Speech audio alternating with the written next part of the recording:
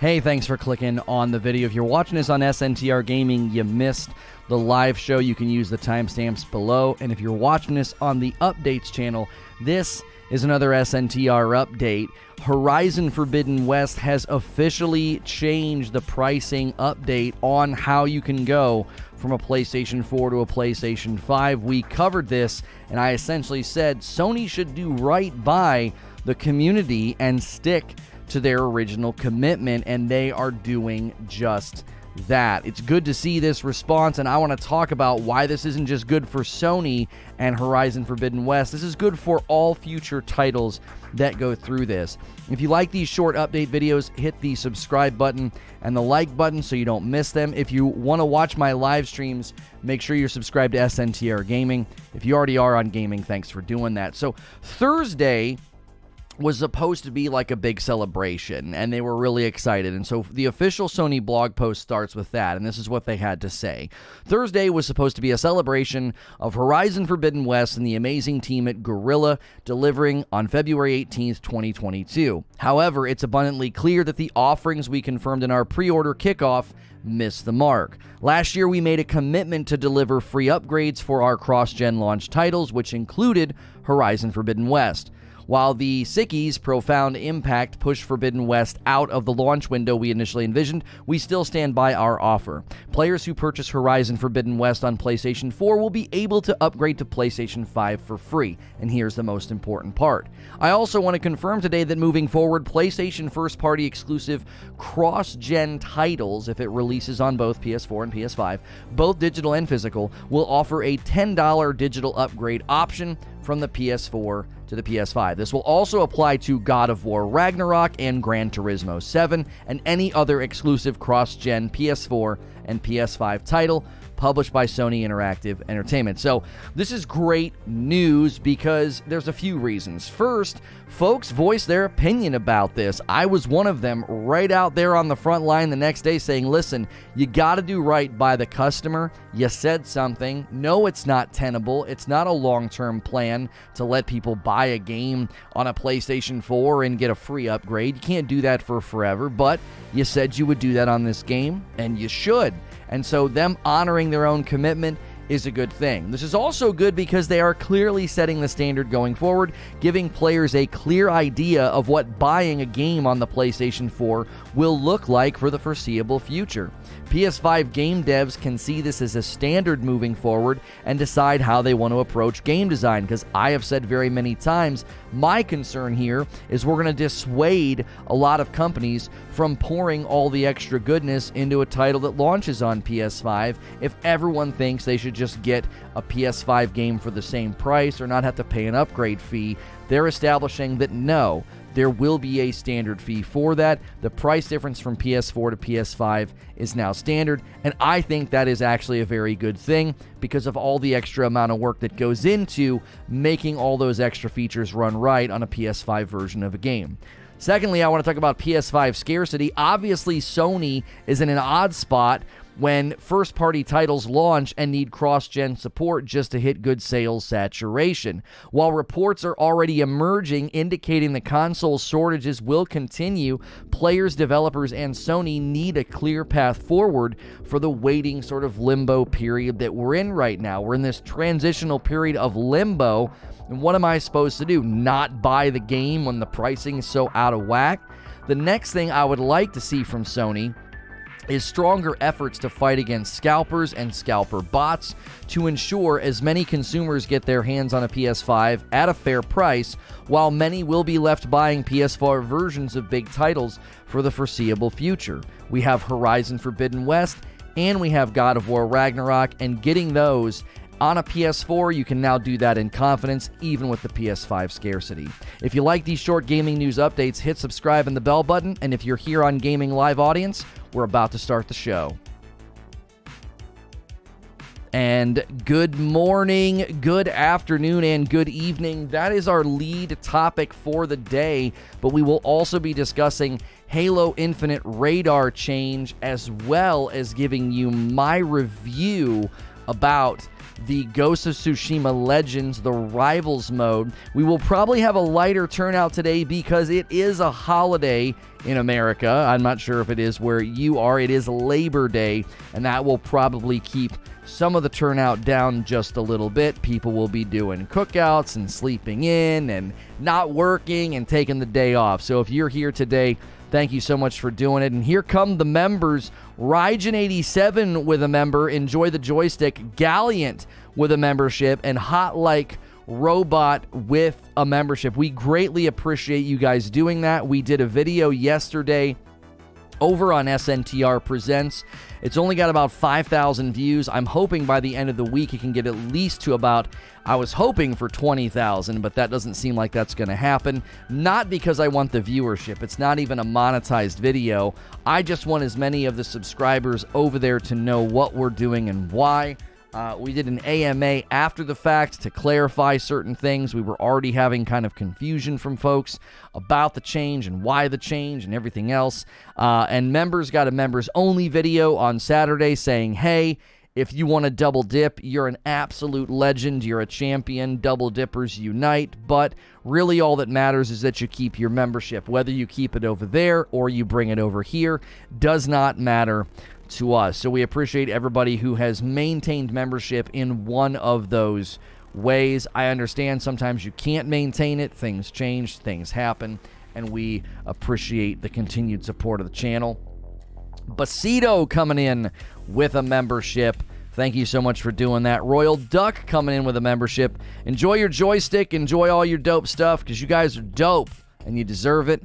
We appreciate just your continued support of the channel. Let's go for 100 likes. We usually have about 200 people here to start the stream, and we are at about half that right now. That holiday is really going to cut us down, but if we push those likes and get the chat going, that can certainly help. Let's do a poll on this pricing change. Sony PS4 versus PS5 game prices. How should it work, right? How should it work? Let's do same price and just put 70, right? Same price 60, or let's add an option. $10 different prices, 60 versus 70. I'm curious what you guys want. Do you think these games should be same price 70, same price 60, or different prices, a 60 and a 70? Which do you think that they should do? Take that poll. That'll also help. If I double dip, does that mean I'm a year younger over here? That is correct. That is correct. I cannot transplant your badge. That's not a possibility. That's not something I have the ability to do. So there's no way, unfortunately. Now, there's plenty of reason to keep your badge over there. If you're very excited that you got to red or whatever color that you got to, you can keep that badge over there. I've got a premiere today of a cool little golf game that launched yesterday. We're still doing streams over there. You know, Hilly and I did a stream on Friday. So there's plenty of opportunities for you to show off your red badge, your purple badge, your whatever over there. And so thank you so much for that. John always coming in and getting a joystick. Enjoy it. Enjoy the dope badge and emotes. You're dope and deserve dope stuff. I appreciate you very much. I'd say different prices as the game itself is a superior version, which takes more effort, time, and money to produce. I'm not going to try and sway the vote here, but that is definitely where I land on this. And it's for one simple reason. Guerrilla took the time to add, cinematic lighting to the entire game. So instead of just doing cinematic lighting, hey, somebody ordered some coffee, 3 bags to Rygen, my man coming in, doing a membership and ordering coffee. Guys, thank you so much. Get your coffee orders in. My wife has been amazing. She's been printing those labels off. So many orders last week. For those of you that don't know, we do have our own coffee. If you're newer to the community, we have a dark and a light roast. It's the same flavor. The Rageless Roast is the same flavor. The balanced acidity is one of the best things about it. And the dark roast just has a more full-bodied taste, but still very, very balanced acidity. Makes it a very smooth drink with a very smooth finish. And so we appreciate those orders very, very much. Good morning, Glory. Oh, that was so good. Hilly, man, Friday night was legendary, dude. Yo, what's good, Feed? I see you in the chat. I mean, Gorilla went through and put cinematic lighting in the entire game instead of it just being in cutscenes. You'd have to think that's not an easy thing to do, right? It's not an easy thing to do. I just realized Ghost of Tsushima is not the light. Hang on.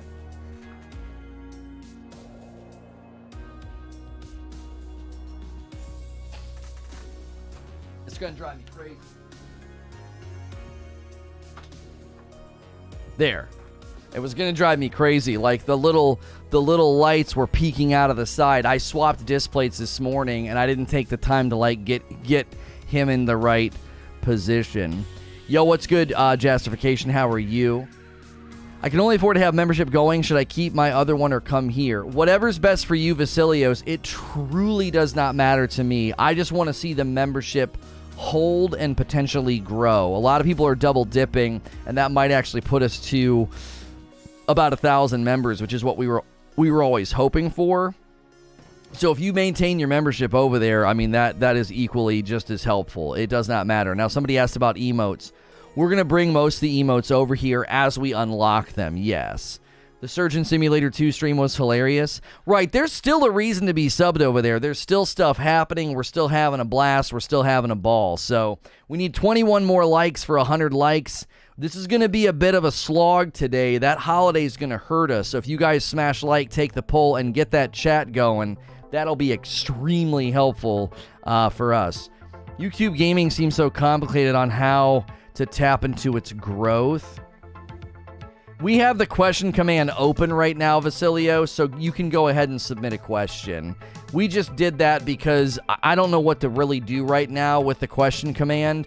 I'd rather have a lot of questions just to get the conversation going, and then, you know what I mean? Because for me, it's just such a bummer to be like, well, yeah, if you want to ask a question over here, you got to move your membership. So for now, I'm not doing that. I'm not requiring membership if you want to submit a question. Obviously, if people start being nasty and submitting nasty stuff, we'll just ban them, or joke questions and things. Like, that's not helpful, you know?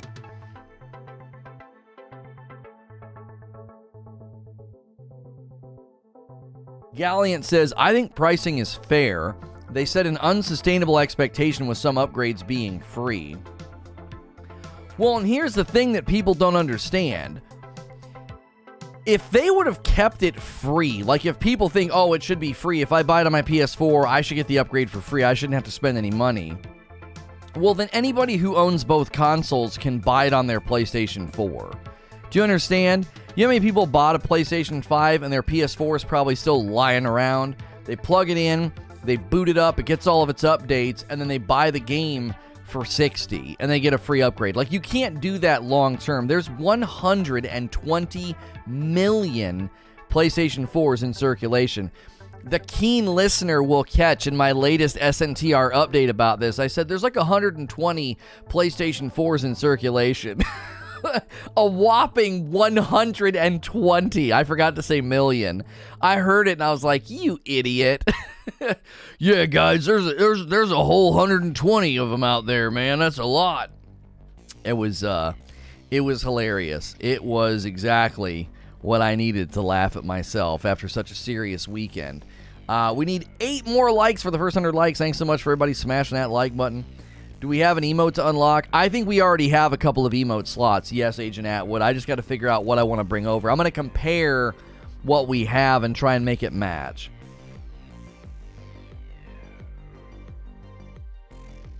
I'll stick with the other membership for the 2-year mark, and then I'll work over if SNTR Presents is still over here by then. Okay. Right now, we have 4 channels. I had some guy get up my nose about that. He's like, you have like 4 channels. And I'm like, yeah? Would you prefer me do everything on one channel? Do you want 3 4-minute uploads a day? Do you want 2 live streams a day? Do you want a gameplay premiere as well? Do you want a late evening stream? Do you want little 60-second shorts that Creature has edited? Do you want all that in your sub feed? Do you love me that much? I got news for you. A lot of people don't love me that much. If we did that, number one, you can't, because you can't send that much content out in a given day. And number two, you're going to drive people off. It's like, of course we have 4 different channels. It's different content, man. There's a giant difference between me sitting here for 4 hours and yammering away with you guys and a 4-minute upload. They're not the same. They're different types of videos. Having separate channels helps in the algorithm. This is what it helps with. Your name is Steve, and you live in New York, and you love live streams, but you don't like watching little short uploads. And then there's a guy named Dave, and he lives in Florida, and he loves little short uploads, but he hates live streams. You want to have that content hitting the search and them finding them and being like, this is what I vibe with, this is what I dig. If you throw it all on one channel, you're going to make it really, really hard for people to enjoy your channel. They're going to be like, what on earth is going on? This guy's doing more content than I can consume. I'd be uploading while I'm live. The one channel, excuse me, the one channel gets uploads while I'm streaming. It's like, you can't do that all on one channel. It wouldn't even make any sense. It wouldn't even make any sense. So There were definitely some people that got some rough treatment from me yesterday. I ripped them up in the comments, and then a couple of them came into the Discord. And I was like, look, man, I don't have to listen to you. I don't want to hear from you. I don't need your criticism or your feedback on how you think I've handled all of this. You don't get to speak into that. I'm disallowing you to speak into my life in that way. You're not allowed to. And so they got the backhand. I was like, no. You think you're being helpful, but you're not. You know, and they're like, it just breaks my heart that you're being so rude. Well, grow the frick up. Like, being rude is not the worst thing that I've done in my life, okay? Like, if you supported me all this time and you're like, well, he was a little rude, and that's the straw that broke the camel's back, then I got nothing for you.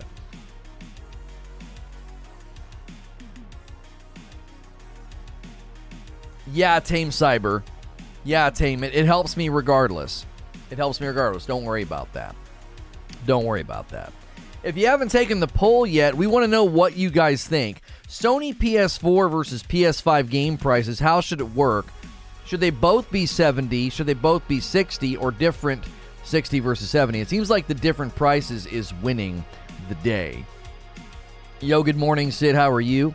Would it be better to make a new upload channel and just ignore the 50K sub channel altogether? Sorry if it's a stupid question.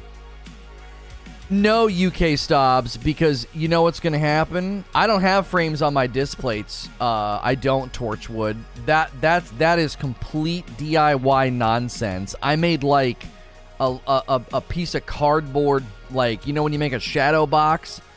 I have like a shadow box piece of cardboard behind that so it sticks off the wall, and then I put lights behind it. I don't have frames. That is nasty, right? I mean, Vono got snippy, unsubscribed. It's like, you've not watched me for 6 years if that's all it took for you to unsub. You're like, oh, you just got a little snippy, got a little rude. I'm like, you apparently have not watched me. That's part of my brand. Now, I've toned it down, but have you ever watched me before? I'm a little gruff. I can be a little rough around the edges. You know what I mean? I'll smack people around verbally. It's part of the brand. I don't just sit here and take your stuff and take your guff. I give it as good as I get it. You know what I'm saying?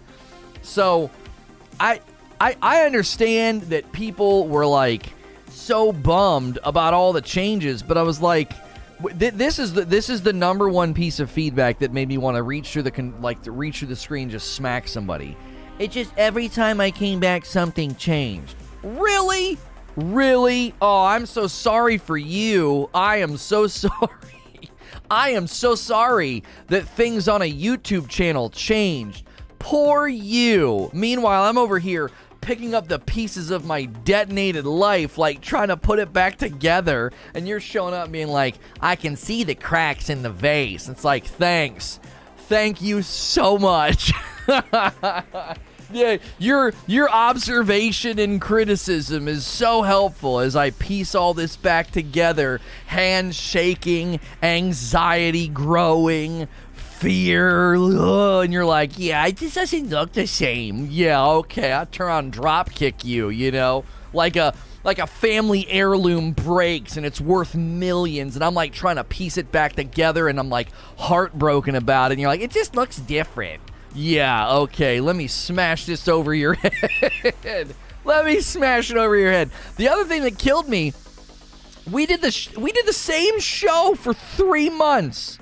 We made a couple adjustments, and we wrote it for 3 months. We're like, this is the way, this is the way, this is the way. Don't change, don't stick to it. And people come in like, it just was different every time I came back. I'm like, no, it wasn't. What, I changed some studio lighting? Come on. I wanted to smack those people. You're admitting, right? You're just admitting that you've not watched in 3 months. Scale 1 to 10, how much do you hate backseat lifing? Oh, I said that yesterday in the AMA. I said, do you want to know what the worst thing about walking through hell is? You talking to me about my calloused feet and how I could have walked better. You can get the frick out. I was like, that was the worst part of all of this.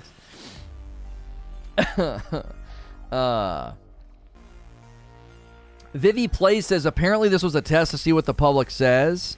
Oh, I don't know about that. You think that's what this was? Where'd you hear that?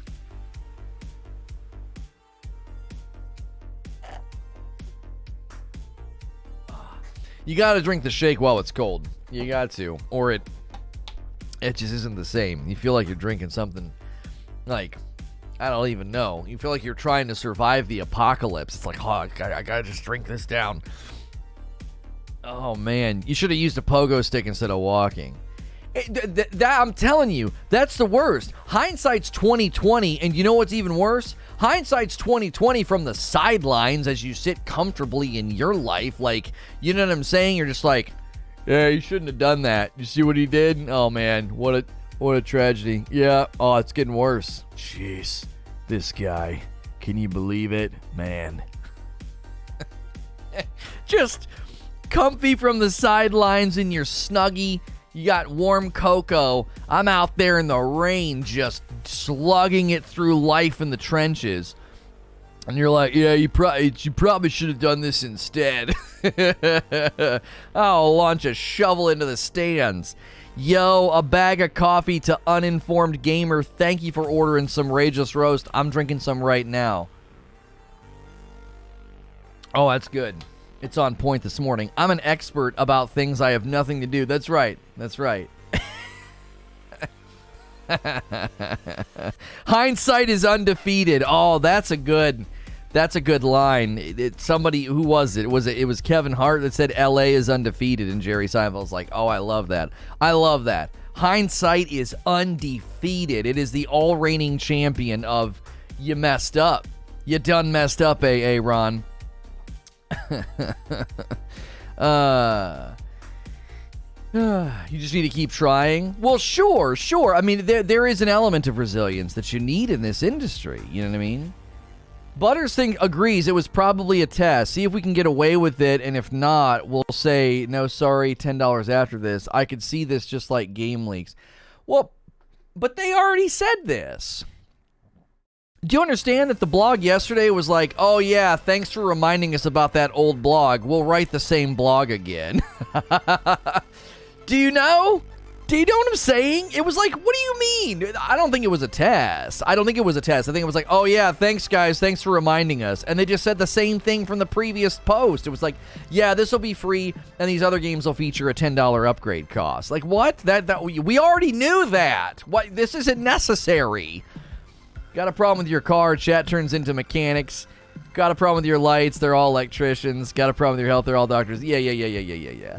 Slow Mobius coming in and getting a joystick. Enjoy the dope badge and emotes. You're dope and deserve dope stuff. Thank you. I agree. It was the same with Microsoft. They did it with the extortionate Xbox Live pricing. You used the word extortionate. Really? When did they do that? I didn't cover that news pressing. It's more of a test if people would remember their promise. Is it their first day on the internet? People are getting canceled for 12-year-old tweets. Like, did they just show up to the internet today? Hi! The internet's great, isn't it? Let's see if they remember a post from 11 months ago. Are you kidding me? People have had their livelihoods ruined because they made a joke 9 years ago. Yes, the internet will remember. My gosh, the internet is like a vengeful elephant. It remembers everything and it will punish you for it. That's the internet. It's a giant, like, machete-wielding elephant of hate. It's like, you said this, woof, and they swing it at you. They're dumb. If someone in a boardroom was like, they might forget that blog post. Let's see how this goes. You're an absolute, just drenched in stupidity moron if you thought you were going to get away with this. You literally, if someone convinced them to roll this out just to see if people remembered, you just need to fire that guy. Probably the most unqualified person to be making decisions about internet presence ever.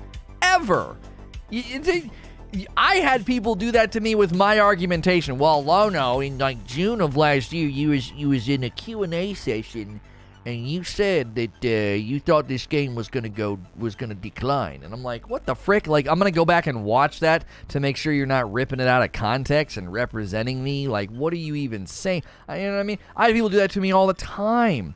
I literally had people go back and watch past broadcasts and Q&A sessions to try to find, like, me making a mistake or something, or misspeaking or whatever.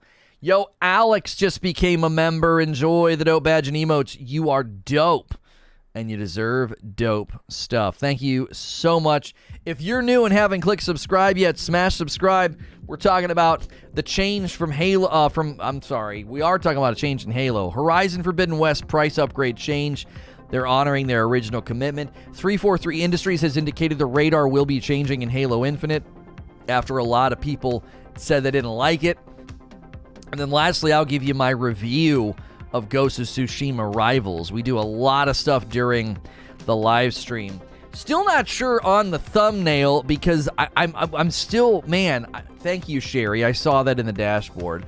I still am curious what will get us the best results. Do we want people clicking for, like, I could have done like a really big dramatic thumbnail today, right? Like Sony walks back pricing or something like that, or like Horizon Forbidden, and then get people to click because of that. Right now you're clicking and you're like, oh, that's clearly a podcast. It says live Q&A. I see this guy's face. So what's better? Good clicks but less clicks, or lots of clicks but then it's completely intermixed? Like, I don't know. I hate not knowing that. We were strategizing that on over the weekend. I was like, which matters more? Oh, people aren't clicking, or oh, people are clicking and they're staying. Like, you know what I'm saying? I that kind of stuff drives me absolute bonkers. I saw Doc ranting about that in the video. He's like, yo, you over there on purple? That's Easy Street. He's like, you know what I got to do over there? He's like, I got to get on the phone with my team and talk about what's trending in the algorithm, and we got to get thumbnails, and we got to get this. And I was like, Doc don't even know how good he's got it. He's got people doing that stuff for him. It's me and Creature duking it out. I came because of the HZD thumbnail. Okay. Well, I appreciate you giving me that feedback. Well, yeah, we can get live feedback right now, Sherry. So when you clicked, did you click because you're interested in HZD, or were you like, I like live streams? Like, you could tell it was a live stream. You could tell it was podcast. Like, we're curious about that. We want the thumbnail to be like, this is a podcast. You're not clicking on a 5-minute video of somebody being like, what's up, guys? Thanks for clicking on the next video. And then 5 minutes later, you're done with them and you toss them over your shoulder. I like active feedback from people, new people that clicked. Higher quality clicks are better than short retention clickbait clicks. That's my thinking, Jamie. That's my thinking. We know right now we will get less. I'm a huge live stream fan. Okay, thank you. We know we'll get less, but I want them to be good, right? Like last week, 35-minute average duration. It's awesome. 35 minutes, people are here. You know what I mean? So I don't want to get bogged down in that. I do like hearing from feedback, though, from people that are like, hey, I'm new and clicked, and here's why I clicked. That's helpful for us, right? Live stream vibes, yeah. That's what we're going for. I don't want to talk shop. I know people get tired of us talking shop, but like when brand new people click subscribe, I'm like, why? Why'd you click, right? Like, I am always the guy. We were trying clickbait. I couldn't do it. I hated doing like what do they call it? The mystery gap. You won't believe number 7. Like they try to get you to click. I despise it. I would rather just be honest in the title and thumb and be like, yeah, well, we get less people, but we get good people. Does that make sense? I don't know. My man MJ coming in and getting a membership. Enjoy your dope badge and your dope emotes. You're dope and deserve dope stuff. You guys, it's the curiosity gap. That's right, not the mystery gap. Curiosity gap. Do you guys know why I say because you're dope and deserve dope stuff? You guys know the story of where I picked that up, and I fell in love with it, and I've used it ever since. Dave Chappelle's telling a story about Kanye, and we all love Kanye. Even if you're not digging his new music, you still love Kanye, and whether you want to admit it or not, you still love Kanye. Okay, we all do. I don't even listen to his music, and I love Kanye. Anyways, so Chappelle says, yeah, I got Kanye over my house, and we're showing him some of the Chappelle show. It's not aired yet, and he's getting to see the episodes before, the public. And he says Kanye gets a phone call, and he's talking to somebody. He's like, yeah, he's like, I'm over here at Chappelle's house watching Chappelle's show. And he said he could tell from the sound that person was like, man, how you get to do that? How you get to do all that? And Kanye says, because my life's dope and I get to do dope stuff. And he hung up the phone. And I was like, that right there is the best Kanye story. That's it. That's him, because my life's dope and I do dope stuff. Click. Because if you're on the other end of that call, that's the most legendary way for that call to end. You're like, yeah. And you would accept that, you would accept it. You would be like, yeah, okay. All right, yeah. Kanye just hung up on me, and here's how he did it. Like, I want to be that guy, right? I don't want to be Kanye. I don't want to be disturbed genius with all sorts of problems, even though you have more money than you need. I don't want to be him. I want to be the guy Kanye hangs up on. Because you have all the great stories when you go to a party. People are like, dude, tell another Kanye story. Come on. What happened? What? He's like, all right. So we were at this club. Come on, you would have the greatest stories. That's who I want to be. I don't want to be Kanye. I want to be the guy Kanye hangs up on. That's what I want.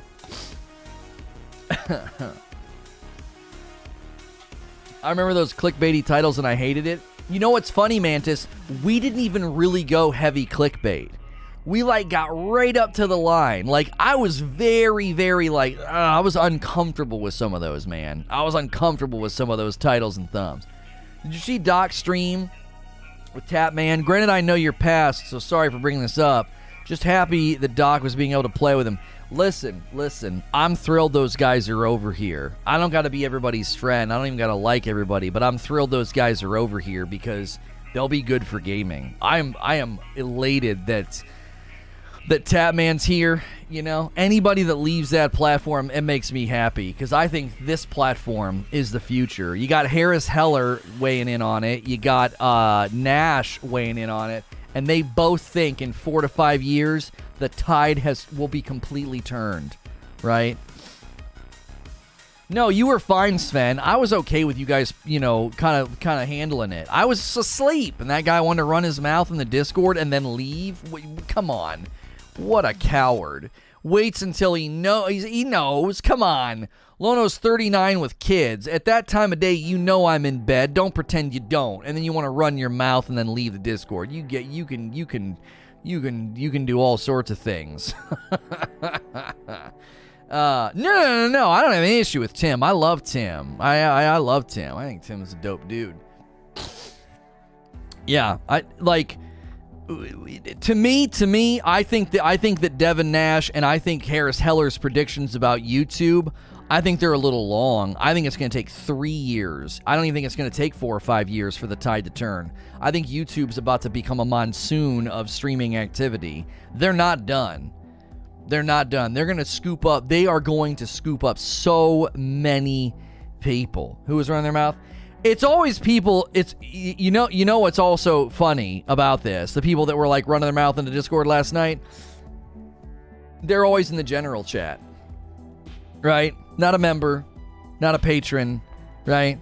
The most opinionated, the most sidelined, the most judgy. It's always the same. It's always the same. I've supported you and given you so much money. Yeah, as you sit in my general free chat in my Discord, giving me guff. You know I supported you a long time, but I find the loss of yet another sub badge unacceptable. Here I am, a nobody. So please reverse your business decision and make this right, okay? What's good, Lightly? In my opinion, Purple will be fine as long as they're a funnel for up-and-comers. They're not a funnel for up-and-comers, man. I swear to frick Devin Nash watched me. I swear that he did. I was like, this dude watched my stream. I swear he freaking did. We were saying the exact same things. Now, I'm not saying he watched my stream. I'd be honored, obviously, if somebody like that watched me and agreed with my stuff and even mentioned me. That'd be awesome. Like, those guys, they're in there, man. They're looking at the industry. They're making predictions. Him and Harris Heller. And, he was saying the same thing I was saying. It's terrible for Discovery, and it's insanely top-heavy. I said that for years while I was over there. I got news for you. When you're top-heavy and the top leaves, that's bad. You're in bad shape because they're going to take all those people with them. They're going to take all those people with them, you know? Let's put a question up on the board. Ratchet says, do you think they will make PC games cost $55 with low quantity? 5 for me. What on earth? No, Ratchet. I love you. And I'm playing Ratchet and Clank today for you, by the way. There wasn't anything worth playing, so I'm doing a game request. We forgot to do video game voting for this week. In the hustle and the bustle of us switching to over here, we forgot to do video game voting, so it's fine. It's fine. We still have people doing game requests. But no, they're not going to start charging you more for the PC version. You still want to split gate with you? I wouldn't hold your breath, home skillet. That's just not something that I do now. I don't like boot up and play with folks. Now, we did that with Apex because, like, I had people like Hex and Rad that I'd played with before, and it was like, yeah, let's jump in. But like, I don't like doing that. I just don't like doing it. Yo, Sid coming in and getting a joystick. Enjoy the dope badge and emotes. You're dope and deserve dope stuff. So nobody knows about the launch edition of Horizon Forbidden West. What do you mean launch edition? What's your question? I don't know if you've posited a question and we haven't answered it. We might not know, you know. What if Doc called you, said some smooth words, and hung up on you respectfully? I would be friggin' thrilled. I want to work with him so dadgum bad. Like, it's not even like a stardom thing, you know? Like, working with Robert Downey Jr., I'd pinch myself, like, oh my gosh, I'm working with one of the most amazing people on planet Earth, right? I just want to work with Doc because I admire him. Like, as a content creator, I think he's a visionary. I think he and I would see eye to eye on so many different things. As dads, as dudes that have struggled with stuff, as dudes that have dealt with the crap of the internet and the judgment and all of that. We've both been through very similar things, and it's like, I would friggin' love to work with him. I just don't think it's going to happen. He runs in circles that are, you know, they're going to keep that distance, you know. Why? Ratchet, I can't see anybody doing this. The only reason that they're doing this difference between PS4 and PS5 is because the developers are specifically going in and creating features for the PS5. Haptic feedback, cinematic lighting, 3D audio, blah, blah, blah, blah, blah. List it all off.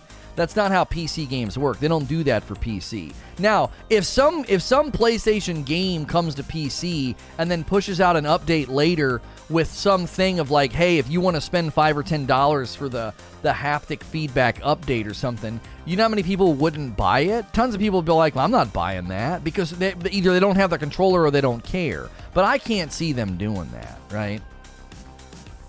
Lono, if Doc said start an OnlyFans and I'll work with you, would you do it then?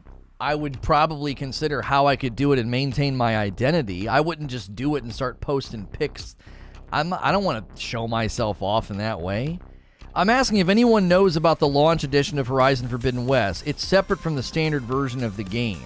It has all the pre-order bonus content, so you don't have all the collector stuff. Yeah, I don't know. For me, Vivi, when I went to the ordering page, there were 3 versions. PS5, PS4, and Digital Deluxe. That's it. Now, there's the other ones. There's like the Collector's Edition and the Regala Edition that comes with all like the crazy stuff. But I've not seen, I don't know. You're talking about the launch edition. I've not seen that anywhere. I have no answer for you. So, didn't Control do that with a graphical update? I have no clue.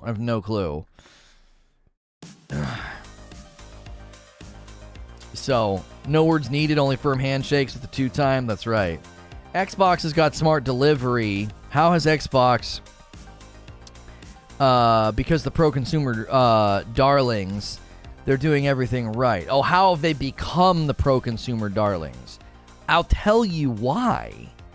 They want to lull you to sleep so that you wake up in a web of their services, right?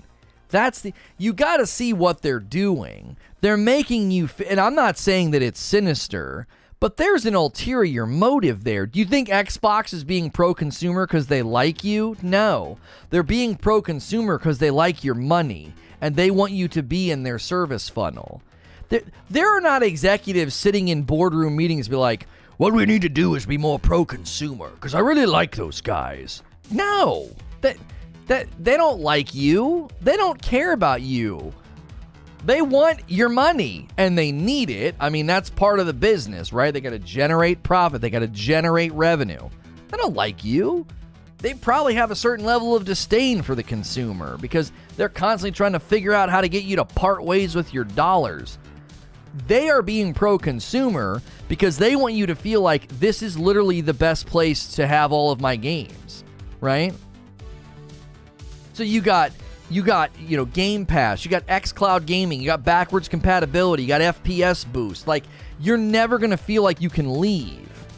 Because it's like when the cable company says, do you want phone service? Do you want phone? No, I don't want your phone service. Why? Because they know from their own research and their own statistics, if you have them for cable, for internet, and for phone, you are way less likely to cancel. Why? Because it's a friggin' headache. You got all your services with them. Xbox is taking the similar approach.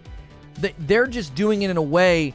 When cell phones first hit and they were really expensive, you had to convince people to get the cell phone. And the best way to convince them to get the cell phone was to give them so much for free, right?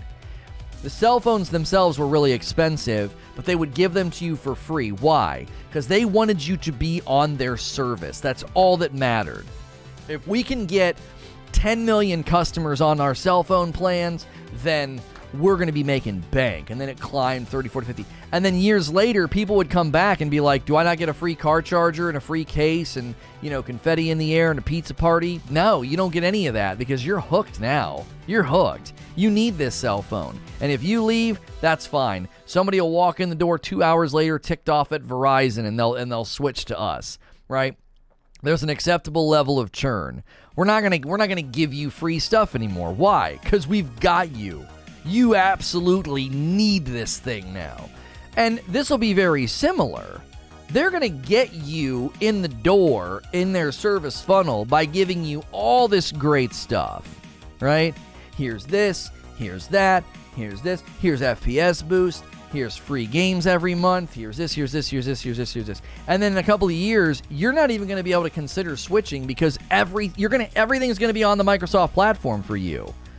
All your games, all your stuff, all your subscriptions, all your achievements, all of it. It's all going to be there, and you're not going to want to walk away. Never pause a live video. That's stupendous. Do you see what I'm saying? Sony's making billions and billions of profit yearly. They don't need to nickel and dime people. Well, I mean, in this scenario with Horizon Forbidden West, I don't think they were nickel and diming anybody. I think it was I honestly think somebody somewhere made a mistake. either somebody somewhere forgot about the blog post, or they want to wear the blog post, I have no delusions about their end game, but that's every platform. Sony does the same thing with exclusives. You got your Rageless Roast? Nice.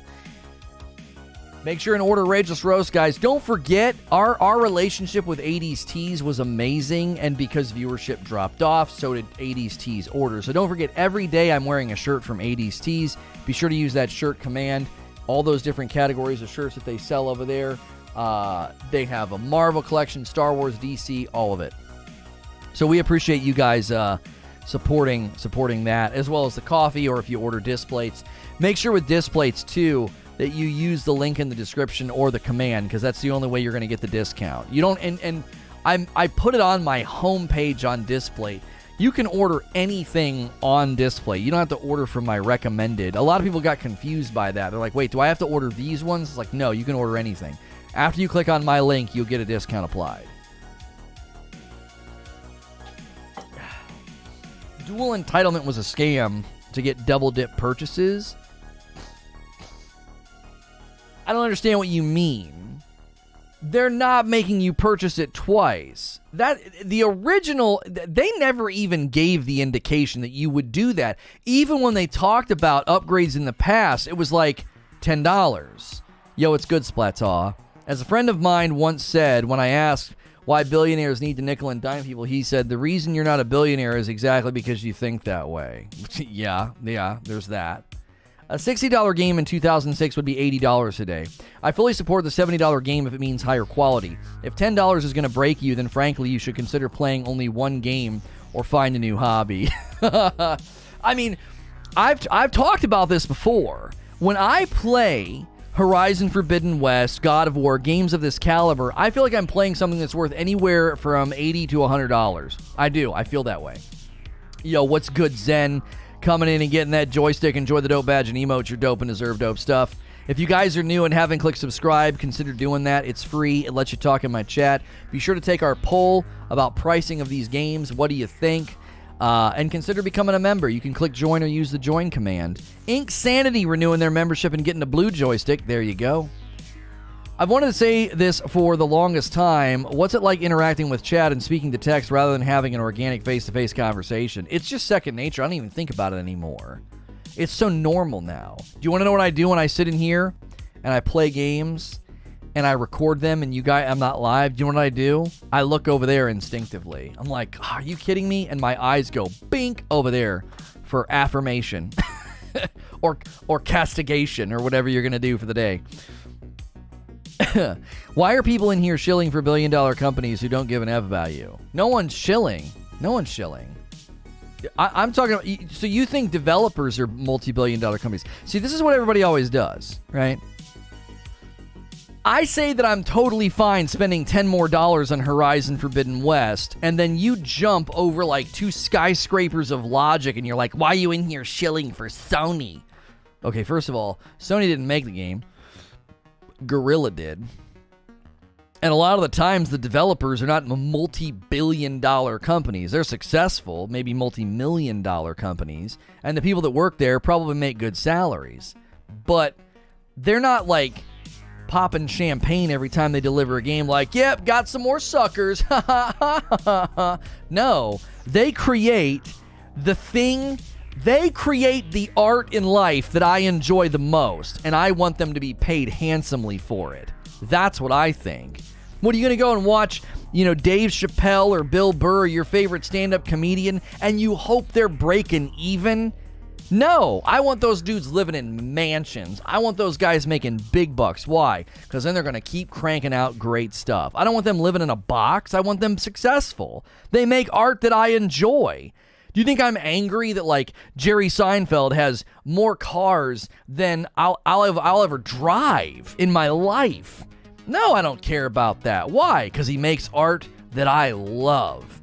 So when gaming companies are insanely successful and make tons of money, people take that as like a slight. Like, how dare you make something that I love and get tons of money for it? You should be breaking even. Like, what's the happy place for you? Is the happy place where you get to play a video game for a nickel, and the people that made it are like, you know, eating ramen for dinner. Like, is that it? Like, where's the line? Like, how successful are they allowed to be before it's a problem, right? Like, which is it? Where's the line? Like, well, you've got 2 houses and 20 cars, and we just really feel like that's a little bit too much. That's a little indulgent. Do you know? Not living in a box equals Jerry Seinfeld's $950 million net worth. Well, what difference does it make? What difference does it make? He made an amazing product, the Seinfeld sitcom. He had amazing run in stand-up. He still works in Vegas, right? Why should he not be paid handsomely? He's paid in accordance to the number of people that enjoy his product. If you made a wristwatch that was, I don't know, powered by the sun, and it cost $80, okay? And it became so high in demand that you could barely keep up with production. And you ended up becoming a billionaire off this little stupid wristwatch, right? Why would anybody be upset about that? I can't believe this guy made a product that billions of people buy, so his profits are through the roof, and now he has 8 cars and 2 houses and a jet. What's the difference? Well, who cares? Why does it matter to you? You know, I've never understood why we care about this. What difference does it make to you? Like, when I watch a stand-up comedian and I love it, or I play a video game and I love it, you know the last thing on my mind is, I wonder how much money they made off of me, or I wonder how much money they make. I don't give a frick about that. Why would I care about that? It doesn't affect my enjoyment of the art. The contracts, do you enjoy professional sports? Do you? Because you want to talk about exorbitant contracts and money. You want to talk about that? Talk about the way professional athletes are paid. And if you're sitting there just soaking in the NFL or the MLB or the NBA and just loving every minute of it, then you're a friggin' hypocrite. Because you got no problem with those guys making more money than God, but you're like, the developers and the Sony. Bleh. Why? What's the difference? They're making something, they're doing something that you love. Who cares if they make tons of money? Who cares? Now, if they're awful, and they're awful with their money, well, then you can talk about the behavior and say, well, this guy's stingy and awful and terrible and reckless, and he buys cars and blows them up, or he buys food and then throws it in a dumpster in front of an orphanage. Like, if they're doing that kind of stuff with their money, then you can talk about how they're an evil person. But no one's doing that. Most of these guys, most of these celebrities, most of these companies give billions, maybe not billions, they give millions of charity because it's great for their taxes. Come on. I just don't get it. Why do you care? I happily pay money for the games that I like for this exact reason. I want them to continue making games that I enjoy. At the end of my 15-minute premiere today, Golf Club Wasteland, I say, I'm going to let them keep my money because I played it for 15 minutes, and I could, with a clean conscience, refund that game and say, I'm never going to touch that game again. I downloaded and played it to showcase it on my YouTube channel. I liked it, but I didn't like it enough to keep playing. Give me my money back. But I'm not doing that. Why? Because I'm like, no, you can keep my money. You made a cool little cute product, and I got a nice video out of it. So there you go. You can keep my money. I'm going to let you keep it. I'll probably never go back and play that game ever again. Are people really buying new Nike shoes thinking, well, I sure am ticked about the profit margins? Right? Do you do this with any other product? Do you research the profit margins on the coffee mug you bought from Target, or the t-shirt you bought from JCPenney or Walmart or Amazon or wherever the frick you buy your clothes? Where do kids buy his clothes these days? They go to the mall. They don't spend any money. They're just grifting mall rats. They're awful. I get annoyed by teenagers now almost immediately. It's like, oh, just go be loud somewhere else.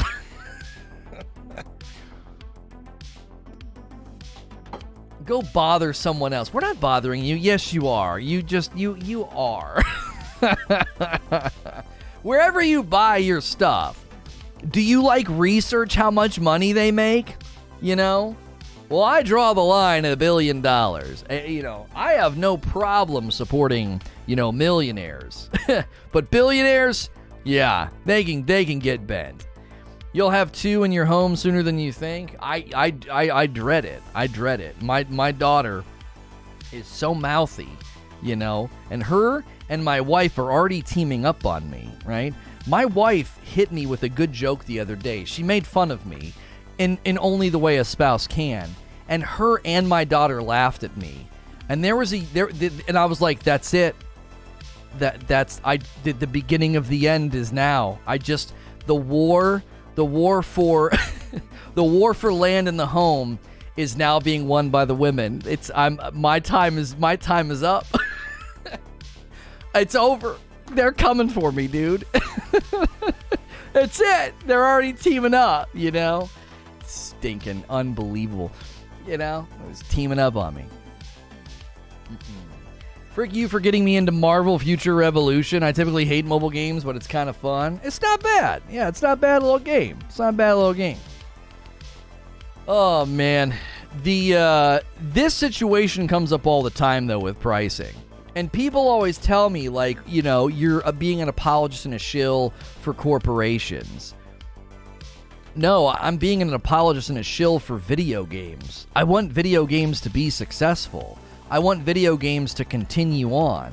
I don't want to turn around in 10 years with the industry in a shambles because budgets got too big and gamers refused to say, yeah, inflation's a thing. Like, you know what I'm saying? The gamers sitting there crossed arms, $70 for a game, what a racket. And then they'll go to the movie theater and spend $50 on food that's gone the next day. You ate it, and now it's gone. It's in a toilet somewhere. In the most literal sense, it is in a toilet. The market will decide. Lono, I do dislike many of your takes. Well, you're still here, so I must have something going for me. Maybe you think I'm cute. I know the market will decide, and I'm trying to tell the market to chill the frick out. Like, you cannot do this to the industry. You can't refuse to allow prices to go up. You can't do that. Then it becomes unsustainable at that point. It becomes unsustainable. As an industry, it becomes unsustainable because, yeah, the market just won't buy. They won't spend money. Yeah. They're just refusing. Yeah, a $10 price jump has lit the world on fire. You know? Yo, it's good hellfire. Now, keep in mind, just last Friday, I sat here and I ranted and I was raving about Sony doing the right thing. You wrote the blog post. You said it'd be a free upgrade. Do right by the customer. Do you remember why I said that? I said, because you're making some of the worst gamers right in this moment. You're making them right, and they're not right. Most of the time, these drooling, entitled gamers, they're not right. They're idiots. They're toxic and destructive to the industry. We'd be better off without them. We would be.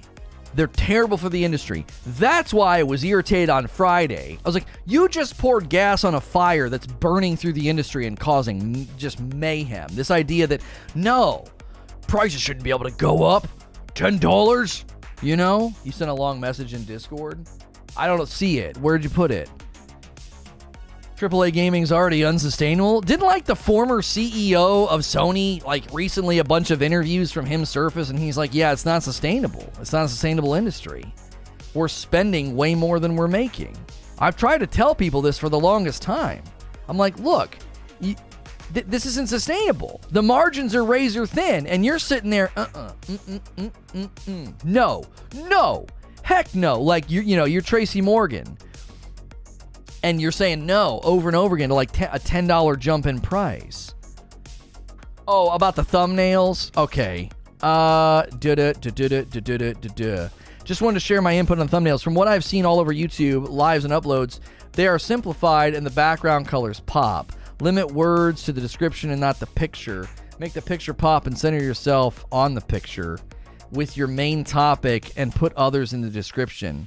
Or put a picture. We have another one I think we need to use, right? We have another one I think we're going to maybe try and use. I appreciate the feedback. That's why microtransactions are the go-to. Did I miss your question? No, it's actually up next. Torchwood said, should digitally purchased games be given a special discount since they can't be resold or have a physical component to them? Oh, man, what a good question. Shoot. Man, no. This sets a bad precedent, right? I think this sets a bad precedent. I think the danger here is that you're acting as if the product is less valuable because you can't resell it. And I think that is true to an extent. However, I think this devalues what they're selling you, right? I just think it devalues it. At the end of the day, sure, to you as the consumer, there's two sides of this coin. So to you as the consumer, it's like, I can't resell it. It has less value, right? And that might be a valid point. But on the other side of the coin, the developer is sitting there going, it's the same product. What do you mean? It has the same value. You can't pay us less just because you downloaded it, right? If anything, the disc should cost more. Like, they should just have a $5 upcharge on the disc because like they had to ship it, package it, shrink wrap it, you know, and all the logistics. Logistics are a nightmare right now, you know. There's already a number of arguments over why prices increase isn't necessary. These companies have already found numerous other ways to make money on their games, microtransactions, etc. Games haven't cost just $60 for some time. Joel, you're saying that, and that is true, but a lot of games try to follow that model. Like, what's Outriders supposed to do? What's all these other games supposed to do where, like, the game is the game and that's the end of it? Why do you think the Sony CEO said that this isn't sustainable? Because most of their games, the game is the game and that's the end of the matter.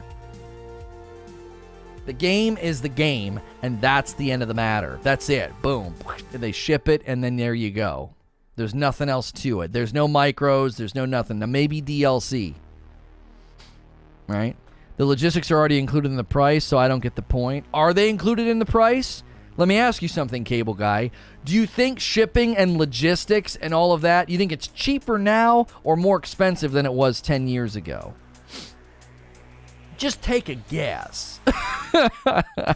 At like freight costs and big, huge pallets of video games getting shipped all over the world. Do you think it's cheaper now or more expensive than it was 10 years ago? And when you just honestly admit that it's way more expensive now than it was 10 years ago, my second question for you is, why haven't the game prices gone up then? It's not baked in. It's not baked in. Cheaper now? No, it's not. Logistics are way more expensive now. Shipping is through the roof. Now, I know 2020 added to that, but even before that, shipping costs go up like every year. Have you not shipped anything in your life? What do you mean? It's more expensive. Stamps constantly go up. Cost of freight constantly goes up. What do you mean? If the employees are paid more every year and the company's operating costs continue to go up every year because of inflation, how are they charging cheaper for freight and logistics and shipping? As a consumer, if I go to ship anything right now, it's more expensive than it's ever been. Now, 2020 added gas to the fire, but every year it goes up. Gas prices go up. What are you talking about? Where do you live? What planet? Are you on another planet right now? What are you talking about? I worked in shipping and logistics for over 10 years from 2008 to 2018. I can tell you for a fact that shipping prices are definitely higher. Yeah, but that's a retailer cost. No, what do you... No. He just said, this is where we're breaking down, so let's retrack. He said that the cost of the shipping and all that is baked into the price of the game. So I pumped the brakes and said, do you think the logistics and the shipping of those items is cheaper now or more expensive? It's way more expensive because of inflation. Gas prices have gone up. Salaries for the truck drivers has gone up. The foreman in the factory, all their stuff's gone up every year for the last 10 years. And yet, video games somehow are still only $60. You didn't suddenly have to start paying more for your video game because shipping went up. Man, I bought Call of Duty here at Best Buy 10 years ago and it was $60. Now it's $66.17. What a weird price. Yeah, well, you know, the logistics and the shipping is baked into the price. That's what it would look like if that was baked into the price. The cost of a cheeseburger, the cost of a Coca-Cola at a fast food joint. It's more expensive now than it was 10 or 20 years ago. Why? Because everything goes up. But we're like $10 more for a video game? Are you insane? It's like, what? I bought Super Nintendo cartridges and Nintendo 64 cartridges for $50 or $60. I think it was usually $59.99 was like the standard price. PlayStation exclusive games will have 200 million budgets and make me think the price bump the games are fair. Yeah, their budgets are insane. That's what I always try and tell people. They're like, but they sell more copies, Lono. They sell higher quantity. Oh, you doe-eyed dum-dum. That doesn't matter. Their budgets are insane. What do you think the budget was for, like, I don't know, Mario Kart 64? What do you think the budget for that was? I tell you right now, it wasn't 200 million. I'll tell you that. It wasn't that much. And I was spending $60 on the cartridge. Now, I wouldn't be surprised if some of those games were sold. I wouldn't be surprised if some of those first-party Nintendo games were sold maybe at a break-even or a loss just because they were trying to get people to be loyal to the platform. By the time the Nintendo 64 hit, I'm not sure what saturations looked like for the console or sales. You know what I mean? Some of us like being doe-eyed dum-dums. It helps when you're adorable, but still, it doesn't. Come on. Fine then, Lono. $10 price boost, but no extra additions and no micros on a $70 triple game. No! No! Stop it! No! Listen, you cannot establish a pricing standard and think that that's it. I've had so many people tell me that over the years.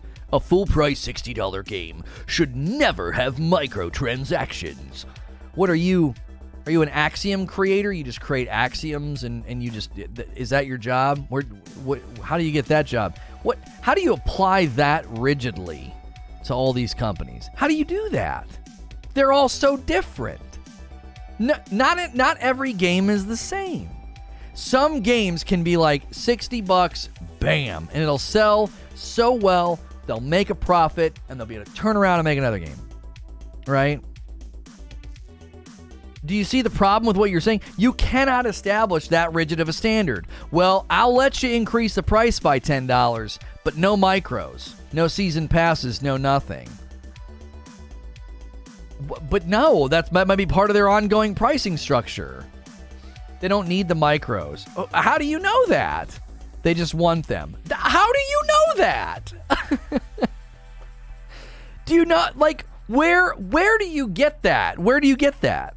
So they all get together in a meeting, and they're like, we're going to dedicate time, resources, and market research to see how successful we can be with microtransactions.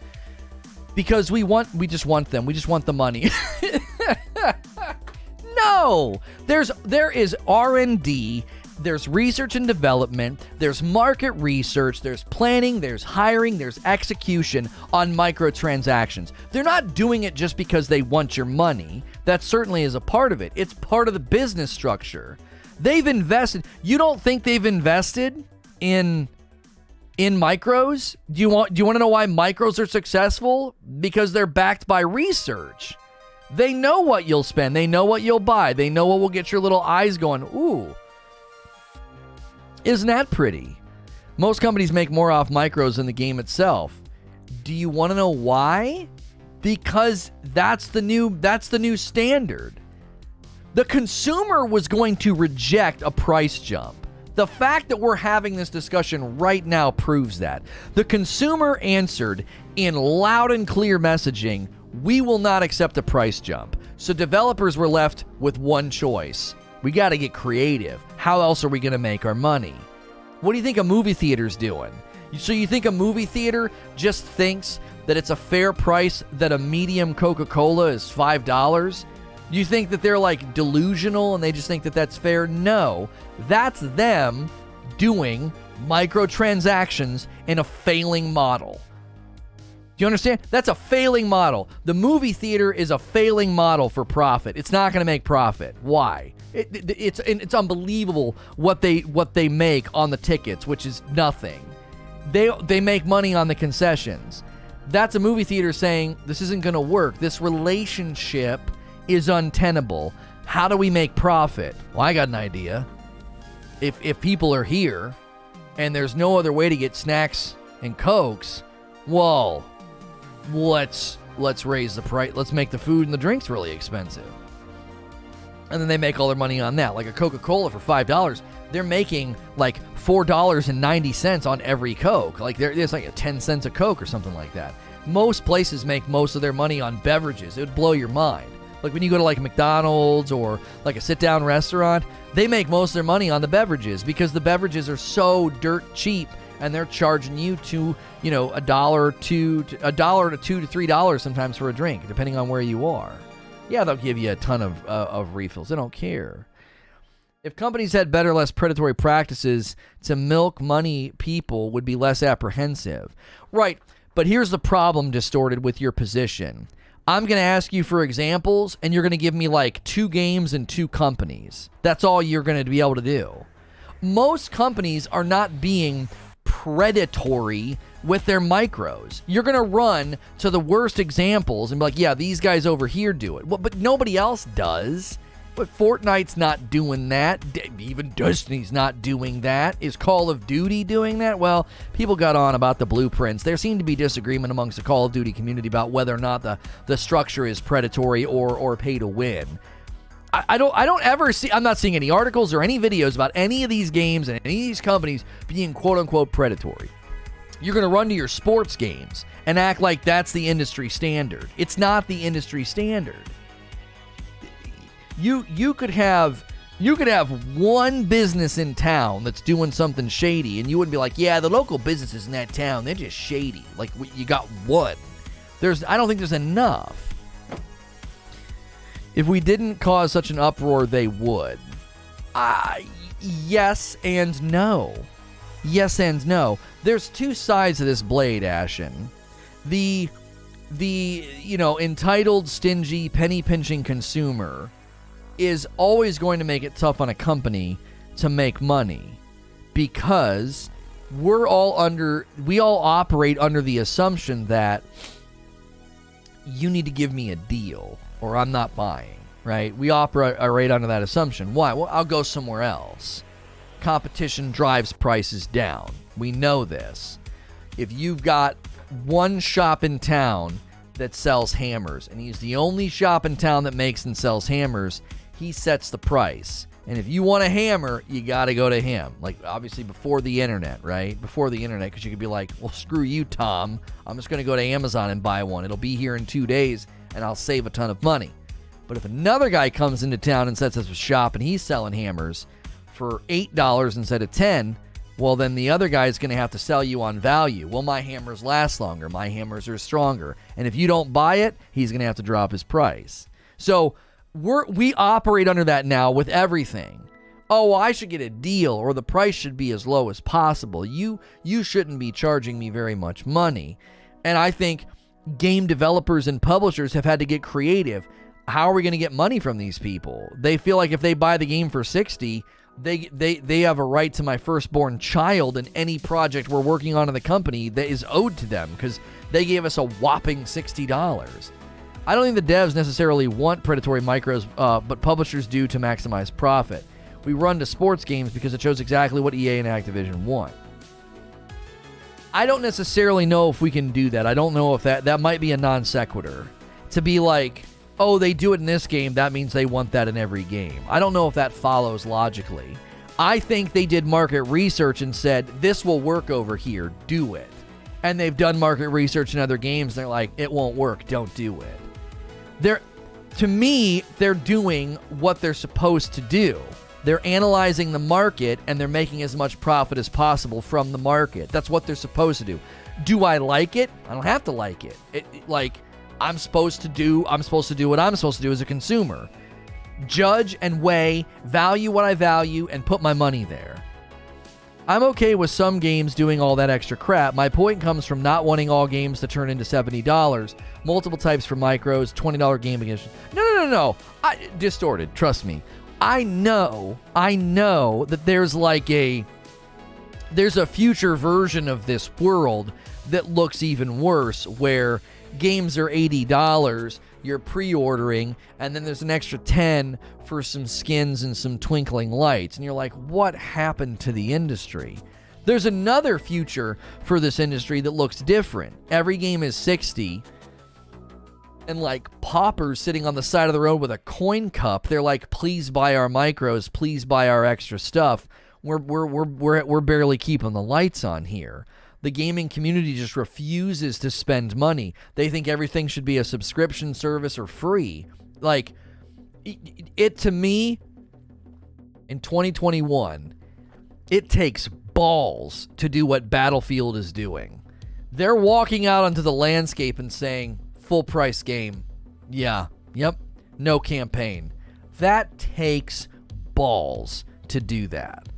Because nobody else is doing that. Nobody. And to a certain extent, it might work because people might be like, wait a minute, what?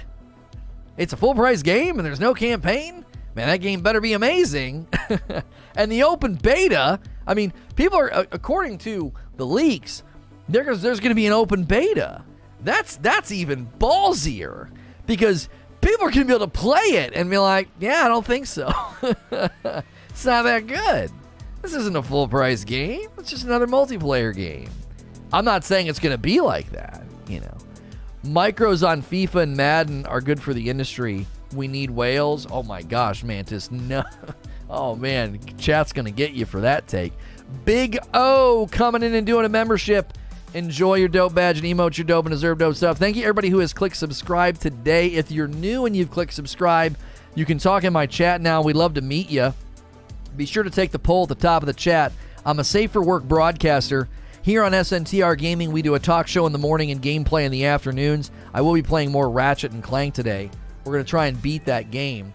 That's a viewer request. There wasn't really anything relevant to play today, and we forgot to do video game voting last week. So I reached down into the bag of tricks, and I pulled out a viewer request. His name is Ratchet, and he continues to want me to play through Ratchet and Clank. Who'd have thunk it, right? I'm right, though. I don't know if you're right. I don't know if you're right. I don't know if games that create that... I don't know if that funnel of revenue is healthy. I don't. I just don't.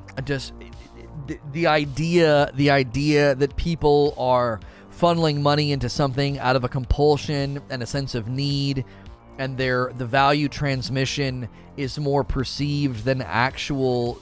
There's less of an objective transmission of value. It's more of a subjective transmission of value. I don't know. I don't know if that's healthy. I worry that it's actually very unhealthy. I don't think that those games create a good consumer. I think they create, I don't think they create a good consumer. Nice to see you change with the channels. Can't watch every day. I'm usually working. Yeah, I appreciate that. Thank you, Brandon. Man, so many people misunderstood that video. I'm like, if you only come back every 3 months to try to squeeze commentary out of me about Destiny, I need you to unsub. And they're like, I can only watch once a week. Should I unsub? I'm like... That creature was like, we got to be so careful when we make this video, because we knew that was going to happen. We knew people were going to completely misunderstand what I was saying. It's like, if you're only staying sub to me on some weird hope that one day I'll cover Destiny again, but you don't engage with any of my content, then you got to go. I felt so bad. This one guy wrote this really heartfelt thing. It made me sad. Like, he said it was like emotional for him to unsub. He's like, I subbed like 3 or 4 years ago. I loved all your takes. I loved all your commentary. He's like, but I don't watch anymore. And I thought it was helping you out to stay subbed. He's like, I'm actually getting emotional unsubbing. I was like, what an awful, what a sad story. I felt terrible, but I was like, you gotta go. You know, Jatoak coming in and doing a membership. Enjoy the dope badge and emotes. Your dope and deserve dope stuff. Thank you, Jatoak. Thank you, everybody who's moving your membership over here, or if you're a brand new member, we appreciate that. Or double dippers represent. You know, there are people with a membership on both, and I greatly appreciate that. Let's get another comment up on the board here. Vasilio says, if games keep incrementally increasing in price for graphical and quality improvements, at what point do you think the price becomes unreasonable for the average consumer? Making it double, I really appreciate that. You guys that are double dipping are freaking legendary. You are legendary. We might actually get to where I want to be with members, and then it'll be a comfortable fourth quarter for me and my family. We won't be like biting our nails. So thank you. Vasilios, a price becoming unreasonable is not something that I can outline. Does that make sense? I can't outline that. The market will outline and determine that. And right now, the market has determined that 60 to 70 is okay. You go beyond that, and people are going to say, no, absolutely not. Gaming, the most lucrative entertainment industry by a long shot. Well, and I think the unfair advantage is that there are so many giant whales making that gaming bar so high. We need a double dip emote. But if everybody could use it, you know what I'm saying? I can't give a double dip emote just to double dippers. It's not possible. That would be so cool if I could. That really, really could. You can determine if a game is overpriced for you, though. Okay, so if you want to know what I think personally, I right now could not spend more than about 80 on a game without feeling like, what the frick am I buying? But like if God of War Ragnarok was 80 or Horizon Forbidden West was 80, I'd be like, yeah, it's probably worth $80. The enjoyment I'm going to get from it, the production, the time, everything they put into it, yeah, that's worth it to me. That's worth it to me. Right? And I'll explain that to you. If I want to go buy a 3-hour movie, it's like $20. Okay? It's like $20. I get way more than 3 hours out of a game like that. If I get like 20 hours out of that game, well, now you got to take that $20 and you got to multiply it by, what is that, 7? That'd be 7 times more content. What? That's $140. So if I'm paying 80 for that game, I'm still making out like a bandit. Do you understand the logic? Like the consumption of digital entertainment, the consumption of movies, it's like 3 hours, $20. Boom. What? If you want to own it so you can play it and watch it as much as possible, it's $20 for a 3-hour movie. Good solid campaign that lasts 15 to 20 hours. And I'm like, yeah, I'm going to give you, what? That's like a 9-hour movie, right? If you buy 3-hour movies, that's $60. That's 9 hours of entertainment.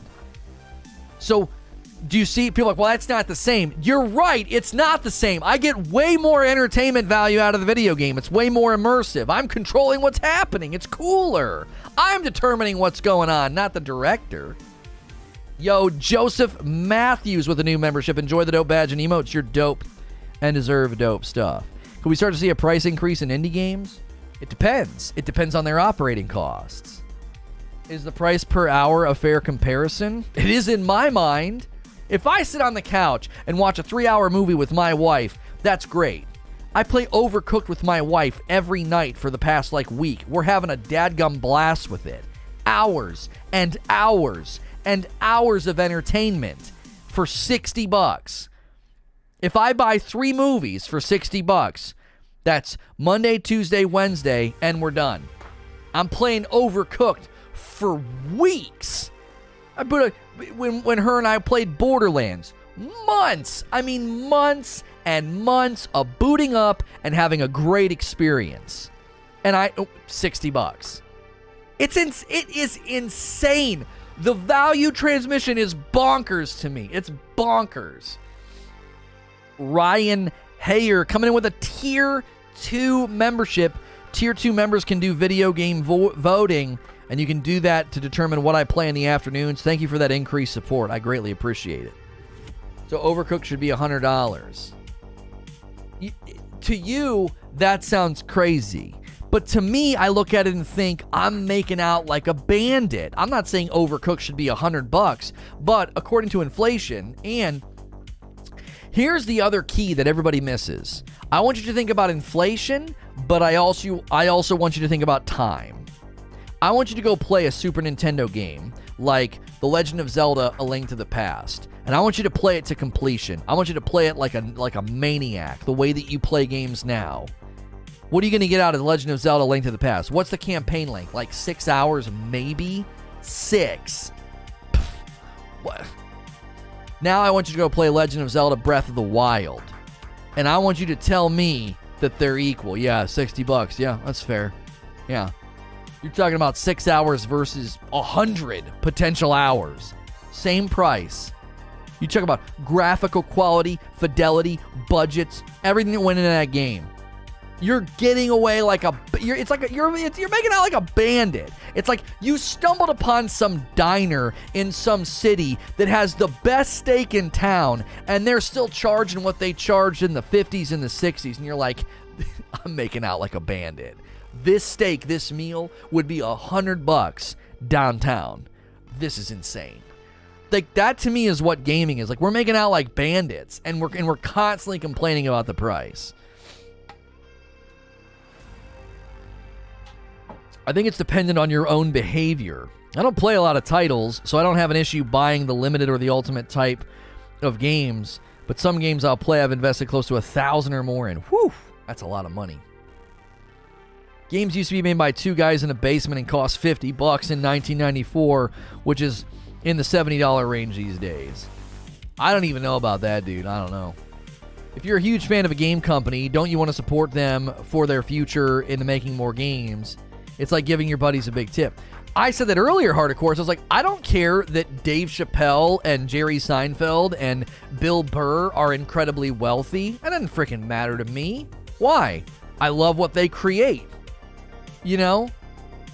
It's not like I end a Dave Chappelle special and I'm like, well, let me go look at his net worth, because that might affect how I feel about that might affect how I feel about his special. What? No. Like, what do you mean? I don't care. Yeah. Let him prop his feet and have, diamond encrusted Rolexes and 8 cars. Like, it doesn't matter to me. Yeah, dude. Live it up. And then make me more content. I want to watch more Dave Chappelle specials. I think Dave's kind of done. I don't think he's aging out. I think he's choosing to age out of the industry. I think he's more brilliant than most of the comedians that try to be successful. And it's unfortunate that he's going to hide his brilliance from the world, but Johnny Carson did the same thing. These guys just decide, like, I don't want to do it anymore. It's too much. And right now, comedians don't want to do anything. They don't want to fart wrong,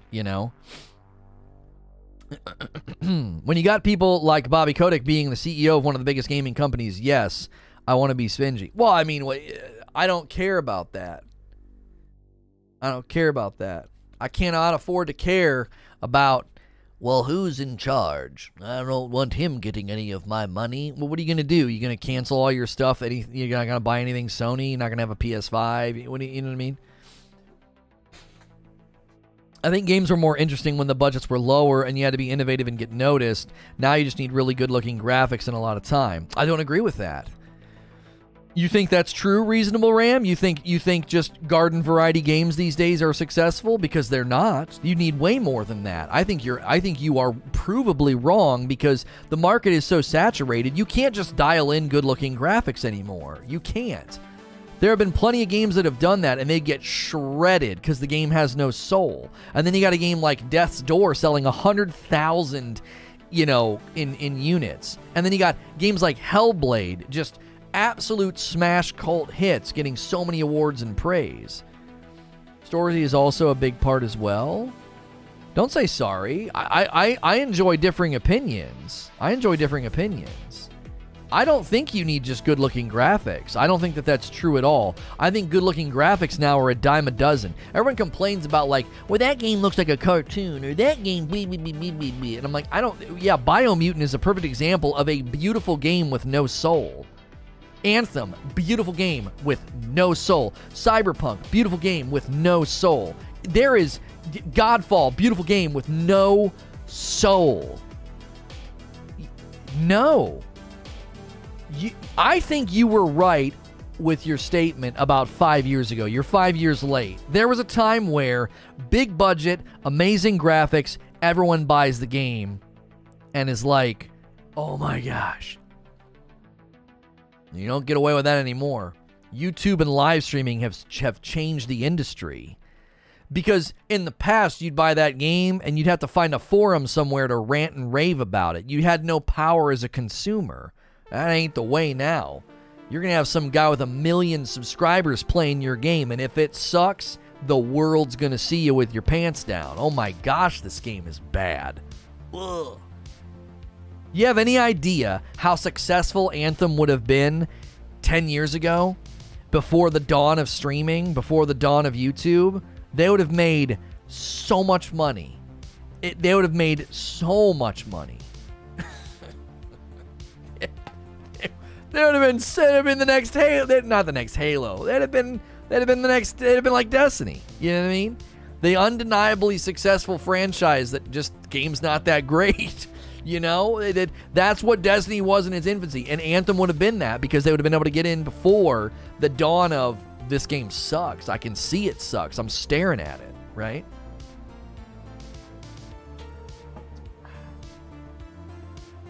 He's doing 2 more than taking a break. Oh, Chappelle is? I like that. That's gutsy. That's gutsy. To announce that ahead of time. That's guts because everyone's going to expect those 2 to. That's like saying I'm going to go to bat 2 more times and I'm going to hit and people being like, boy, oh boy, you better crack that ball out of the park or it ain't going to be worth it. That's guts. I like that. I respect it. On the flip side, I always give Destiny crap for being about nothing but engagement because they have great system. They always got monkey's paw attached to it. Well, sure. I personally prefer gameplay mechanics over all else, and I feel like that's been lowered on the scale of importance, if that makes any sense. Yeah, well, there's a couple of things to say about that. Innovation in mechanics is tough. If you've watched me recently, you want to know what my biggest pet peeve is? I pick up the controller, I start playing a game, and I'm like, oh, I have to do this to sprint. Thank you for innovating on something that needs no innovation. Why? No, if you're going to make a shooter, then you just follow the industry control set, please. For the love of frick. Well, we thought we'd put the reload button over here. I think that you're an idiot. Don't innovate on stuff that doesn't need innovated on. And there are games that try to do that. They're like, well, we can't really innovate on the shooter, so let's just frustrate the player's muscle memory. Like, that's not innovation. I think innovation in certain industries, certain genres is ridiculously hard. Doc Disrespect is always beating up the industry about this. Well, the 2-time's going to have to put his money where his mouth is because he's going to make a game. And I'm like, okay, all right. You got a great vertical leap and a great jawline, and a really great mustache, but can you make a really great game? Can you innovate in a shooter? Is it possible? It's really, really freaking hard. Because if you innovate in just the wrong way, you're going to frustrate player expectations, and then they're not going to like your game. They're not. They're going to be like, yeah, they try to innovate on movement, and it frustrated the frick out of me. Or, yeah, they try to innovate on, on how bullet travel works, on how combat works, and I just freaking hated it. They tried to bring a block parry dodge system to a shooter, and it was just a freaking disaster. I'm telling you right now, that man going to sit down with developers and engineers, and they're going to be like, you can't do it. You can't. Yeah, the D-pad for grenades in Splitgate. That drives me friggin' crazy. Making me use the dadgum D-pad. Why? Right? I'm telling you, I'm very interested in what Doc comes up with, because I'm going to tell you right now, I can sit here and talk about gameplay loops, content loops, incentivizing different player behavior, how to build a good looter, how to build a good endgame. But when it comes to innovating in an existing and very long-standing genre like a first-person shooter, I got nothing for you. nothing. There is so many games, so many things people have tried, and nope. It's one of the reasons why Call of Duty Advanced Warfare was, well, let's just borrow what other games are doing. Double jumping and wall running. Yeah, we'll copy their homework. That wasn't innovation, that was imitation. And that's why it felt like a soulless game. It was like, let's just take a big brand and let's just slap something in it that we know is in other games. Imagine innovation on something like gun operation in a VR shooter. Have fun learning how to reload. Right. Also, I know it's old, but the last several COD games before Modern Warfare 2019 had very predatory practices for new... I don't remember. You'd have to give me examples, Robert, of what you mean. Because that's broad. That's a broad statement. I don't have anything in my mind to say, oh, I know what you're talking about. I don't care about your sale, Mavix. Push out your application process. Controls aside, what about something like Shadows of Mordor Nemesis system? Things like that, as opposed to changing controls. A new type of system in games. Things along those lines. Let me tell you what you've just done, Reasonable. You're not talking about mechanics, you're talking about the internal logistics of the content loop. Now, it might seem like I'm splitting hairs, but I'm not. Mechanics are how the game functions, like how you experience the game. Movement, combat, your catalyst into, oh, I feel like I'm doing this in the game. Those are the mechanics. Maybe you might use the word mechanics to refer to like the rules of an encounter. Oh yeah, there's really creative mechanics about standing over here and hitting this and shooting that and da-da-da-da-da-da. The Nemesis system is not a mechanic. It's a logistical system that is behind a content loop, right? Ghost of Tsushima Win was a really cool way to do quest tracking. Right. That is a mechanic in the game that feeds you information. Yeah. So, Reasonable Ram, I think you're right. I think really, really creative content loops can be innovated upon, as you've said, like the Nemesis system. I feel like when I play a game like Ghost of Tsushima, what they tried to do, and this is actually, I think, pretty brilliant, they create a bunch of micro content loops that are very samey. A fox shrine, a bamboo shrine. One of the ones where you have to like, there's ones that are like platforming shrines. You got to like platform your way up to the top. Then there's the bases where you got to fight people. Then there's the duels. Then there's the open world combat. Now, what are they doing? To me, that's like a very effective tapas. Have you ever been to a tapas restaurant where they bring out like 15 plates? You're basically eating appetizers, okay? It's a great restaurant for like, I can eat, but I don't know where I want to eat. Okay, well, take your lady to a tapas, okay, place, because then they're going to have like 18 different things. If a game effectively does that, creates micro content loops, you have ones that you like less than others, and you sort of like, this is good. I like this. Maybe you don't like the platforming shrines, but you absolutely love everything else, okay?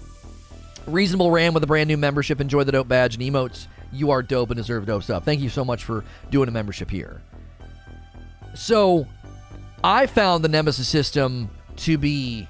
I didn't like it. It created a sense of a flat tire in the game. It was disruptive. I'd be off fighting somewhere, and some guy would show up and be like, you gave me this scar, and now I'm coming for your heart. And I'm like, dude, I'm in the middle of something. Can you go away? The disruption drove me nuts, and the sense of it being sort of like a flat tire drove me nuts, right? However, some people loved it. They thought the Nemesis system was awesome. They thought, oh man, this is great. I love what this does to the game. So, innovation with respect to the logistics of the content loop is sometimes needed, sometimes it's not. So, Ghost of Tsushima came up with the idea of a shrine. what's the shrine going to feed as your power in the game grows? What's it going to feed? It's going to feed these things over here. You're going to find them. You're going to make them stronger. You're going to get new this. You're going to get new that. Maybe sometimes it's just customization. Maybe sometimes it's just XP. They're all feeding your growth in the game to varying degrees, right? And when they do that, all they actually did was they created their own little unique identity injected content loops, like following a fox to a shrine, right? There's nothing that innovative about it. You know, finding a pool of water to sit in naked. Like, what?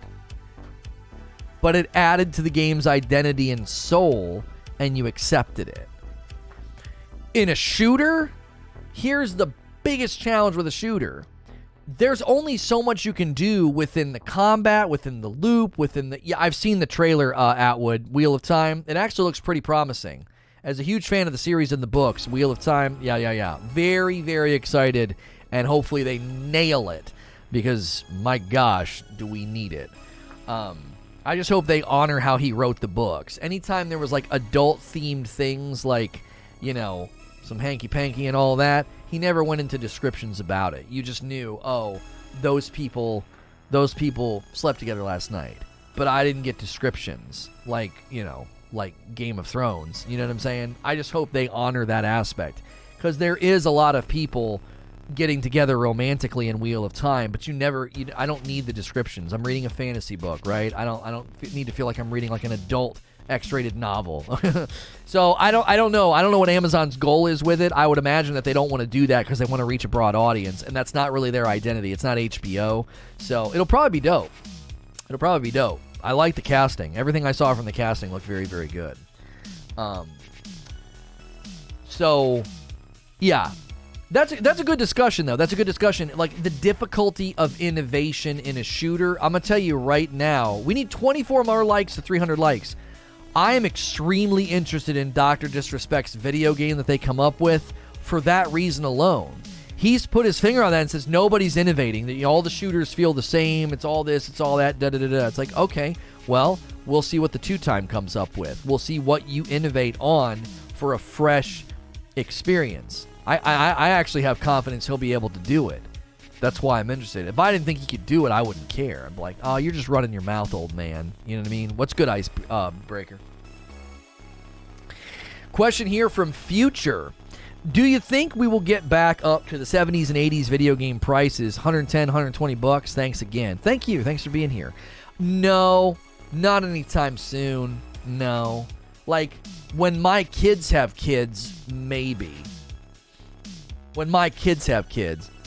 Lemniscate's the one I'm the most intrigued about. Yeah, Lemniscate adds time travel. Like, you go and fight somebody, and then you get to go back and refight them in that area, like, knowing what they did. I don't know what the frick that's gonna feel like. Okay, like, imagine being like, oh, I shouldn't have peeked, he got me.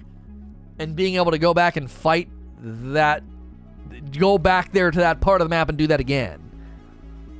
And they're gonna know that now you know where they were standing. Like, I just feel like it's gonna be a frickin' mind job. What a mind job. Like, it's gonna be a mind job. It's gonna be weird. I don't know if it's gonna hook people. It might turn people off. If you guys are new to the channel and you stumbled in here and found this stream, be sure to hit subscribe if you want to talk in chat. Be sure to vote in our poll. If you came over from the other channel, we greatly appreciate that. Thank you. Amazon did bring out The Boys, so they're not necessarily scared of adult themes. Oh, that is true. That's a good point. I think Wheel of Time is going to appeal to an audience that they might not want to do that, though. It's got a very Lord of the Rings vibe to it, and I think that'd be a bit of a gut punch for people to be like, ooh, Wheel of Time, I read those books to my kids, or, ooh, that's very similar to Lord of the Rings, and then all of a sudden you see nudity. You're going to be like, what? Like, I think that would be a big shift. It's not a brand new IP like The Boys where they can be like, yeah, it's a violent show. I think this is a little different. Obviously, I don't like consuming that kind of content. That's my own personal choice. But that I didn't watch Game of Thrones for that reason. I was like, I heard about the first season, and I saw some of the clips and the criticisms, and I'm like, dude, I'm not watching like soft soft adult stuff. No thank you. Like, it even got made fun of on SNL. Like, that's how you know. And I know people are like, well, they toned it down in the later seasons. I was like, that's my own personal preference. And I know the show was great and then wasn't, but I guess I didn't miss out on much, right? It was a big build-up to a disappointing ending, to the point that even the actors hated the ending. Vivi Plays says, should they continue with the same prices going forward in your opinion? No. I am one of the rare breeds on the internet that thinks if I enjoy something, the price shouldn't be as low as possible. You know? I don't know. To me, and I've said this before, I want game companies to make buckets of cash because I want them to continue making games. What do you think a little developer is going to do if they barely break even and they're stressed out and they're chewing their nails for the month that the game launches? Like, please, oh please, oh please, we want to be profitable so we can work on the next project or whatever, right? I don't want that to be their reality. You know what I want them saying? Oh man, the support's incredible. Look at the sales. Look at the profit. We can keep the lights on. We can hire more people. We can work on the sequel. We can work on DLC. That's what I want. Like, I wonder if people are self-aware enough to know that, like, what you're fighting for is less video games. You want companies to make less money, which means that they might make less video games. Right? Do you see? It's this idea that, like, no, they could sell these games for a fraction of the cost. No one in the industry is saying that. That's just consumer ignorance. No one in the industry. The former CEO of Sony is like, it's not a sustainable model. The budgets are too large. You know, there's books on it. There's research on it. It's like, this model it's not sustainable. You're spending billions and making millions. How's that work? Like, and the consumer the entire way there is like wanting to spend less and less and less and less. You think value proposition on Sony games is why you rarely see them discounted deeply? Yeah. And I mean, when they throw them on PS Plus like 2 years later, you know, here's a free game. It's 2 years old. $20 tip from East Coast Overlord. I'm more of a fan of paying $70 up front and being able to upgrade for free every time. Take away the choice and just blame development time revenue needs. People would get over it faster. I may be biased as a PC-only gamer. You're also not thinking as a Sony executive. So a Sony executive has to look at 120 million customers and say, we want their money. And the worst way to get their money is to just charge them more just because. Because you know how it would be interpreted like, well, wait, I'm being charged more because of development of what you guys do on the PS5. I don't own a PS5. Go frick yourself. That's what the consumer would say. The consumer wouldn't accept that. Oh, yeah, it's fine. Yeah. Development's more expensive now. You're doing all that stuff for the PS5 that I don't have. I can't get one. You got 120 million people that are going to interpret that price differently. And most of them would interpret it in a negative way. They would say, I don't understand. I paid $60 for Horizon Zero Dawn. I paid $60 for God of War. You're charging me more now? Why? Oh, because of all the stuff you did for the PS5? Well, I don't have a PS5. Charge the PS5 guy $70. Don't charge me $70. That is a ton of people that are going to interpret that in the negative way. This is one of the reasons cross-generational support. When Yang Ye and all those bloggers and all those YouTubers were like, cross-generational support is holding games back. Really? Have you played Horizon Forbidden West yet? Have you played God of War Ragnarok yet? No? Then please be quiet. It's not holding games back. You don't know that. You haven't played them yet. And secondly, what the frick are these companies supposed to do? They did a good job. They saturated the market with PlayStation 4s. And they're supposed to turn their back on all those people? Yeah, sorry. We're going to focus on 10 million consumers, not you. 120 million customers? You can wait. We're going to focus on the 8 million to 10 million PlayStation 5 owners. What on earth? Like, these people just prove that they've never run a business, right? You've never run a business. You're a YouTuber. You're successful. You understand this industry. You run that business. But you've never run a business with, like, employees and margins and profit and loss. Like, you don't know what that's like. There is no way they could turn their back on that market saturation. It would be terrible. It would be so dumb. So cross-generational support is incredibly important right now. Why? Because imagine Horizon Forbidden West developer Guerrilla being like, "I'm sorry, what? We sold the first one on the PlayStation 4. There's 120 million of those customers right now, and we're not going to sell the game to them. No, we're not going to. Okay, all of our hard work, and you're going to limit our reach, and you're going to limit our potential profit. Okay, we're bankrupt. You just made it. We just went bankrupt with that decision. We're not going to make enough money. Even if every owner of a PlayStation 5 buys our game, 10 million in sales. Well, I mean, 10 million in sales would be amazing. They probably, I don't know what they're going to sell, but they're not going to sell. Out of the 10 million PlayStation 5 owners, like a fraction of those will buy it. And then the 120 that can't. You just made us go bankrupt with that decision. Our budget's massive. We're not going to make enough money. I would rather have a price increase than a micro. Yeah, a lot of people are that way. They'd rather just pay more for the game than be like, oh, there's stuff after the fact. They don't like the after the fact. Even if it's completely vanity and cosmetic, they don't care. They have an aversion to that. They don't. You and the folks that think like you interpret that as you didn't give me the whole game. You didn't give me the whole game. You want to charge me for the lettuce and the tomato and the cheese individually. You gave me a burger and a bun and nothing else. And now you want 20 cents for that, 30 cents for that. That's how you interpret that. I think sometimes that interpretation is fair. I think sometimes it's completely overstated and hyperbolic. Most of the time, it's overstated and hyperbolic. A really cool-looking robe or a mount or a crystal that floats next to you, none of that stuff is owed to you. You know what I'm saying? That's part of their structure. They build a game, they build the base game, and this is extra additives. This is a side item. This is a frilly thing. This is not the meat and potatoes. This is the side items. This is the appetizers. This is the dessert. This is the deluxe drink, you know. Lona, you changed my mind on this in fairness. About what have I changed your mind about? I'm interested. Disco Fabio, now that's a good name. Do you think gamers being opposed to paying more for games has anything to do with so many games releasing either incomplete or broken?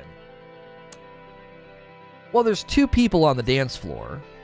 I'm not going to sit here and pretend that publishers and developers didn't make this bed that we're all dealing with, right? They added to the equation. They certainly did. They added to the equation. If every game that launched by a AAA company for $60 was a smash hit, I think a price change would be an easier conversation. It'd be easier, right? It would be like going to a restaurant and half the items come out and they're terrible and half the items come out and they're amazing. Now, if you went back to that restaurant and they raised all their prices, you might be like, you're getting a little big for your britches here. Half of these items are awful. You know, the other half's not bad. I think that for some people, they look at the industry and they're like, how on earth could you say you're going to charge more money? So many of these games launch and they are literal garbage. Like, you don't have any right to even sell it. The only reason you get away with it is because most of the platforms don't have a refund policy. The Witcher 3 set the industry standard for DLC and expansions regarding pricing, in my opinion. With respect to Bob Lee, that can't be the industry standard, and do you want to know why? CD Projekt Red built The Witcher 3 with a grant from the government. It was a self-published title. They weren't answering to a publisher or timelines or deadlines, so they could be incredibly generous to the consumer and the public. the rest of the world looks to that and say, well, yeah, sure, we could do that. Just give me $1 billion from the government and I'm good to go.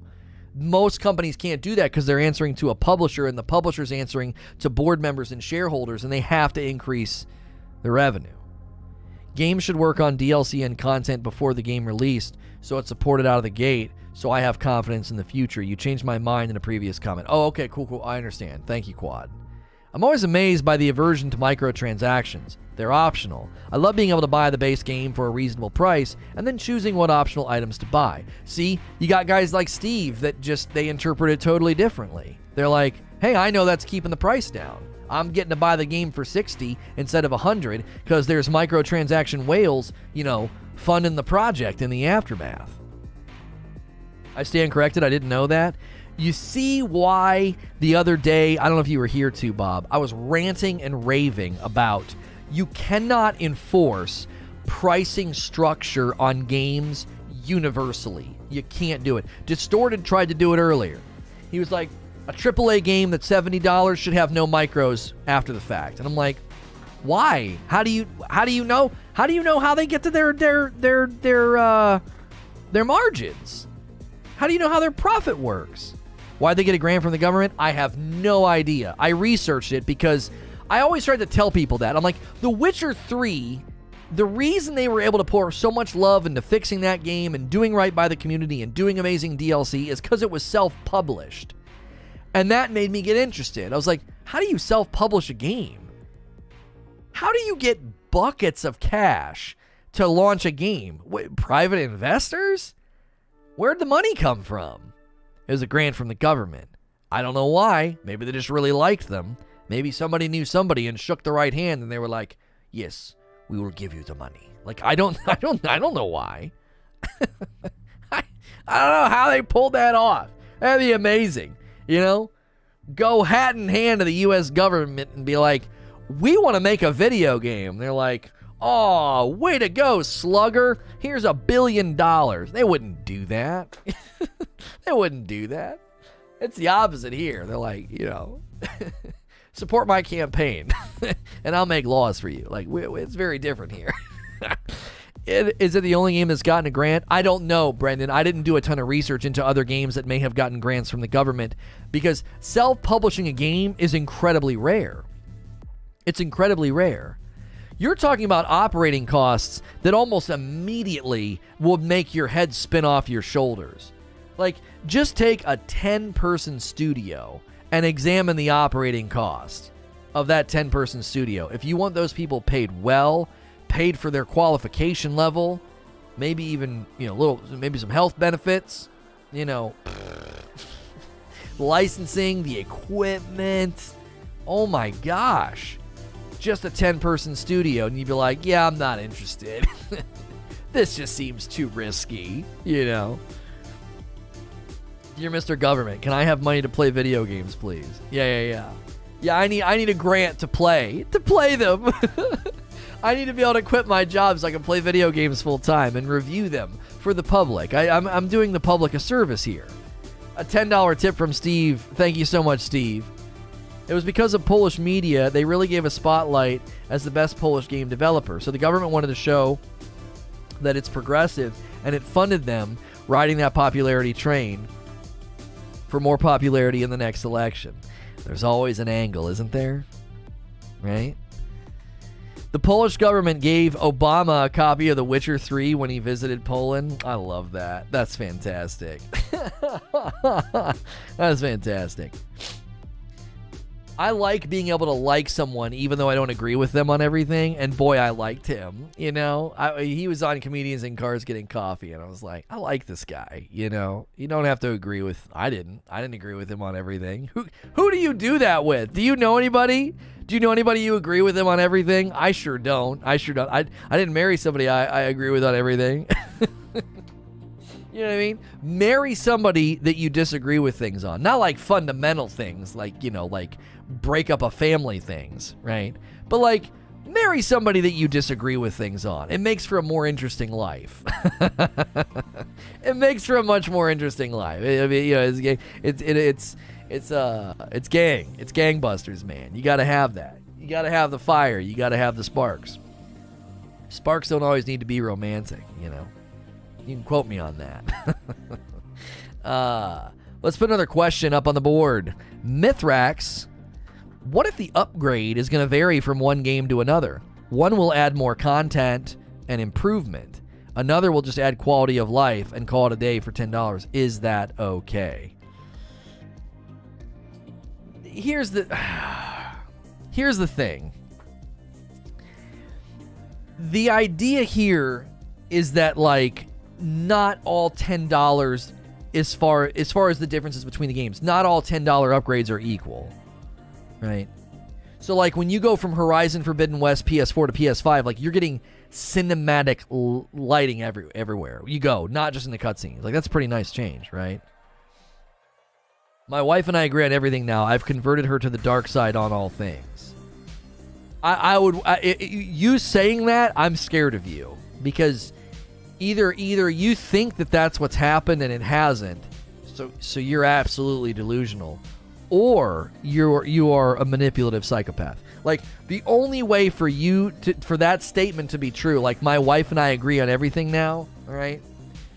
She's either, like, chained up in the basement, or you're delusional enough to think it's true. Either way, you're scary as a person. Either way, you're frightening.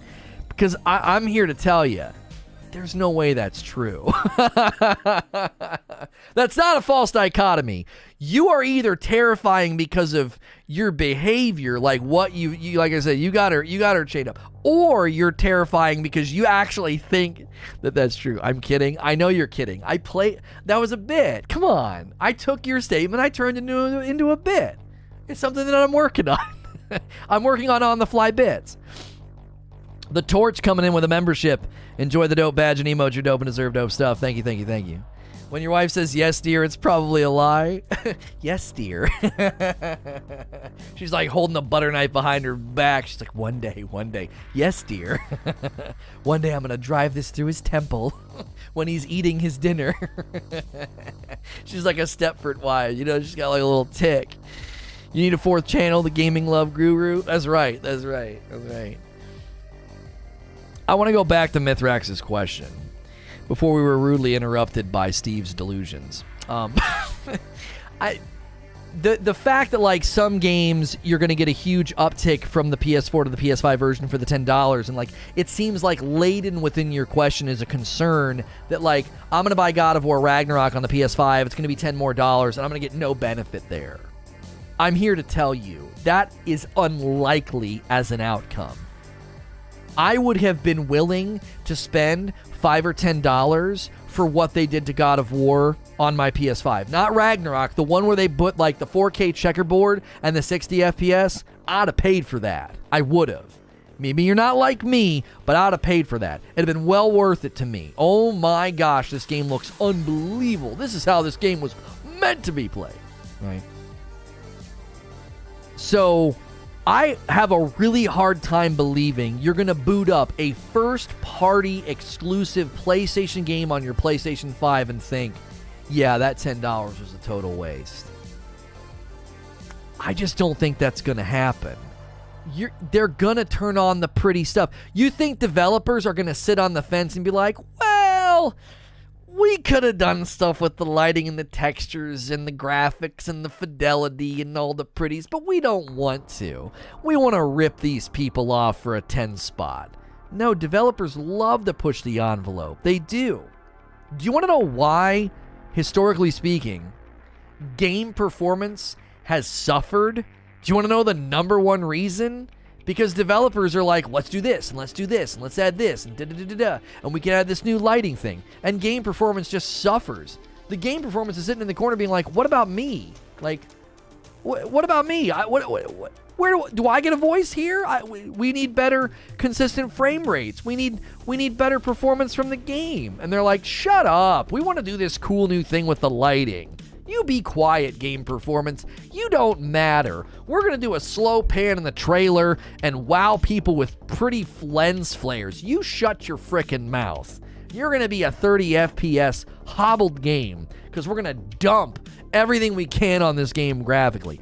developers are not going to look at the PlayStation 5 and be like, well, we could really ramp things up and charge for it. $10 difference in price goes a long way when you sell, 500,000, 100 million copies, well, not 100 million, sorry, 500,000. You sell, a million PlayStation 5 copies. That extra $10, that feels pretty nice.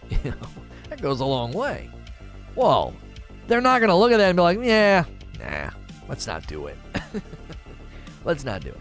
I can't think of a scenario where that's going to happen. I can't. Because you're talking about the big titles here. You're not talking about some like little rinky-dink indie title where they're like, we just couldn't afford to do all that extra stuff. More than likely, a lot of those smaller indie companies, they're not even going to charge the extra. It's just going to be a flat fee, $30 or $40 game across the board. There's all kind of little indie games right now you can get on your PS5. They're not $70. They're not doing that. Radical with a question here. What's stopping people from buying the PS4 version for $60 to play on their PS5 once it's free to upgrade? Nothing, and that's why they'll do it, and that's why this isn't tenable. This is a short-term customer confidence maneuver. This is not a business plan. They're not doing this because they think it's good. Yeah, let's do this. It'll be good for the bottom line. 120 million people can boot up their PlayStation 4 and buy Horizon Forbidden West for $60 and then get a free upgrade. But that's not good for you, right? All it takes is a couple 100,000 people to do that, and that's money, that's revenue loss, right? They're only doing this because it's a consumer confidence thing. They have too many of these consoles in circulation to not do right by this commitment. Does that make sense?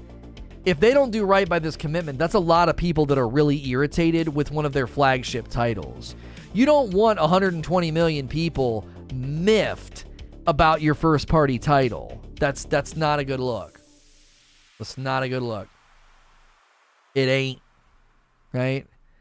Music for your bold move. That's right. Burn the ships. That's a good song. I like that album. Lono working on Labor Day. That's right. Labor Day is it's for all the people that labor, right? So you should be laboring.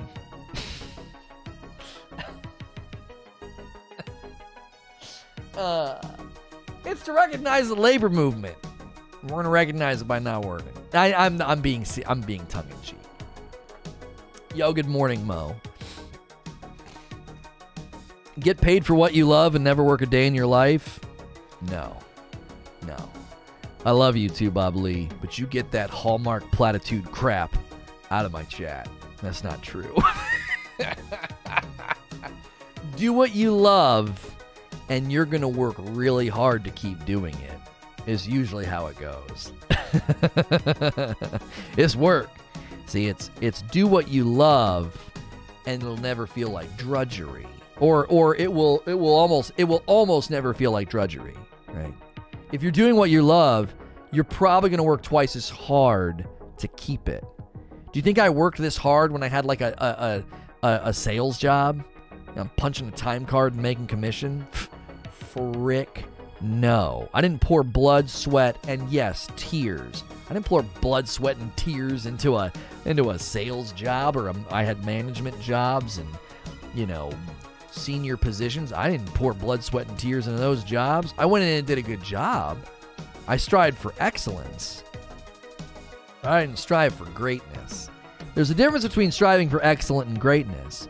Striving for excellence means I want to do a good job. I want somebody to turn around and say, that guy's a 10 out of 10 employee. Striving for greatness, I'm reaching above. I want to burn my hand on the sun. And if you're going to try and climb a ladder and do that, you're going to skin your knees, you're going to cut your feet, you're going to cut your hands, and you're going to cry a lot. Yeah. If you never want to work a day in your life, I'll tell you how to do it. There's only one way to do it, okay? Have incredibly wealthy parents. That's pretty much it. Have wealthy parents who don't care about your work ethic. They're just like, that's fine. You can live in the boathouse for the rest of your life. That's fine. That's how you never work a day in your life. Is to have incredibly wealthy parents. Right, or marry a very wealthy person. That's it. That's my get rich tip. That's it. No, I mean I'm joking, but I'm being serious too, Bob Lee. The idea of like, oh, if you're doing what you love, you'll never work a day in your life. Even before I lost everything, I worked like crazy. To a fault. I'm still working on that. You sacrifice a lot. You sacrifice time with family. You sacrifice trips. You sacrifice, time with your kids because you're like, I got to build this thing. And then as we came out of 2019 into 2020, I started working less because my family was more important and I had earned the right to be like, yeah, I'm going to take a trip. Yeah, I'm going to go see my mom for her birthday. Yeah, I'm going to go to the zoo with the kids today. I earned that right. And it took friggin' 5 years to get there. Took 5 years to get there. It was not easy. I friggin' busted my hump, If it wouldn't have been that hard, it wouldn't have been that hard when I lost it. I'd have been like, yeah, it was easy. I'll do it again. You know what I mean? I'm miffed that my parents didn't have the foresight to be rich. Yeah. All my problems really go back to the fact that my dad wasn't really really wealthy. If he'd have been really rich, I wouldn't have a lot of my problems today, It's really his fault. I completely understand and have nothing but respect for you and your work ethic. Well, thank you. I love fly fishing, so I assumed I'd love working in a fly shop. All it did was make me hate other fly fishermen. That's right. That's fun. Man, that's funny. The people that annoy you the most are the people that you share a hobby with. I get more annoyed by gamers than I do by like golfers. You know what I mean? Well, I'm not hanging out with them, but if I was hanging around with a golfer, he can't tap into what I love and what I hate about gaming. He can't. I don't have a love or a hate for golf. I'm sort of indifferent about it. So you can't really annoy me. Yeah, what I like to do is I like to get out there in a golf course and I like to really hit some balls, And a fellow golfer would be like, I hate when people say hit some balls. Why? I don't know. I just friggin' hate it. You can't explain it, but you're just like, God, can you not invite him? He did the whole day. Yeah, it's just good to be out here and hit some balls. He drives me crazy with that. Why does he have to say that? Right? Right? He can tap in because it only works because you really like golf. You love playing golf. And so gamers are that way with me. Like, microtransactions are predatory. Ugh. Game companies are greedy. Ugh.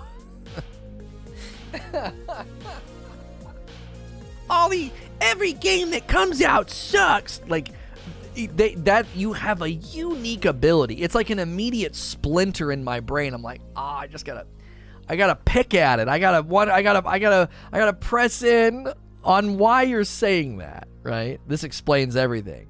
It really, really does. Which, by the way, my favorite line from Friday night, Hilly, it was so unintentional, but I'm telling you, every time I watch Comedians in Cars Getting Coffee, like when I go back on like a rewatch tour of that show, I pick up on comedy everywhere.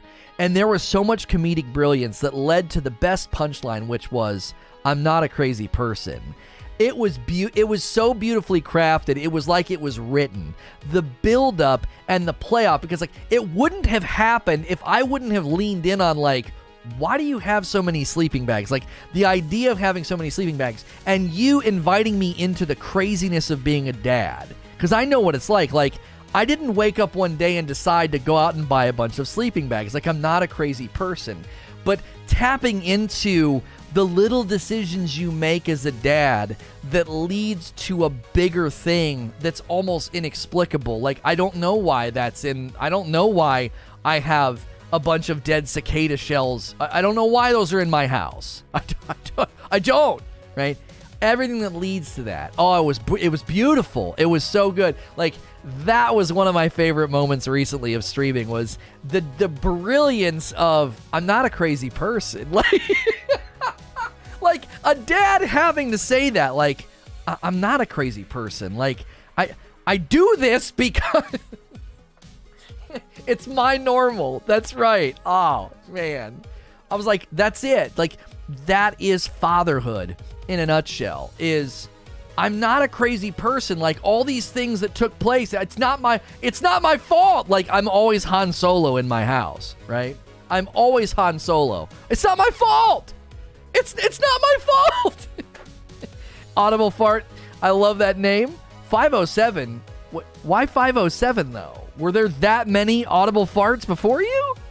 I mean, truth be told, millions. But as a username, I'm against picketing and I don't know how to show it. Right. Just recently, I felt very proud as a dad and as a husband. Okay, I almost said dad and a father like it's different. Like, I felt really proud as a dad and a father. The frick? I felt really proud as a dad and a husband. I ordered and replaced the ice maker in the refrigerator. And the refrigerator, the freezer, is full of ice every day. That felt good. Felt like I really accomplished something, you know? Jim Carrey says, it doesn't take much for us to be pleased with ourselves. Like, very proud of ourselves. Like, the littlest thing. I felt very good about that. And then now, the door mechanism won't work. It won't dispense the ice. It just goes, mwah, mwah, mwah. I could rip the door off the hinges and throw it in the front yard. Like, it's a good thing superheroes don't exist, because the world would be full of broken appliances and just destroyed homes. Because, like, a dad would come home, he hates his job, hates his manager, and then the ice machine doesn't work. And he just rips the door off the hinges and throws it in the front yard through the front wall. Just, if there were actual if you were a superhero, you would be awful. You know you would be awful. You would stub your toe and, like, blow up half a block. Like, oops. Like, sorry guys. Yeah. Stub my toe. Yeah, my kid left his truck in the front room, living room, you know, and all the dads be like, yeah, dude, my backyard. Looks like we're installing a pool. Nope, I stepped on a rake. Like, that's all it would take. Just broken appliances, yeah, would be orbiting the earth. Just everywhere, you know? Any chance the door mechanism froze? No, because I can take the mechanism out and I can spin it. It spins just fine, right? If I was a superhero, my superpower would be find the missing items. Yeah. I'm not going to buy another thing. I love the new setup, Lodo. It's so good to see you, Heartless One. Welcome back. You'll be thrilled to know we're streaming on the channel with the joysticks. You'll be thrilled, Heartless. There goes me wearing coffee again. Truth. It's so true. Like, you wouldn't be able to do it. I would have destroyed that refrigerator. When I was trying to get the ice maker out of it, that refrigerator would have been in my front yard in pieces if I had the strength of the Hulk. Like, it's, you understand, right? It's good that we're limited by our physical frame. It is. It's a good thing, because what's in here is well beyond what my body can do. And that's a good thing, because I would have ripped that fridge right out of the house. It'd have been in the front yard, and people would have been like, oh my gosh, it'd have been traumatizing. I would have given my kids, I would be planting seeds for future therapy. They'd be like, yeah, that day my dad just lost it. Yeah, fridge was in the front yard. It was terrible. Yeah. Somehow a squirrel got involved, and the squirrel died, and it was in pieces. It was traumatic, and to this day I can't eat fried chicken. You're just ruining them, you know? So it's good. It's a good thing that I'm not a superhero. That is a good bit. That's a Jerry Seinfeld bit. Like, why it's good we don't have superpowers. I bet having powers, experiencing the results of outbursts, would force us to have more self-control than what we do with our little outbursts. I think we would be a lot better at not sweating the small stuff. No. I know myself, Russell. No, I know myself. I would be a terrible superhero. I would be a horrible superhero. You see that movie Hancock? No, that wouldn't be me. I'd be worse than that. It would be bad. It'd be bad news for anybody that lives in my city. They'd be like, what happened to my favorite restaurant? Yeah, that Lono guy. Yeah, somebody cut him off in traffic. It was bad. It was real bad. Your favorite burger joint's in orbit. Yeah, it's gone. He friggin' lost it, you know. Wait staff insulted him after he got cut off in traffic. The food was late and cold. Yeah, that was the end of that. Lots of people will die. Yeah.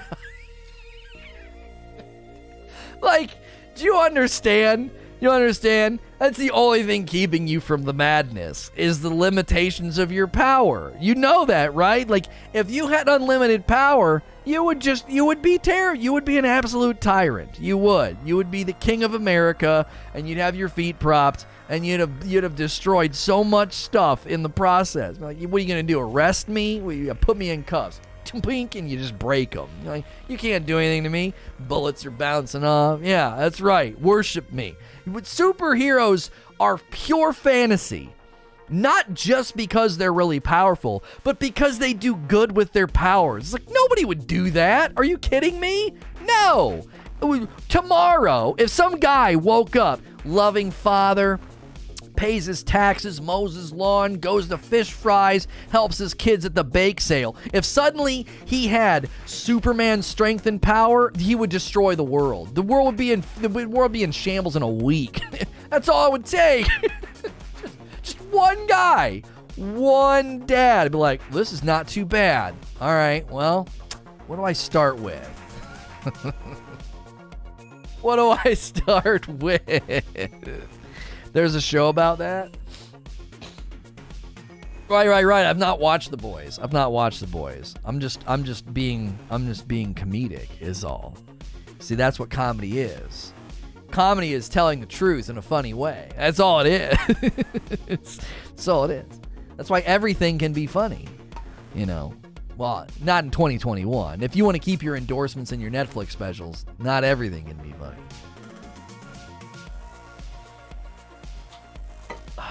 Lino said, don't give me that with great power. Yeah, don't give me your Uncle Ben. You don't give me that BS. No. Spider-Man would destroy New York. He would. You give a teenager that kind of power? Oh my gosh. That'd be an X-rated comic book. Christopher Wright with the next question.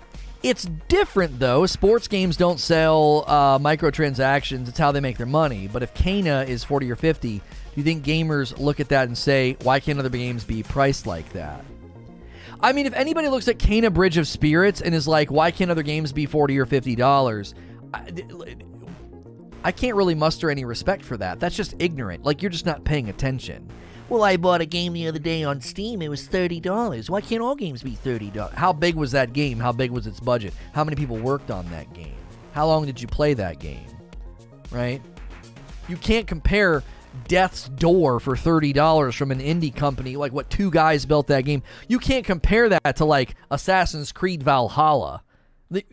You're talking about the difference between like a hot dog stand run by one or two guys and like the operating budget of McDonald's. Like, you're not even making a fair comparison. Their pricing structures, their product, their everything are going to be completely and totally different. There's just no way. You can't do that. This is why I said you cannot create universal pricing axioms and be like, this is how it should be. No. You can't do that. It is in the most literal sense. That's impossible. It's impossible. And this is why one of the things I've always trying to not impose, what's the word? Impress upon people is that video games is a business. The game that you're buying is a product from a business. And too many people see all games as like equal. Like, you go to Netflix and it's just all equal in your mind. It's just, what do you want to watch? Do you want to watch The Queen's Gambit, or do you want to watch a stand-up special? The operating budget and the cost to create Dave Chappelle's special pales in comparison to the budget that went into The Queen's Gambit. And none of that matters to you. Why? Because I subscribe and I can watch it all. It's all equal. I think games are starting to become that for some people. They just go to the little carousel and they're like, where are the games at? And they're looking at all the games and they're like, well, Kana Bridge of Spirits is $40 or $50. Why does Horizon Forbidden West need to be $60 or $70? See how if it's your hobby, people can annoy you a lot quicker? I'm like, just not that Christopher is asking that question, but he knows that people will ask that question. That's immediately annoying to me. I'm like, oh my gosh. The fact that, like, if somebody came in here and actually asked that question legitimately, and they would, there are people that would ask that. Just the act of answering them, like using oxygen and brain power to answer them, I'm annoyed as I'm doing it. I'm like, why am I having to say this? I shouldn't have to say this. You should know this, you know. You go into a 5-star restaurant. Well, I buy a hoagie at the stand down on the corner for $5. Why can't I get a sandwich here for $5? Shut the frick up. What are you saying? Shut up. What's an appropriate price? Price is not determined by my opinion about what is appropriate. Price is determined by the market. And the market's determined that just moving from 60 to 70 is tectonic. It's tectonic. Like, oh my gosh. Can't believe it. Insanity. Oh, this is nuts. The nerve, the gall of these people in this company. It's tectonic. It's volatile. It's explosive. They could tell you, they could get out a graph, they could get out a chart and show you why this is practically necessary, right? You said 70 is too much. How much is right? Oh, I thought you were asking me. Yeah, what's too much and what's not enough is not determined by, like, us and our opinion. The market as a monster determines what's allowed. Devs get a salary. They get paid regardless of the price is 60. So 60 is just fine. The extra 10 is crap.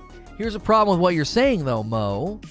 That extra 10 helps them recoup cost quicker. So, I'll give you an example. I'll give you a personal example. Okay? We sell coffee. You can use the coffee command. You can go to rageousroast.com, and that supports me and my family and my business. Each of these bags has a cost associated with it, and we charge you more than that so that I can make a profit. Okay? Now, I could go and say, let's make 50 cents of profit per bag, and I would be an idiot for doing that. Why?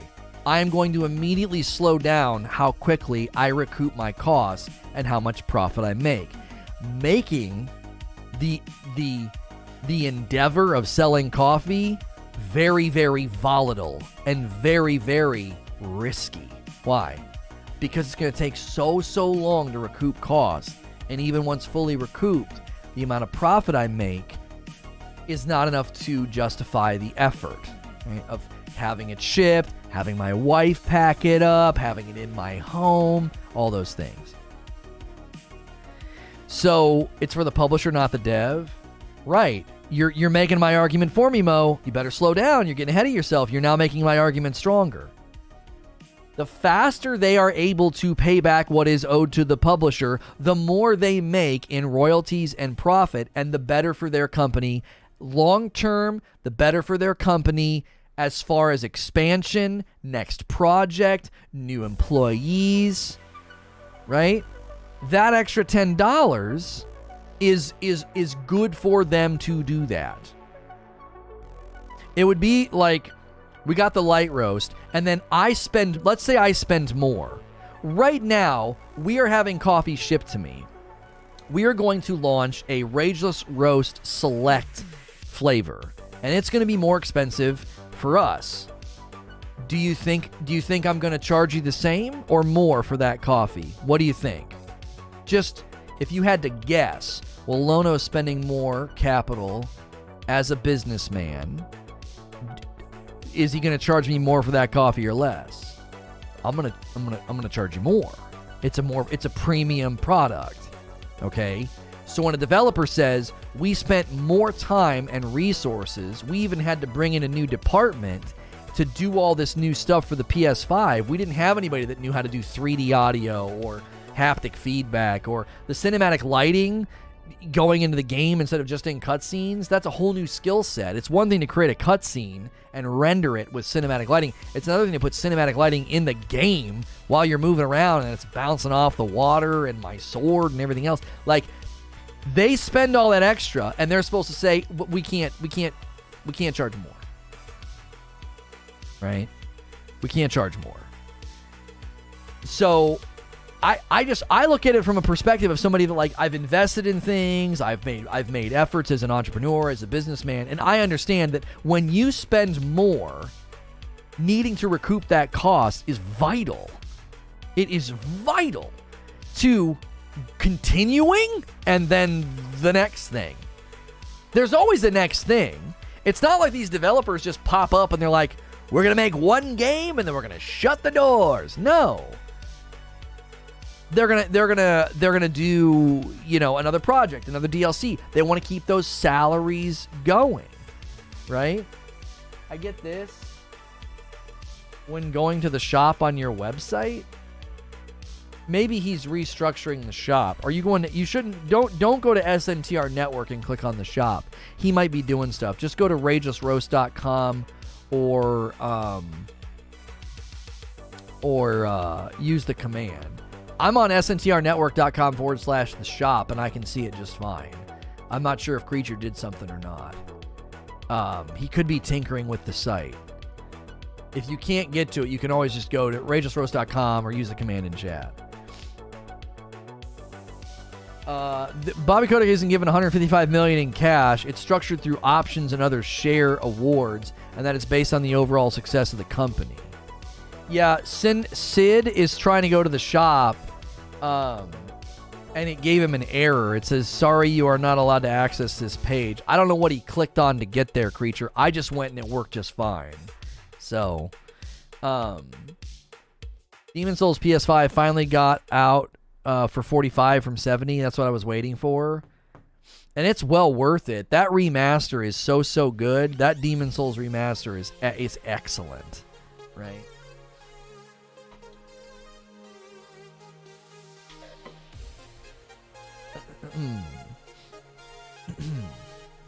Now, if it was multiplayer where I would fall behind with friends by not jumping in day one, then I would buy it at 70. Right, like, you as the consumer have to decide, like, do you want to buy it day one? You know, do you want to buy it day one? Is that something you want to do?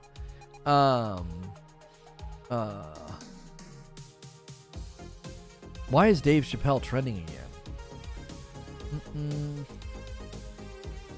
People are asking Dave Chappelle versus Kevin Hart. Why does that always come up? I don't understand that. I really, truly don't.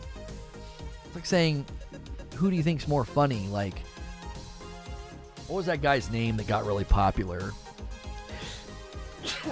He was the young guy. He was kind of a frat guy. His spiky hair, kind of messy hair. He did the Burger King, the Whopper joke, the pickle Whopper. Who was that guy? What was his name? What was his name? He was very popular. It was very... it's on the tip of my tongue. It's on the tip of... It's not Dana. It's not...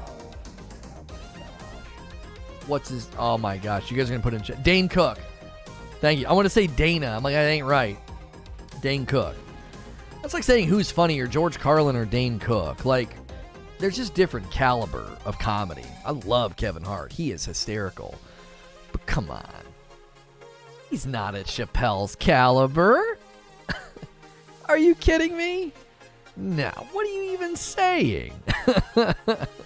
Like, Dane Cook. He was funny in his own way, and Dane Cook was very popular. But Dane Cook is not George Carlin. Do you know what I mean?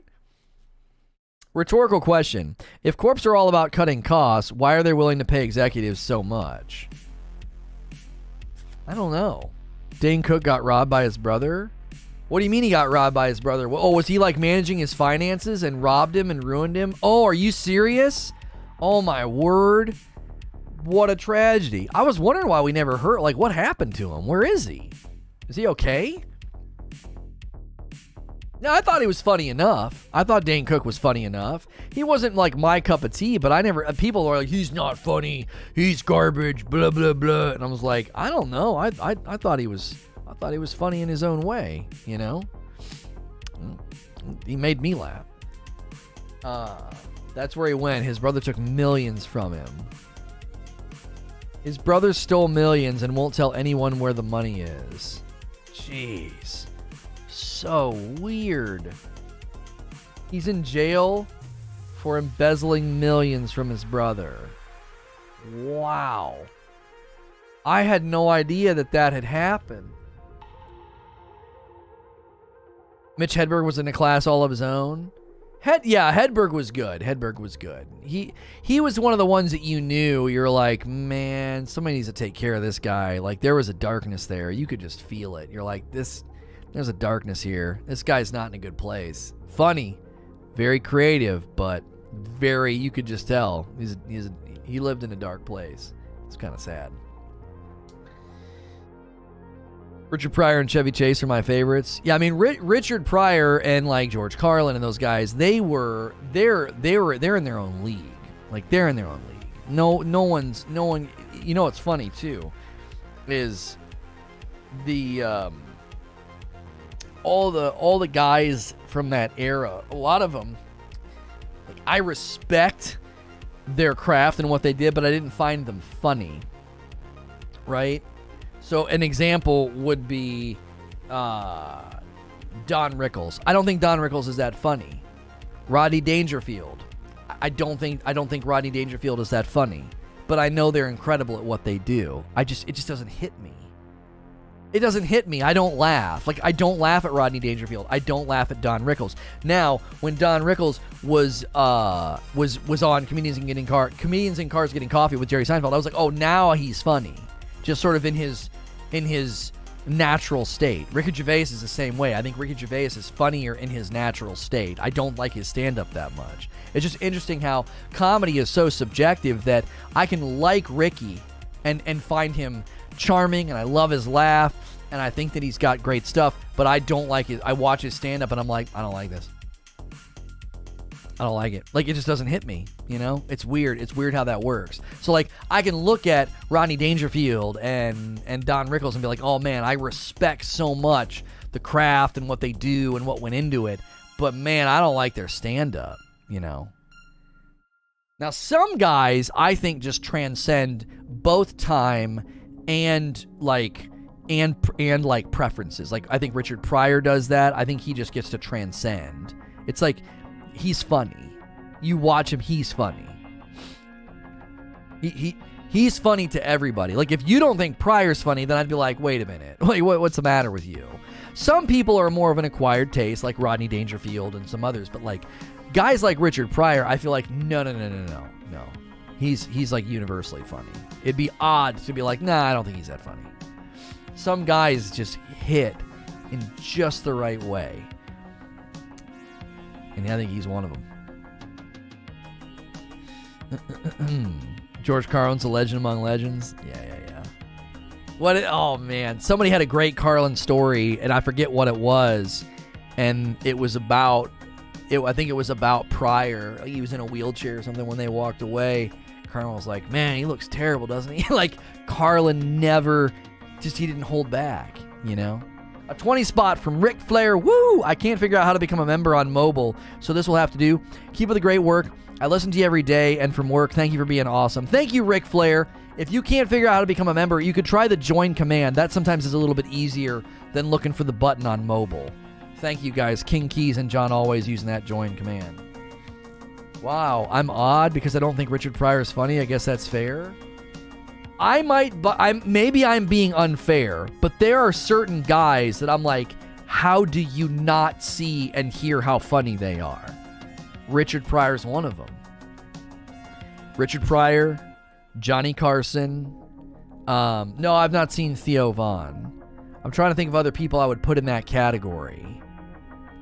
I actually didn't like Robin Williams' stand-up. I didn't like it. I love Robin Williams. Like, in a very dear way, loved him. His movies were really important to me. Dead Poet Society is like one of my all-time favorite movies. And then when I was older in life, Good Will Hunting was very, very good for me. I needed it. And it was almost like he was a mentor to me at those stages of my life. Like, I love him in like a dear way, but I didn't like his stand-up. I didn't. It was like, nah, this isn't the side of Robin Williams that I like. I like him. I like him in funny movies. I think he's funny, but I didn't like his stand-up. Ric Flair, there it is. Enjoy the joystick. Enjoy the dope badge and emote. Your dope and deserve dope stuff. I feel the point you're making, though. Some people are just otherworldly with their talent, like you, just a natural. I mean, why you don't? That's going overboard. I'm not at that. I don't think that's true of me, but I appreciate you saying that. Yo, what's good, Darth Fitzgerald? How are you? The golf bit, so good. The golf bit. I'd have to go back and watch. Yeah, I love Bill Burr. Bill Burr is fantastic. I grew in respect for Bill Burr when he did the helicopter bit, because I had already watched comedians talk about comedy enough to know what he was doing in the helicopter bit. The guy that jumps out of the helicopter but doesn't die, and he dies later or whatever, or something like that. He tells that story from two different perspectives of the guy jumping out of the helicopter. And the physical artistry and the care and the work that he puts into that bit, I'm in from moment one. I'm like, this is brilliant. This is so well crafted. This is so careful and meticulous. Every detail, to the sound of, like, he pulls the mic away, to the unbuckling of the seat belt, and he tells it from two different perspectives, both the guy doing the flying of the helicopter and the guy jumping out. It's absolutely brilliant. It's wonderful. He's great. I love him. I really, really do. I like him a lot. He's like, he was, I just watched his episode this morning. He's like, I get so irritated. He's like, everybody thinks I'm funny. They're laughing at my jokes. But then suddenly, if a joke hits them the wrong way, I'm suddenly making a statement. It's not a joke anymore. I'm making a statement.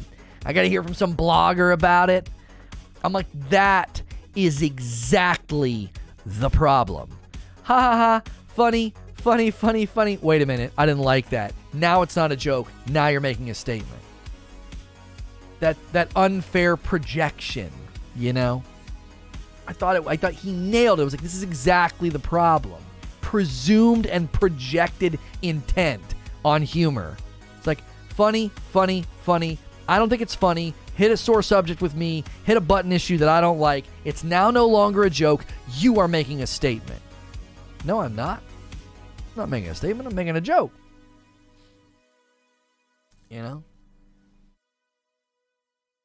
You're a naturally talented broadcaster. This new move will have you purple platform style paid soon. You will be restored. I hope you're right. I hope you're right. You know what I mean? Let's put another comment up on the board here. Let's get another one. We got one from a Pitts been sent in. I don't know how I'm supposed to say that. Can you show the full design of the Batman shirt with standing? Move the earphone gears. By the way, nice shirts. Yeah, this is one from the DC collection over at ASTs. I'll give you a model. All right.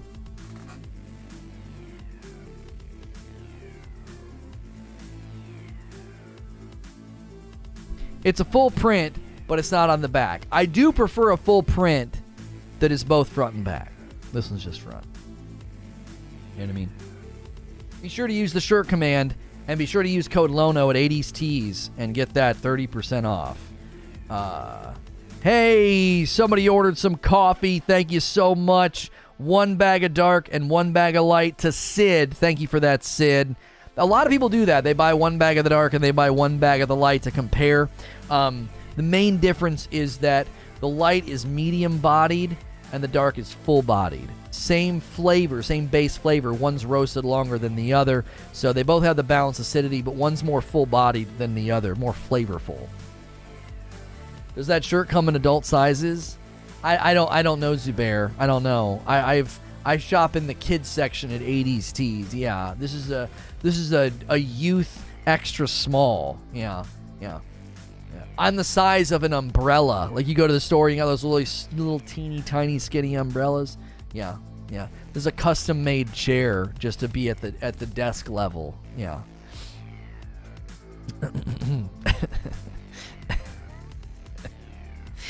Ashen with a question.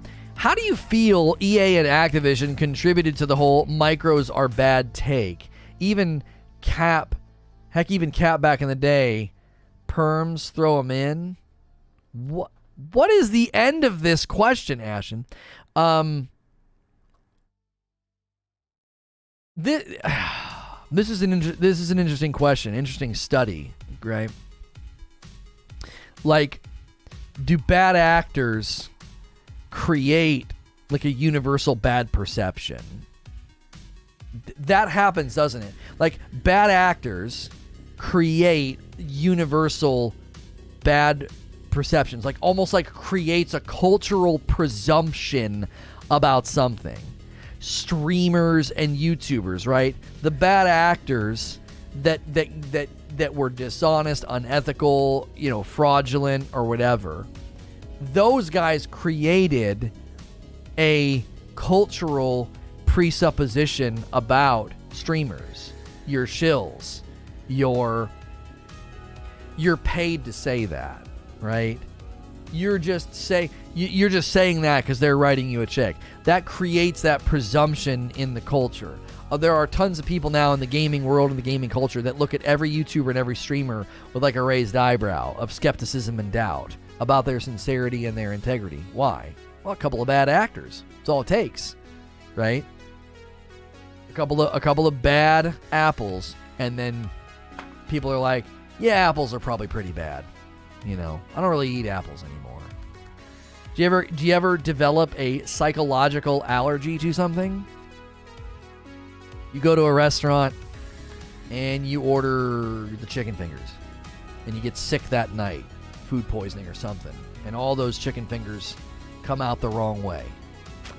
It's really hard to go back and order those chicken fingers again, isn't it? You're like, I can't do it. It's going to make me sick. Just the thought and the smell of those chicken fingers, I can't do it, right? That happened to me with a Chinese place my mom and dad like to go. And I could never go back and order the one dish because the one night as a kid, that's traumatic. You wake up and I'm in bad shape. This isn't going to go well for me. The Danzatastic with a membership over here. Enjoy the dope badge and emotes. You're dope and deserve dope stuff. Thank you. And so I think that happens in like the gaming world. Like, we're developing, and we don't intend to, but we can develop like a psychological allergy or an aversion to microtransactions because a couple of bad games that do it in a poor way, or a couple of big AAA titles come out and burn you, and they're a failure and they're a flop and they suck. And then you think, is every game going to be like Anthem? Is every game going to be like Cyberpunk? You know what I mean? There's a lot of bad actors in the directory at this moment on Purple. Well, let them. When my sister was 5, she loved mangoes. When she was 6, she ate so many one time she got sick. She hates them to this day. Psychological allergy is perfect. I'm telling you, it happens. And it happens in gaming. Like, as a culture, gamers have developed like a psychological aversion to micros. They're like, well, they're predatory. Okay, can you give me examples of them being predatory? 4 games, mostly all from the same 2 companies. Anybody else? No? Is about 90% of the micros in the industry totally fine, totally optional, completely vanity, non-game impacting, off to the side, a way to subsidize the game? Whether it's free or the ongoing service and support of the game needs to be subsidized in some way. Like, is 90% of the industry doing it in a decent way?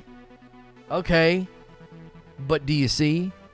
90% of the time, I could have gone back to that restaurant with my parents and ordered the chicken and been totally fine, but it didn't matter. You burned me once, dude. It was traumatic. I was up all night. It was friggin' terrible. I'm 39 and I still remember that. Do you see? It impacted me. Just cuz, Lono to the moon, Danzatastic with a $10 tip. Thank you, thank you, thank you, thank you.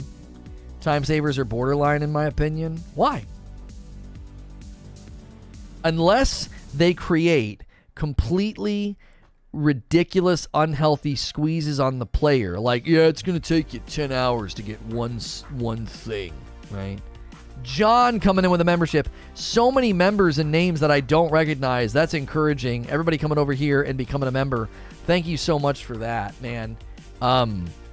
We are very, very hopeful about the future. We will be playing some Ratchet and Clank today. I do have a premiere of a cool little golf game over there on Presents. SNTR Presents is still going to continue to get content. And we've spiked up over here to a little over 200 members, and we greatly appreciate that. We really, really do. We would love to see 400 to 500 members over here and roughly the same over there. That would be the dream. You know, that'd be a great launching pad for us with all these changes that we're trying to do. So everybody that's continuing a membership on both channels or just one, we greatly appreciate that. Time savers auto make the game boring grind. Look at AC. Right, but if it's totally optional, there are time savers in Warframe, aren't there? Super grindy game, you know. Casual anime. Just subscribe. Thanks for the subscription. We pay subscription for PS Plus and Xbox Live. Next-gen upgrades should be free, and the cost should be pushed onto Xbox and Sony. Really? I cannot wrap my head around why you think that is. Why would Microsoft and Sony pay for that? That doesn't make any sense. Okay, I might be logically connecting it now. So in your mind, Sony would go to Gorilla and say, hey, we want to subsidize all that extra work because it makes our platform look better. The dynamic lighting, the cinematic lighting in the game, higher resolution, higher frame rate, 3D audio. We're going to pay for that because it makes our platform look better. I don't think that's going to happen. Right? Aritra Raha with a membership. Enjoy the dope badge and emotes. Enjoy the joystick. You're dope and deserve dope stuff. That's the problem with free-to-play and subscription gaming. That thought process right there. Right, that you as the consumer should only ever have to pay $60 and nothing else. Yeah. Like everything should just be given to you at there. Now, Sony and Microsoft should foot that bill. They're free for Xbox, just not Sony. But Mo, you know that's not accurate. FPS boost is not the same as 3D audio, dynamic lighting, increased textures, haptic feedback. FPS boost is a flip of a switch for some of those games. Run a patch to stabilize the increased FPS and turn that on. Sony wants the money. You understand that Sony does something that Microsoft does. You're just not giving them credit for it, right? Ghost of Tsushima, free upgrade for increased frames per second. Horizon Zero Dawn, free upgrade for increased frames per second. God of War, 4K checkerboard, increased frames per second, free upgrade. You got all those things for free on your PS5. You didn't pay a dime for it. But when a company goes in and says, we're going to add all these brand new extra features, no one's doing that on Microsoft. I've not seen a single company do that.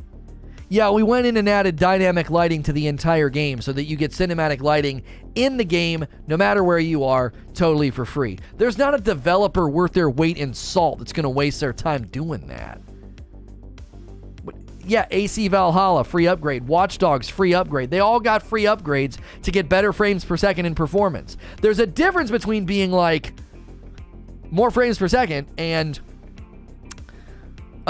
they went through and resynced all the Japanese cutscenes in Ghost of Tsushima. They added 3D audio. They added haptic feedback. Like, that's a bunch of extra stuff they went in and hard-coded.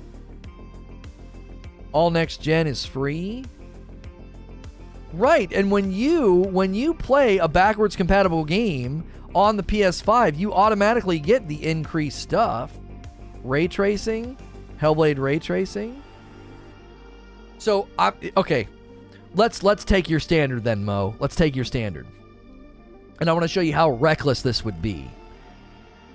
All it takes is one company to give something away for free, and then everybody else is supposed to give it away for free. You think that's a good idea? You think that's good for the industry? Do you? So you think what No Man's Sky is doing? No Man's Sky cranks out updates every 3 to 4 to 6 months, totally free. Them doing it then means the rest of the industry has to do it, right? So because they gave you ray tracing and better performance in Hellblade, then every other game company should do the same thing? They should go in and they should hard code haptic feedback, Japanese lip sync, 3D audio, do all that for free. Do all that for free. Why? Well, Hellblade did, so you should too. That is so reckless. That would be so bad for the industry. Everything that is a next-gen patch is free. That's not a next-gen patch. Hellblade outsourced the ray tracing. Like, that's not a next-gen patch. Haptic feedback in your controller on the PS5, that's not a next-gen patch. That isn't. Somebody had to go in and say, tension here, resist here, this bow, that weapon. They had to hard code all that in. It was not a patch. It was somebody going in and adding that. 3D audio, same thing. That's not a patch. Like, yeah, just flip the switch, John. Give him 3D audio. Pay for the game once, then upgrades are free. That standard you're applying so liberally, I don't think it's sustainable, Mo. It's one thing for them to say, here's the game for $60. We're pushing out a patch to fix some of the performance issues. We're not going to charge you for that. Sure. You come back a year later and say, we got an upgraded texture pack, we resynced all the audio for these cutscenes, we added 3D audio, we added haptic feedback, we did all this for the game to make it run and look better on PS5s. If you want this, it's totally optional, it's extra additive stuff, it's $10. That's not an updated patch to make the game run better. So 3D audio and haptic feedback's now a DLC? Nope, it's an optional feature package. You can completely ignore it if you don't want it. You don't think it's worth $10? Then don't buy it. I don't want you to have it if you don't think it's worth $10. I want you sitting on the sidelines, grumpy about not having it, while I enjoy it. Why? Because I'm paying a company to do more. That's how it should work. They took the time to do more. And if I want it, I'm paying for it. It's not a patch. DLCs are also optional. Thank you. You just disagreed with yourself. They made all this extra stuff. Do you want it? Well, I paid $60. It should be free. No, if you want it, buy it. If not, sit on the sidelines. And be grumpy in the rain about it. Oh, it should be free. I paid $60. No, you're not entitled to this. They took the extra time to make it. You don't get that. So all their operating costs, all their departments, all their resources that went into adding that extra stuff, just do it for free because you gave them $60 one time. That doesn't make any sense at all. They took the time, but they don't get paid more. You think Sony pay them for more hours? Really? No, you're paying them more if you buy the update. You understand that, right? Like, they created something and determined a market cost for it. $10. Next-gen upgrades are ray tracing, Unreal 5, and stuff like that. You have to code all of that, and I'd pay $20 to $30 for the extra coding and everything. Yeah, I want my game to look and run better. I'll pay for it. No, you're not. Your money doesn't go to the devs. Please. I clearly need educated on how the industry works. Please split hairs in a macro argument about a micro to seem clever. That's great. Yeah, thank you for that clarification. You're right. I need to preface my argumentation with the money doesn't go to the devs. It goes to the publishers, which in then turn gets them closer to profit margins and royalties and subsequently supports the devs. Is that better? Is that better that I qualified that split hair now? Come on. You know what I'm saying. When they take the time to make that, put it out in the market values and supports it and buys it, that supports them. I'm not giving them the $10 and then some developer puts it in his coat pocket. He's like, thanks. It's an ecosystem of support. If a developer takes the time to make a bunch of extra additive stuff, you're not entitled to it. You're not. If they want to flip a switch to say, oh yeah, we'll give you, we'll uncap the frames. Yeah, that system's stronger now. Yeah, that's fine. We'll uncap the frames. That's not the same as the developer and departments working on extra additive stuff. They're not equal. They're not. You're saying they're equal, but they're not. There's a difference between patches and like, oh yeah, FPS boost. Sure. And it's real easy to see the difference. Ghost of Tsushima got an updated patch that gave it increased FPS. God of War got an updated patch that increased the FPS. Horizon Zero Dawn got a patch that upgraded the FPS. That is not the same as a suite of perks like 3D audio. Might not matter to you. We resynced all the Japanese cutscenes. Might not matter to you. Haptic feedback. Might not matter to you. Totally optional, off to the side. They could have baked it in and made everybody pay for it, but they didn't. They gave the customer the option. Like, if you don't care about this, maybe you don't use the Japanese voice actors. Maybe you don't care about the haptic feedback. Maybe you don't like it. Maybe you turn it off. Maybe you're not set up to benefit from 3D audio. They gave it, it's totally optional. It's over here. If you like this kind of thing, it's $10. Why? Because they made it. It's like a feature pack. It's like an optional feature pack. It's not a patch or an update. It isn't. It's a totally optional suite of features. Random thought, Lono could put a green screen disc plate and put a video on it. I know, right? Yeah. Just paint it green. What to buy Horizon Forbidden West? Well, you can buy it. Be grateful for free next-gen updates, but don't expect it. It was extra work for the devs. $10 isn't that much to ask for those kind of updates. Cosmetics cost more than that, and they offer less. I'm telling you right now, I'm not going to let people like you win the argument and sway the public. Do you want to know why? I'm going to do everything I can to shut you down, and I'll give you one simple reason.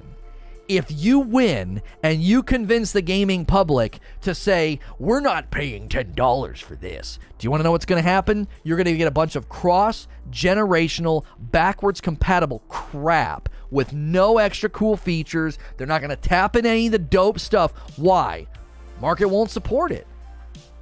You think devs are going to watch the consumer response and say, oh, we should definitely do that. We should definitely put a team on haptic feedback, 3D audio, ray tracing, and cinematic lighting in the game, really make it look pretty. We should definitely do that because the market is rejecting the fact that that should cost anything extra. You know what they're going to say? No, just make it cross-generational. Just give them their 60 FPS and tell them to shut the frick up. Like, here you go, $60. Yeah, it's backwards compatible, cross-generational support, 120 million PlayStations are in circulation. We're going to make a ton of money, and you're going to get nothing on your PS5. Why? Well, because nobody wanted to pay for it.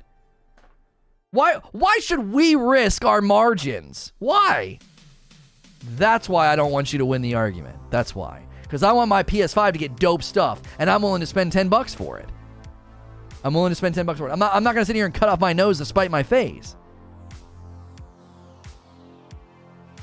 What's funny is the system that supposedly is the worst has more next-gen games coming out. What are you talking about? What next-gen games are coming out for the Xbox right now? Xbox. I was at my nephew's, and they said, which system right now do you have most of the new games on? I was like, a PS5, I think. My Xbox is nothing but backwards compatible games. That's all it is. I bought a house. They created a new way to insulate the windows. I should give them for free. Right. If they innovate on the tires, I should give them for free. That's right. Yeah, I bought the car and just give it to me for free. You already paid for it, is what I'm saying? No, I didn't. Paying Sony for a PlayStation 5, that's not like an eternal ticket to ride on all the updates that devs work on. So Sucker Punch creates all that extra additive stuff for Ghost of Tsushima. And you think I can say hey, I already bought a PS5. I already paid for those features. No, I didn't. You bought a Blu-ray player, and a Blu-ray player can play Blu-rays. And guess what? Blu-rays are more expensive than DVDs because they tap in to the extra power and the extra features of your Blu-ray player. When you buy a Blu-ray player, you don't go to Best Buy and chew out the sales rep. Are you kidding me? Why are Blu-rays more expensive than DVDs? I already paid for all that when I bought my Blu-ray player. No, you didn't. You bought a Blu-ray player. It can do all the extra awesome, super dope stuff. And this movie is more expensive than a DVD because it comes with all the extra awesome stuff. There weren't revolts and rants and raves. Maybe there were, but people weren't like, I can't believe Blu-rays are more expensive. I already bought my Blu-ray player. Nobody made that argument because it doesn't make any sense.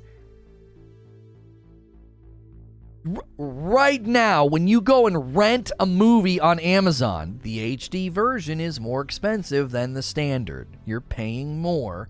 I bought an HD TV. Why do I have to pay more for the HD version of the video? You see? It doesn't make any sense. This was the argument with Mo I had to run out on. I think we were at buying a frying pan doesn't give you a right to free steak, and Mo said food is not tech. Blu-ray is for a movie. Didn't Blu-ray die? Well, Blu-ray died because of streaming. Streaming is just easier. Blu-ray is not a big industry. Well, it's still going, but it's not as big of an industry as it was. Not sure how it works, but I just double dipped. Thank you, Can't Booyah, for double dipping. I greatly appreciate that. Blu-ray's not dead, but it is not on the high horse that it once was. Way more people consume videos now via streaming. Way more. Hey, somebody else ordered some coffee. So many coffee orders, man. The Extreme ordered a bag of dark roast. Thank you. That inherently makes no sense. You have an entitlement to features because you bought a system that can utilize those features. That's what I'm saying. By the way, guys, I love Mo. Mo is a homie. He buys coffee. He's here all the time. And we spar on this regularly. We spar on this debate. Your controller gets updates that you pay for those? That's not the same, Mo. That's not the same. My Xbox and my Sony get system hardware updates. My Nintendo Switch gets system updates, right? They push out a patch. Controllers and all of that. Updates are over here in a category of improving how it functions. Like, oh, it doesn't do that bug anymore. It doesn't do that glitch. You don't fall through the map. They fixed that thing on that one mission that was busted. That's not the same. This is going to be a great parallel, Mo. Be a great parallel. Snoop renewing their membership and getting a blue joystick. Thank you. I'm gonna make a good parallel here. Right now, my controllers for my Xbox don't do haptic feedback. They don't. There's not a way for them to push out a patch to give me haptic feedback in the controller because the controller doesn't have that feature. If I want haptic feedback, if Microsoft came out with a controller that did it, I'd have to buy that controller. Do you see? They can update that controller till the cows come home, but they can't suddenly be like, yep, it now has haptic. So, parallel that to a game. We'll do patches and updates. We'll fix and refine what's already there. But if we're going to do something that is additive, like 3D audio, haptic feedback, resyncing all the Japanese cutscenes, that's additive. That's not an update. Do you see the difference? You got to see how I'm drawing that distinction, Mo. Updating isn't the same as additive features. They're not the same. Some companies will be like, no, we'll do additive features for free, but not every company's going to do that. Not every company can afford to do that. Brother, we spent 6 months on this. We got to charge for this. I see where you're coming from. It's anti-consumer. How is it anti-consumer to give you the option to buy something that they worked on, and if you don't want it, you don't have to buy it? You want to know what anti-consumer would have been? Sucker Punch baking in the extra $10 into every single version. Be like, no, you got to buy it. We made it, and everyone has to pay for it. That's anti-consumer. Pro-consumer is saying, here it is. If you want it, buy it. If not, no worries. They don't owe it to you. It's not yours. It's something they made. They took the time to make it. all that extra stuff. And if you want it, you can buy it. And if you don't, great. They don't owe that to you. So the hundreds of thousands of hours that they spent adding 3D audio, haptic feedback, resyncing all the Japanese cutscenes, they owe that to you? Why? Why? What contract did you engage with them that entitles you to that? You paid $10 for haptic and audio? Yes, I did, and I would do it again because I want to support that in the industry. Do more, build more, I'll pay more. I'm all about it. I'm all about it. Like, that's how it should work. They made something, created it, put it in the game. If I want it, I pay for it. I'm not entitled to it. When I bought Ghost of Tsushima for $60 a year ago, why does that entitle me to everything they work on after the fact? I do not get that. It doesn't make any sense to me. Is that more of a patch than additive content?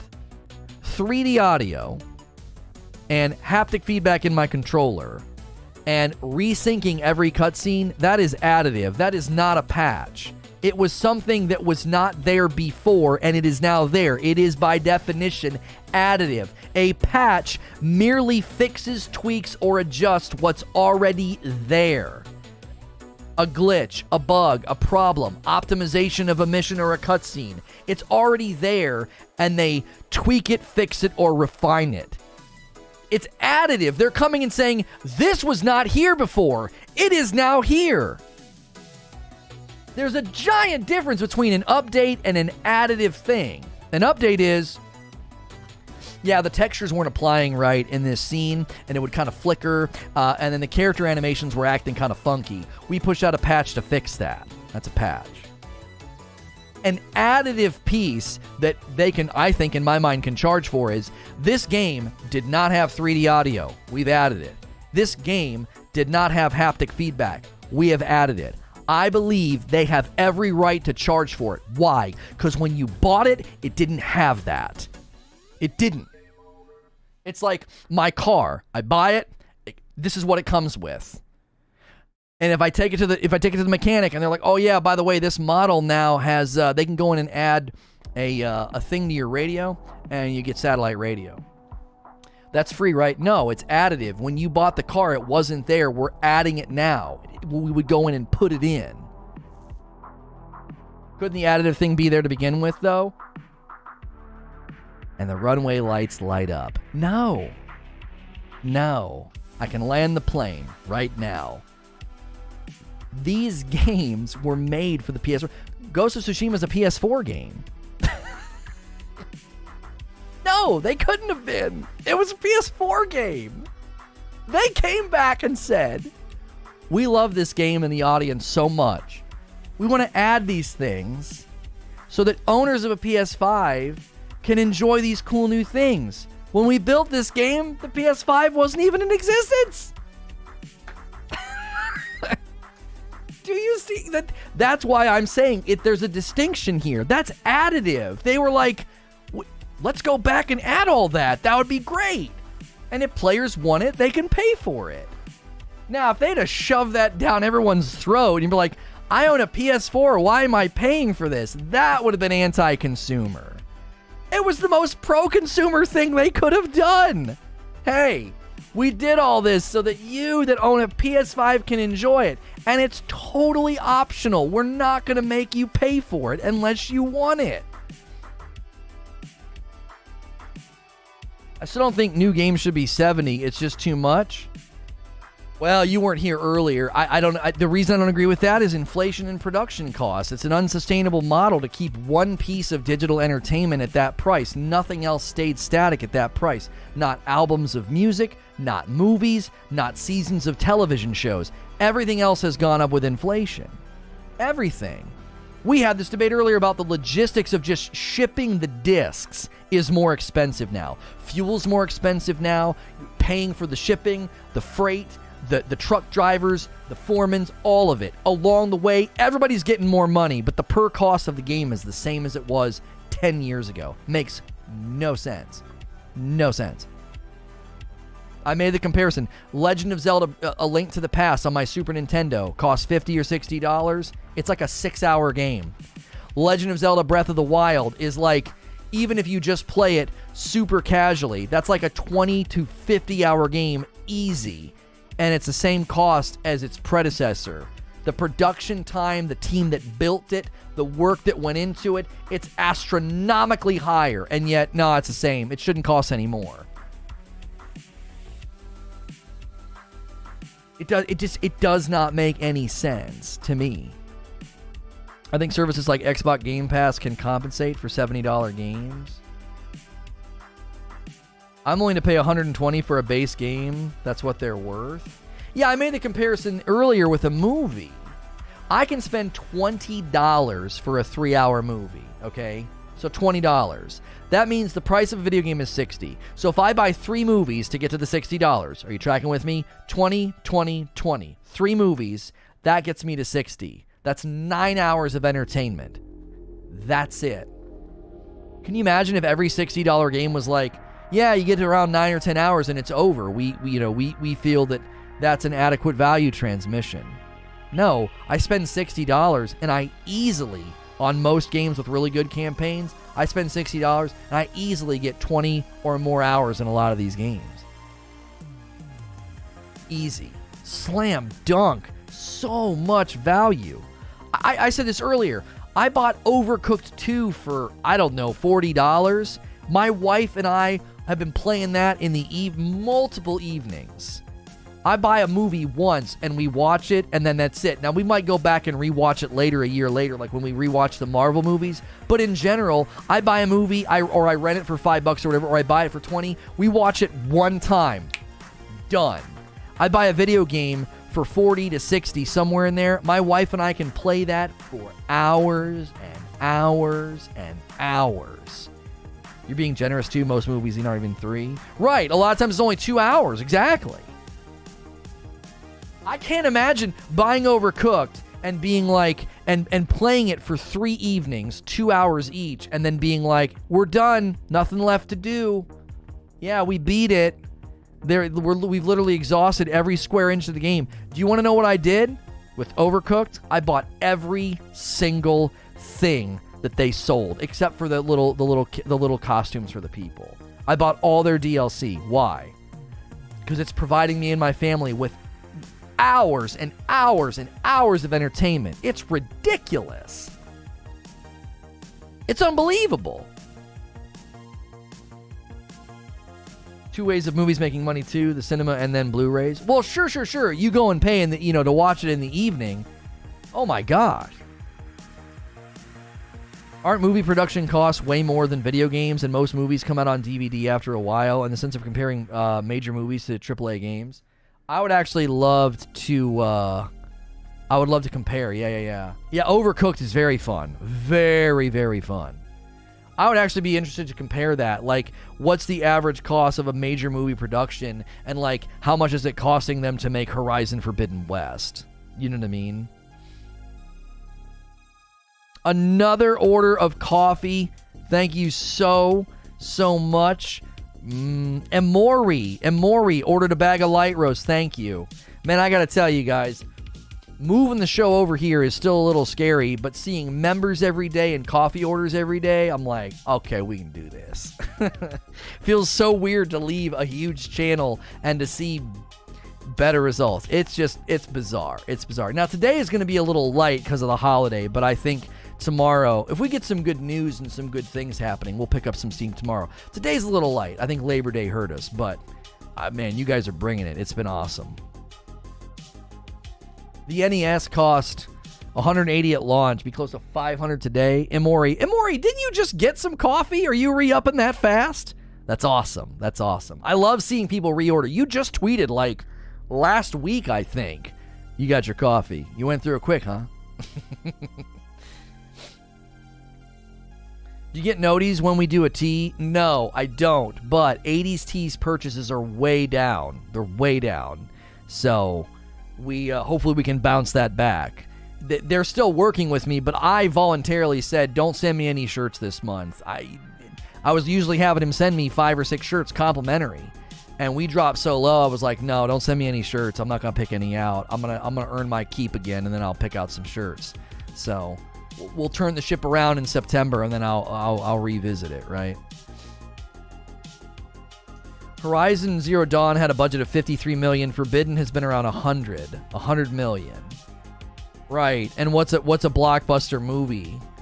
I guess it's hard because you start looking at the Disney and Marvel movies, and that's just different. It's just different. Contracts, licensing, and then the distribution and the sales are just insane. Game Pass saved me $60 on Outriders. The game was terrible. Oh, yeah. It saved a lot of people. Avengers was $220 million. You're back, Vivi. Welcome back. Right, so Horizon Forbidden West, $100 million. Avengers was $220 million. It was only twice. If that's true, I mean, that's just a glimpse into how ridiculous this is. You know how limited the audience is for Horizon Forbidden West purchases compared to an Avengers movie? Come on. That can't be true. $220 million. A blockbuster's like $300 million. Their reach is insane too. So that's insane to me. If Horizon Forbidden West is $100 million budget and really big movies is like $200 to $300, that's freaking bonkers to me. Horizon Forbidden West has a third of that budget, and they're selling to an insanely smaller audience. 120 million console owners, that's nothing compared to the viewing audience of a blockbuster movie. That's nothing. Those movies are viewable everywhere. Theaters, streaming services, DVD, Blu-ray, opening weekend globally compared to 120 million PlayStations. That's night and day. Do you see how much harder it would be to recoup your costs with a budget that size and an audience so significantly smaller? That's crazy to me. It's crazy to me. Like I said, we're making out like bandits on what we pay for games. Isn't Halo rumored to have a $500 million budget? Well, and the difference there would be that's like comparing a video, like Halo's like the first 3 Marvel movies, right? Like multiple, it's going to go on. They're investing in like a 10-year plan. Horizon Zero Dawn sold like 10 million units till February. I'm expecting 15 to 20 million now. What's your prediction for Forbidden West?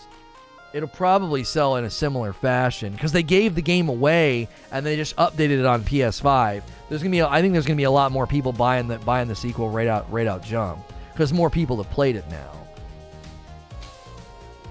You know, they've sold 15 to 20 million. I wouldn't be surprised if closer, 25 to 30 million people have played the game. There's also people who got it on PC. I don't know how many units they sold on PC. Those people have a reason to try to snag it, if they have a PlayStation 4 or a 5. Halo is an online shooter, so it'll probably have lots of micros and content drops. Yeah, but that's the point that I've been trying to make. The budgets are just insane. Like, people sit here and act like, well, they just charge the money because they're greedy. And it's like, oh my gosh, their budgets are insane. They're so high. Forbidden West is way better than the last one, and for sure, lots of people are going to buy it. Well, I mean, we hope it's better than the last one. I mean, we're based off trailers and gameplay. I think you're probably right, but we have not played it yet. That game could be in bad shape. That game could be in real bad shape. We need 6 more likes for 400. A scrappy little stream today, even for a holiday. Thank you guys for almost 400 likes. Let's take another question here from Freddie Jackson. I agree with you, games should keep up with inflation, but do you think it should rise every generation of console with a marginal amount around $10 or very small incremental per year? I think small incremental per year would be just strange, I think a $10 jump, you know what I mean? The elephant in the collector's editions can change the highlights. Oh, like the physical thing they give you? That's kind of cool. So high, but if the first Horizon sold 16 million copies at 60, that's nearly a $1 billion. Yeah, but how many of that billion has to go to publishing and marketing costs? If your budget was 120 million And then the margin on that seems like, oh man, it's $900 million in profit. Well, no. Because the operating cost, the budget doesn't necessarily mean that because so much has to go to the publisher, so much went to the marketing budget. I'd be interested to see the line item breakdown on like how much Guerrilla made. Doesn't the budget include the marketing? It does, but don't they have like royalty share agreements? So like a certain percentage doesn't even go to them. It goes to the publisher, right? Isn't that how it works?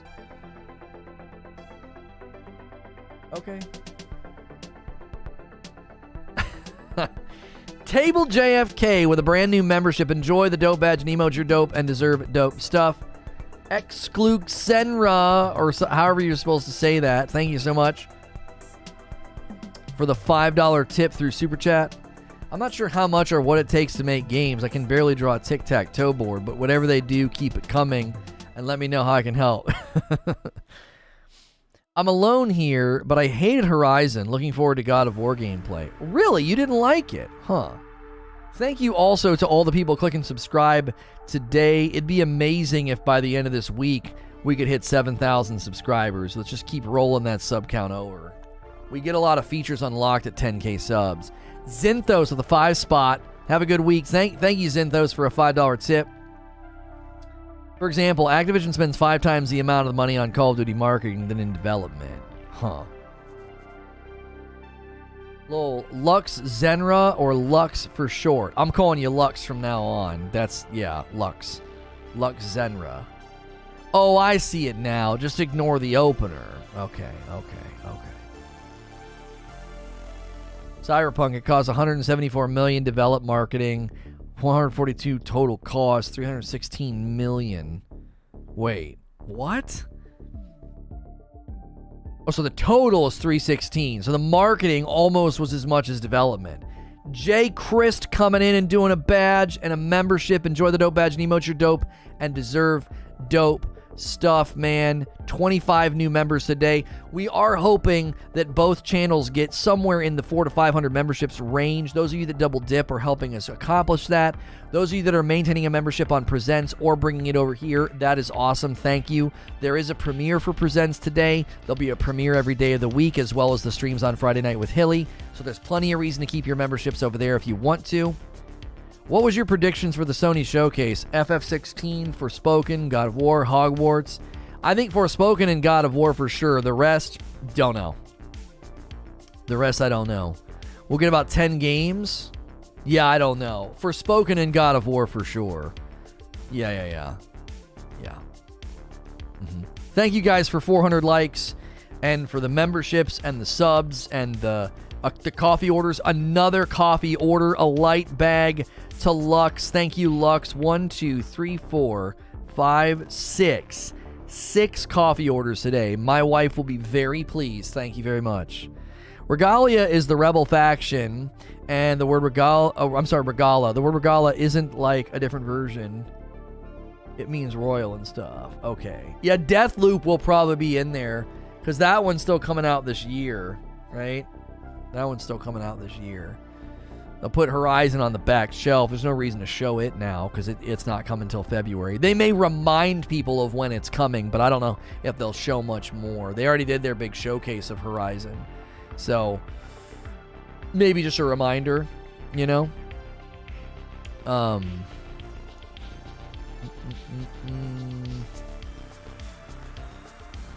Selleck is trending. Obligatory relieve Denzel.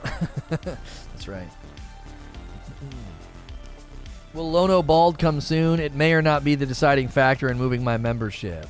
Yeah, we could bring over Lono Bald. We could set that as like a member goal maybe. Like, let's hit 400 members over here or something for Lono Bald. I don't know. I think we're in the... Are we in the 150? 250s now? I just checked it a little bit ago and I already forget what I said.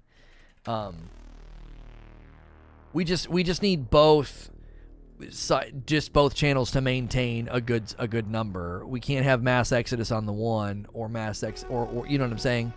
Yeah, we're at about 250 right now. So yeah. Another 150 or so to get to the, that 400 mark. If we can hit 400 or 500 on both channels, we will be in such a great spot.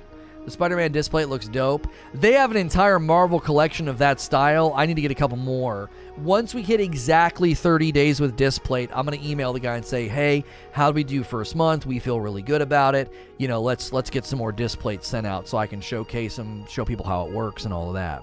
Robert coming in with a membership. Enjoy the dope badge and emotes. You're dope and deserve dope stuff. So many members and super chat tips today and coffee orders. You guys are you guys are champions. If we're going to be able to ride this YouTube gaming wave change that they're instituting, it's going to be because you guys showed up and let us just we are definitely in a good spot if you guys keep showing up like this. So thank you. So let's put the last question up here before I take a very quick break. Poop Sack coming in with a tier 2. Thank you for doing a tier 2. Very generous. Tier 2 members can do video game voting in the Discord. We are going to start to bring video game voting to the YouTube channel under that community tab. It'll be like a members only post that you vote on. I want to make it a lot easier for anybody who upgrades to a tier 2 to vote. So if some of you are like, I don't like going in the Discord or I don't use Discord, that's totally fine. We want as many people in the Discord as possible. That's going to be the central hub for a lot of what we're doing with the game nights and the playing with the community and Halo and all that. But we're going to try to bring video game voting to the channels. So like, you would see a post on Monday for Wednesday. So you guys could all vote, and then on Tuesday I would be like, hey, you guys all voted, and here's the result. And so the more tier 2 and above members we have, the more of you that can vote. And we would probably do a post on both channels. So if you have a tier 2 here and there, or just here, wherever, you would see that post and be able to vote. Wherever you have your tier 2, that post should hit your sub feed so that you can vote. Silent Warrior says, this is for you in the audience. Would you be up to pay a sub to a dev like people do to Netflix? $20 a month and you get the titles that they come out with instead of paying per title. I mean, this is already a thing. This is already a thing, right? I mean, EA Play and all these other things, like so many people are trying to get into the sub for this reason. Or an MMO has a sub a lot of times. It'd be very hard to put up 5 polls on the community tab and be easier. They need to get in a Discord.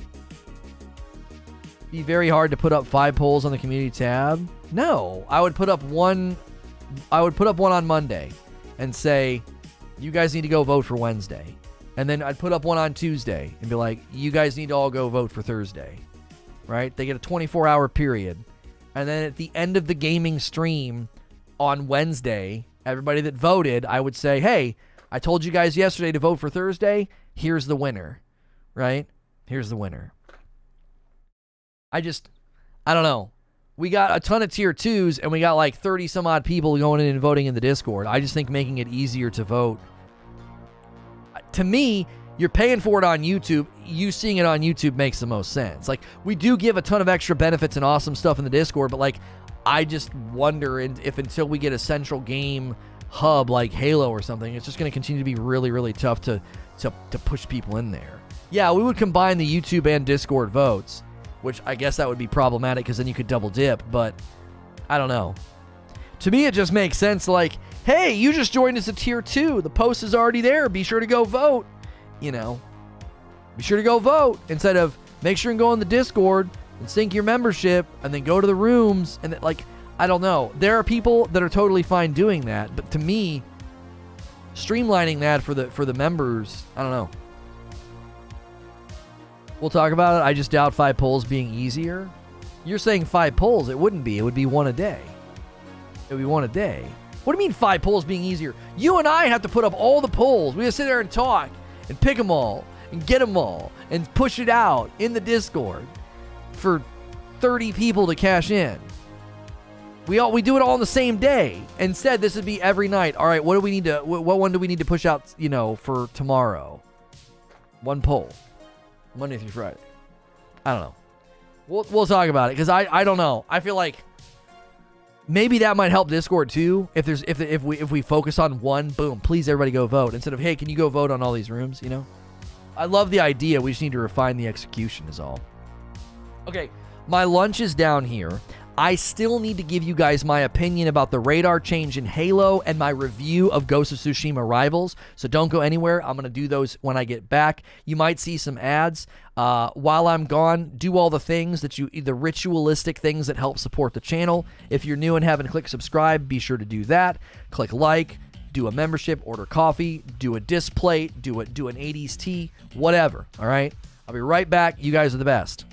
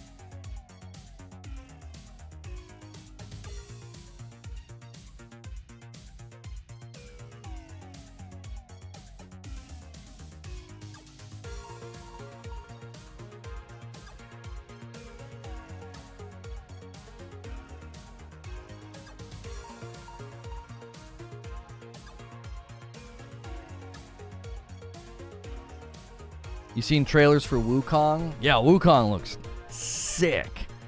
Looks friggin' awesome. Let's see. Do I have a Halo Infinite? That's a multiplayer cinematic trailer. Let's get the Halo multiplayer trailer for this segment about the radar changes. Multiplayer reveal. Yeah, this is the one I want. 4K loop. There we go. Really love what Chair has done with the stream. It's great, isn't it? We still do these segments, and these go to the updates channel. If you like little short 4-minute videos, or you like supporting every channel that we have, we appreciate you doing that. The 0 minute. And we open every day with the lead now. So if you want to come and you're like, what are they debating? What are they talking about? You can just rewind to the literal beginning of the stream, and it's just the opening segment. 3:37:30. Let's go. 3:37:30. And we'll record our Halo segment. Hey, thanks for watching another SNTR update. This one's going to be about Halo Infinite radar changes that have been announced by 343. If you like these short gaming news updates, hit subscribe and the bell button so that you continue to get them, or check out the link below to my live stream where we discuss these things every day, Monday through Friday. 343 recently addressed the differences between the radar in older Halos to the one that they attempted to implement in Halo Infinite, and this is what they had to say. The combat sensor or radar that sits in the bottom left of your HUD followed a different set of rules than previous Halo titles. It only displayed enemies when they were sprinting or shooting, which is more of in line with Halo's 5 threat tracker. It's even named threat tracker, right? It's tracking a threat as opposed to just tracking movement. We knew that this implementation was going to feel different, maybe even a little contentious, and that's why we wanted to get feedback on it as soon as possible in the tech preview. 343 then revealed it'll be changing it, and this is what they said. While some appreciated the new approach, we found that most players missed the old properties in these social matches. We're going to update the combat sensor to feel more like the motion tracker of old, which shows all movement. I want to talk about why this is such a solid change. First, it's good to see 343 listening to feedback, as a main source of their player base is going to be incoming Halo franchise fans. So listening to those people is vital to the health of the game, the success, and the ongoing relationship. Setting a tone now for player feedback, implementation, and communication is a great first step toward a live service 10-year Halo. That's what they want to do, and this is a great way to set that tone. Listen, give us your feedback. Don't be nasty. Don't just beat us up and be terrible. Like, let us know. We will implement changes if we feel the community has asked for it.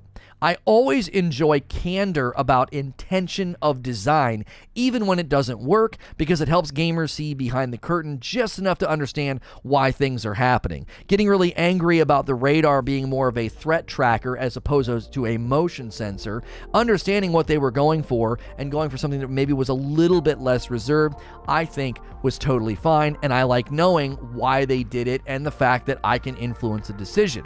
Lastly, I want to talk about radar is so key to Halo and other games like Halo for a variety of reasons. In games like Halo, radar is key to creating a healthy skill gap because experienced players rely heavily on it for moment-by-moment decision-making. Lesser skilled players then can also feel like they have enough information, sort of a security blanket, to move and engage. They know where people are rather than hiding, camping, or freezing up. Traditionally, anytime I played a game like this and you shut the radar off, it completely changes the flow of the game. Now, some people prefer that flow change. SWAT would be an example of that. You can do that right now in Splitgate. You go play their SWAT mode and there's no radar. It plays a little bit slower. It plays a little bit more campy, and I personally don't like it, while others might prefer it. This allows for those other modes to showcase and remove radar, and then those other modes stand out more. It creates a very different experience and skill expression. So what this does is it gives you that opportunity to choose the modes that you prefer, but also the smarter the player, the more experienced player, the better that radar info is going to be helping them make those choices and those decisions. And then if you're on the very bottom end of the spectrum of skill, you can move around in confidence. You gotta know where people are instead of feeling like, I don't know where anybody is. I'm just gonna sit here and like what they call sound whoring, right? You're just gonna listen for footsteps. So great choice from 343 to get in front of this and make that adjustment, because this game is gonna heavily rely on the health of its PvP audience. As always, if you like these short update videos, hit subscribe and the bell button, and I'll see you in the next one. Yeah, so I applaud that. I think it was really, really good for them to get in front of that, because it could have been bad. I think it could have gone very, very poorly if they were just like, no, we're just gonna throw it out there. We're gonna leave it as is, right? Now I'm gonna give you my review of Ghost of Tsushima Rivals. All right, Ghost of Tsushima Rivals.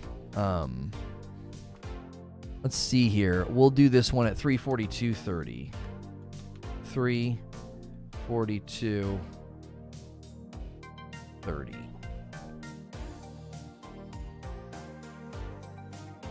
Hey, thanks for watching another SNTR update. This one's going to be my review or first impressions of Ghost of Tsushima Rivals, the new mode that came to their Legends mode. If you like these short update videos, hit subscribe and the bell button so you don't miss them, or check out my live stream linked below, where I stream Monday through Friday and have live discussions with the audience.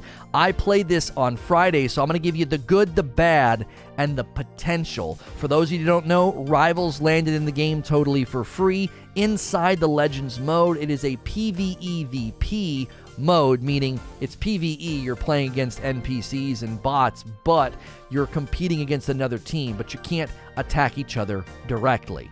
Let me give you the good. These types of modes are a blast, and the combat in Ghost of Tsushima is surprisingly agile and adaptable to this type of combat and competition. The first time I played Legends, I thought, man, I have been sleeping on a smash hit here. I cannot believe they gave this to us for free. A lot of the people quibbling about the $10 optional purchase for all those cool features in the director's cut. It's like they gave you a literal game mode for free. They just did it. They threw it in the game. I think it's awesome. The curses and the fighting inside Rivals, I think gets intense. It's fun, but manageable as you juggle lots of different responsibilities. I had a really good time with it. I thought the different curses and things you could throw at each other, like arrows from the sky, really challenging enemies. I already felt a sense of strategy of, I know they're going to send a really, really challenging enemy. I better save my, what feels like an ultimate. I better save that for the big guy when he comes over, and killing them really quickly. Or I used it one time to win the game and everything slowed down and was like, you won. It was such a fun little content loop. I enjoy the intensity along with the sense of playing against another team while working to sort of sync up with the match-made teammates that I had been given. I really thought it was a fun experience, and I definitely wanted to play it more, which relates to the bad. Sadly, we only got to advance to the second map before connection problems emerged. Either not enough players had jumped in and advanced to the third map, because I went to the third and just couldn't get anybody to match, or maybe the servers were struggling.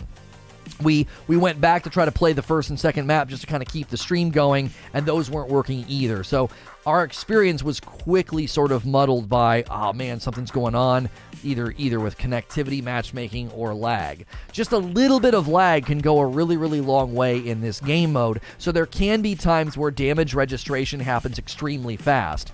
This is true in all of Ghost of Tsushima Legends, not just Rivals. Just something you have to kind of accept with internet gaming is if there's a little bit of latency, there were times where like I had a good amount of health and all of a sudden my health evaporated. Like just a little bit of a hiccup of latency can cause those issues. That is one of the bad things about Rivals and Legends. Obviously, this is another step forward for what I feel like is a live service Ghost of Tsushima, so hopefully the bad can diminish and players can jump in and enjoy it rather than sit around in a lobby waiting. Lastly, I want to talk about the potential. I continue to see massive potential in the expansion of the Ghost of Tsushima franchise, especially with different classes that you can play as and the loot that you gather and the builds that you come up with. Beyond just looking at the map and the main game and imagining how many different islands they could potentially add, playing Rivals gives me a sense of experimentation from the developers. I truly hope Sucker Punch continues to ask the question, just how far can we take this game and honor its identity and DNA? Because I get the feeling they're just getting started, but I worry that if they take the game too far, they could dilute it or hurt it, and it wouldn't quite feel like Ghost of Tsushima anymore. Right now, I can highly recommend Legends and Rivals, so be sure to check it out, and also be sure to hit subscribe and the bell button if you like these short videos, and I'll see you in the next one.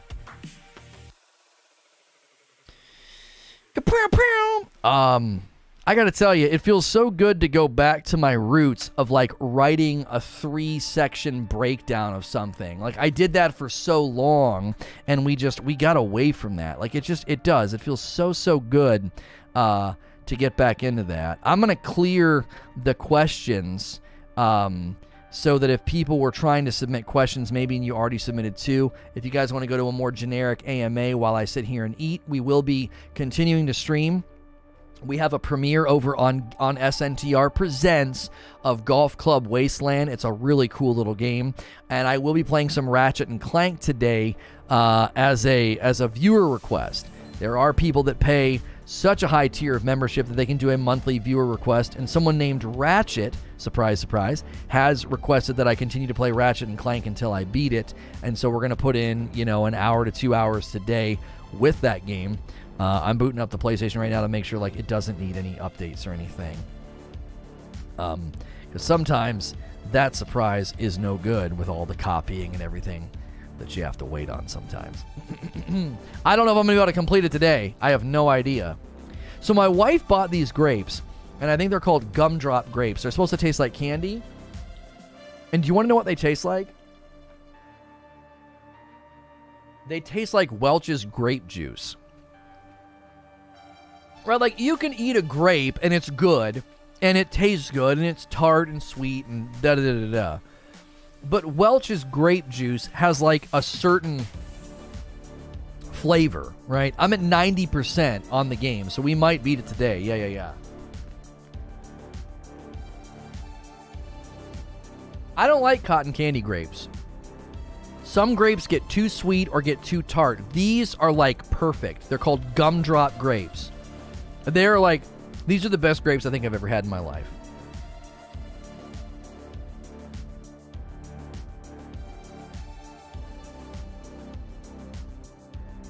They're excellent. What would look better, a matte or a gloss finish on a disc plate? It depends on the lighting in the room, Sorcerer. Glossy could look excellent, but if you got a lot of windows and a lot of light coming in the room, glossy could look bad because it's going to have all these reflections on it.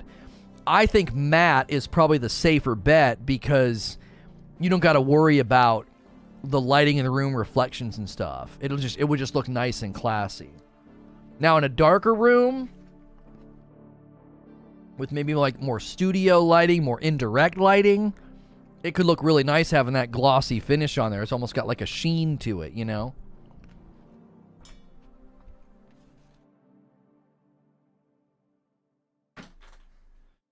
Matte upstairs, gloss in the basement. Yeah.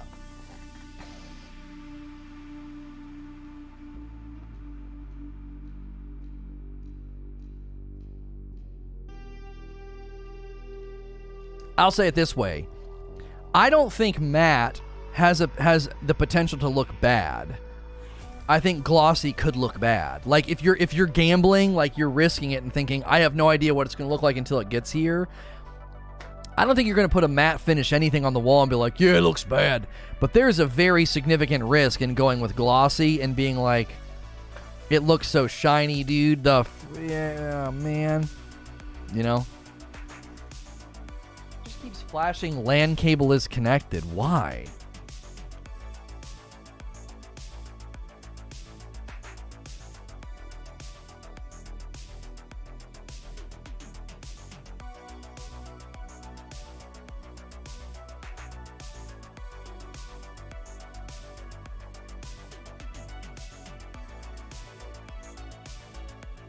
I think the Ethernet cable got bumped like just enough in the router that it was like it kept reconnecting and being like, the LAN cable's connected. The LAN cable's connected.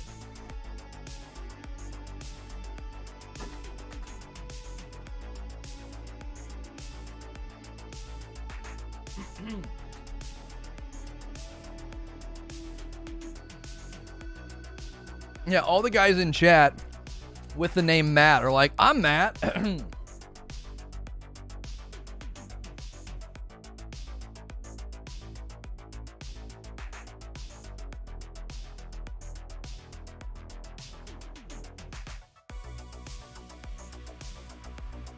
Matte finish. It's kind of a funny idea. Like a person's name and then just the word finish.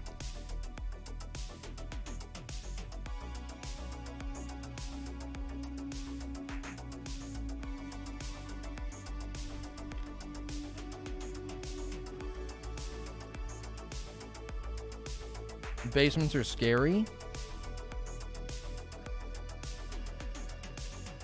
My son is so cute because, like, he's 5 and he's, like, really tough, but he's still a little boy. And it's so adorable when like he won't want to do certain things. Like if it's dark, he'll be like, "Go with me, Papa. Go. It's dark." And I'm like, "Oh my gosh!" Like it's so adorable. Like one day he's not gonna be that way, right? And he's so adorable, like because he seems so tough, but like certain things will just make him like uneasy, and I love it. It's like he's genuinely like just adorable. You know, I'm like, you gotta toughen up, man. It's just a basement, you know? It's not scary. But you know.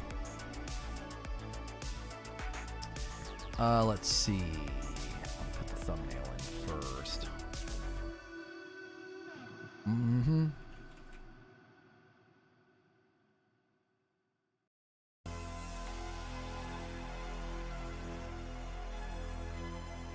Ratchet and Clank Rift Apart.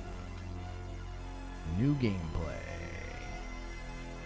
No, it's not made for children.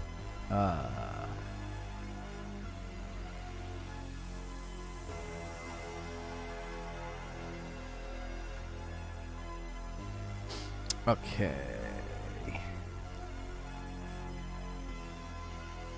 Schedule the next stream.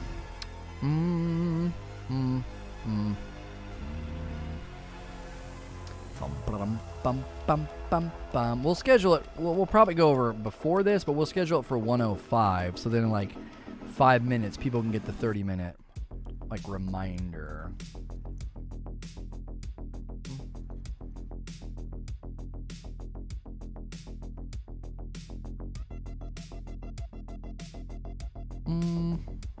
Low latency. What was that? People get tripped out by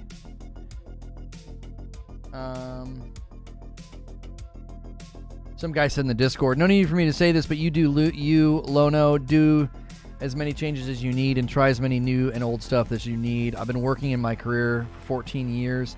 I also have a house and people to take care of. If my career was nuked like yours even twice, I'm not sure I'd have been able to handle it. Starting from scratch and rebuilding not only once but twice is something that seems to come straight out of a nightmare. So again, you do you, and we'll be here for you. Thank you.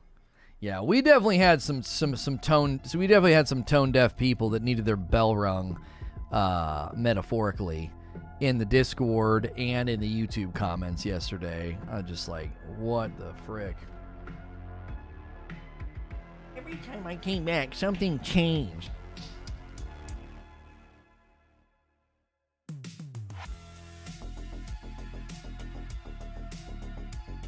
It'd be like somebody losing their legs and you like go to their house and they've had to rearrange the house and put ramps in for the wheelchair and being like, every time I come back to your house, it's always rearranged. It's so confusing.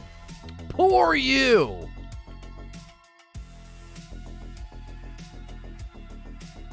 I am so sorry you've had to experience the trauma of change. My gosh. What an awful thing for you to go through.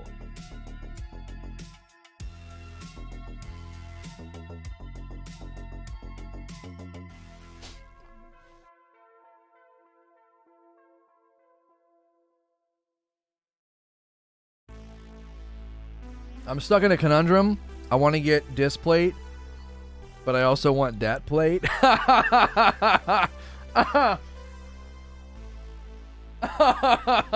was good. That was good.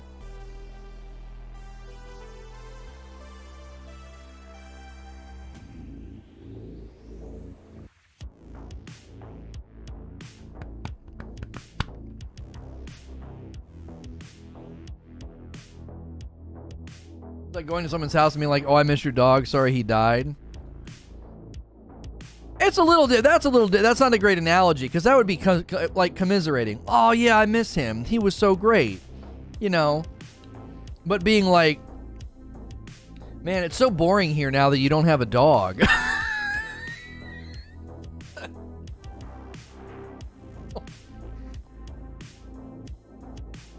Sorry, I've not been around that much. I was really only coming to play with the dog. Like, oh, thanks.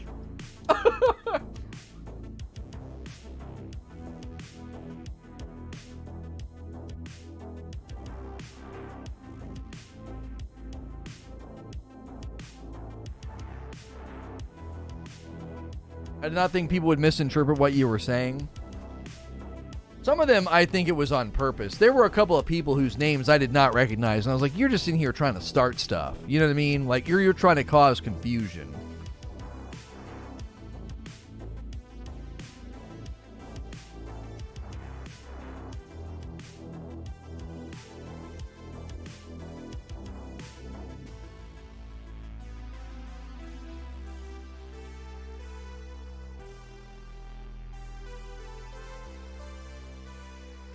Like the one guy was genuinely a little confused, and I think it's because he didn't see or he missed how I phrased it, and he was like, "What, if I can't watch every day, you want me to unsub?" It's like, no, I didn't say that.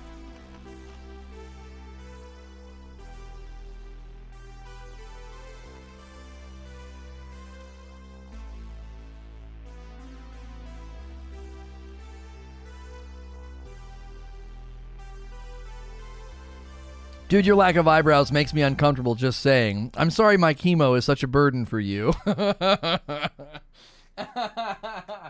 Oh.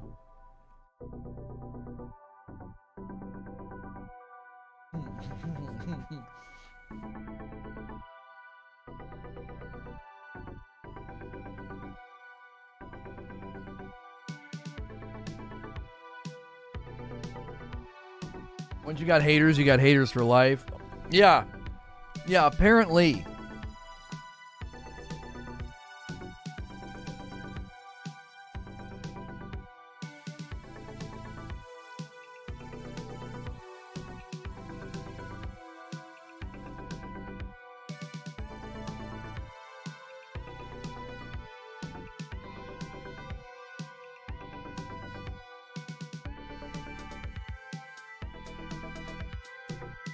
A couple of those guys just lack self-awareness. Like, they didn't hear how their comments sounded, you know what I mean?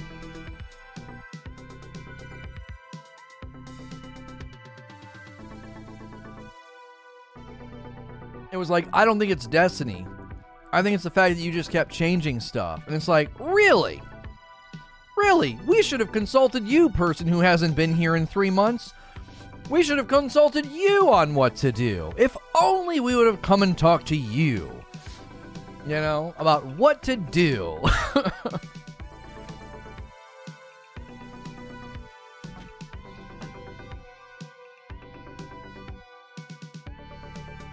Yeah, Stealth Gaming. That's why we decided to come over here. We saw positive results.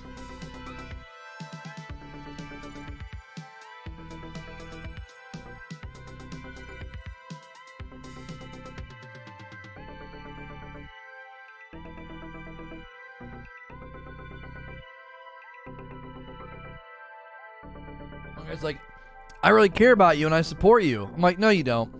No, you don't. If you cared about me and supported me, you'd have been here.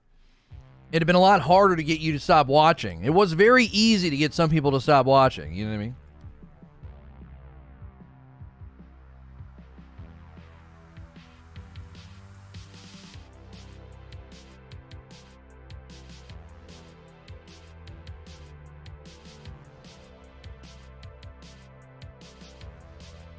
Thank you, King Arthur. Thank you. Yeah, Creature says, I think someday it'll sink in just how huge set of brass balls it takes to try what you're trying. Walking away from a 50,000 channel and encouraging people to disengage. It's been done. It's been done successfully, but it's dangerous. You surprised me yet again with your perseverance. Balls. I don't feel like I got balls or guts. I just feel like I have persistence and tenacity. You know?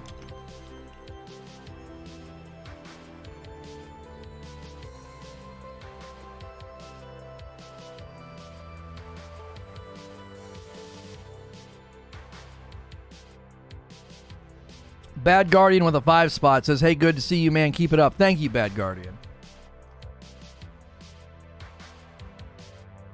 I went through and pruned my subscriptions way down after your vid. Listen, it's really unfortunate that that's the reality. It is. I had people say, you talk about gas on a fire. Let me tell you something.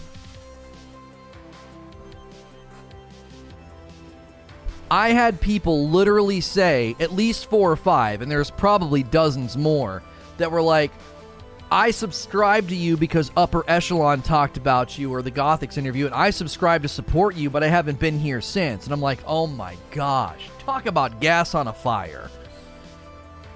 Just unintentional, right? They're like, oh, support this guy, sub to this guy, help his channel. And then they never come back. So as far as YouTube's concerned, they're like, what the frick did you do, man? None of these people are coming back. What'd you do? What'd you say? We're not going to recommend you. Everyone's leaving.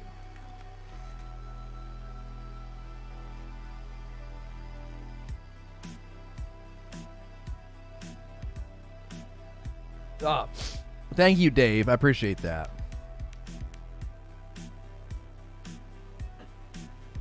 Love those displays. Think I'm going to pick some up. Make sure you use my link, either in the description below if you come back later, or use the display command. You have to use that link to get the discount and for me to get credit. It's not like a code.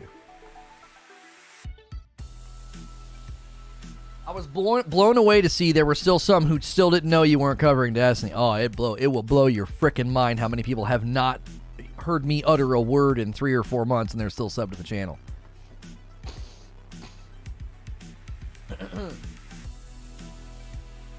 People have a hard time understanding the way YouTube works compared to Purple. Yeah, Purple's all volume. So volume. So follow count. I'm going to be honest with you. If all those people that came over and subbed to the channel to support me, if they all did memberships and then never came back, but continued paying for their memberships, that's totally fine. That's totally fine, because then it's like, oh, well, they are actively supporting the channel, even if they don't show up. Now, metrics-wise, that's probably not that helpful. Like, eventually YouTube's going to be like, your audience isn't engaging with you, right?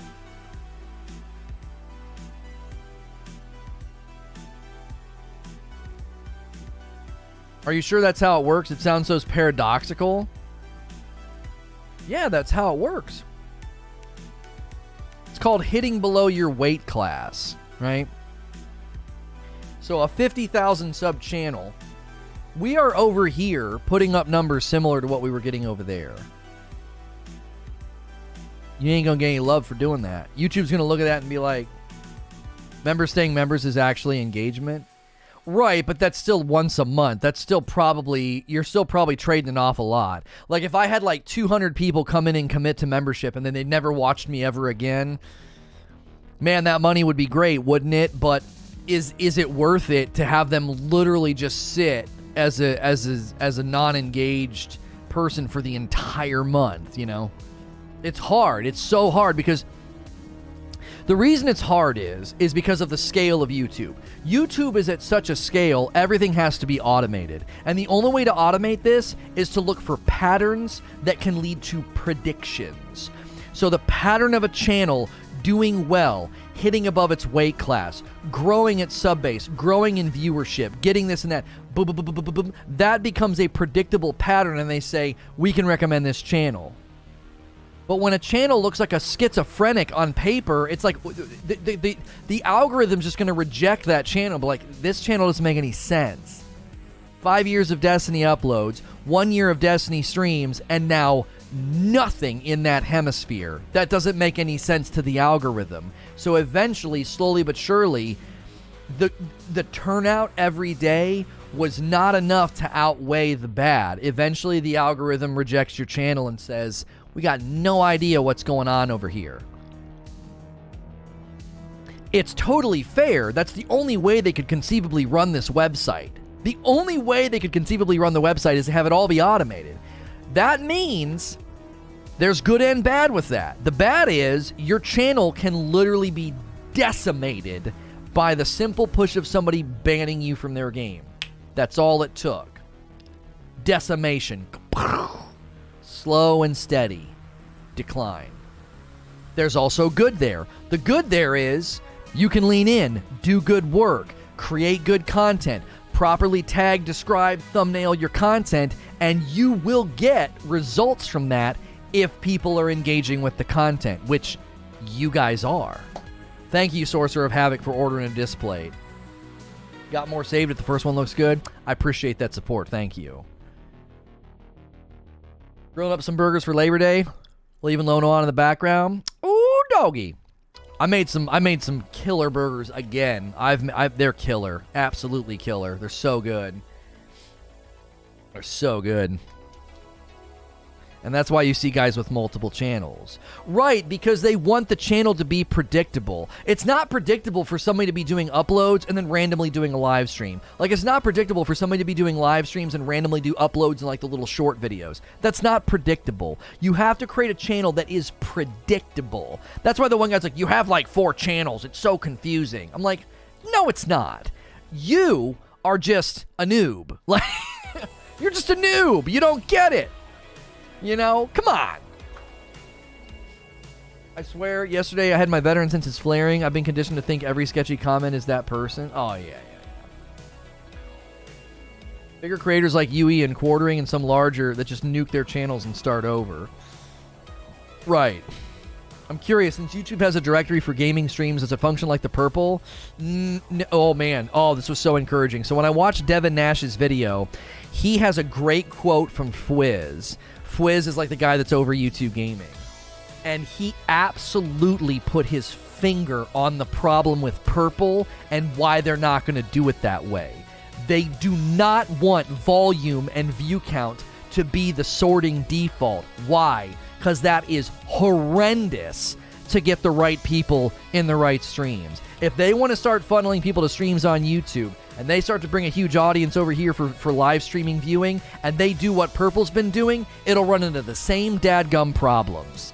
I loved what I read. I was like, oh my gosh, Fwiz gets it. He totally understands the pitfall of being like, volume and view count determines everything. No, that's going to be Purple's undoing. Purple's undoing is going to be they waited way too long to look at recommendation and algorithmically delivered content. They don't do that. YouTube has cornered that market. And if they can figure that out with live streams, oh my gosh, we will be riding on the back and on the shoulders of the king. They will be king if they can figure that out. And Fwiz saying what he was saying and the language he was using, I was like, YouTube gets it. They are not going to build a live streaming infrastructure around, well, here's the guy with the most views. Don't you want to watch him? No, I don't want to watch him. You know what I want to see. You know every video I've clicked on. You know how long I've watched every video that I've clicked on. No, I don't want to watch that guy. I'm telling you right now, they get it. I am encouraged by what I saw. I saw features in the background that haven't launched yet. I was encouraged by that. I saw these comments from Fwiz, and I was like, oh, man, he gets it. I've been live streaming for 6 years, and this is the first time I've seen somebody who gets it.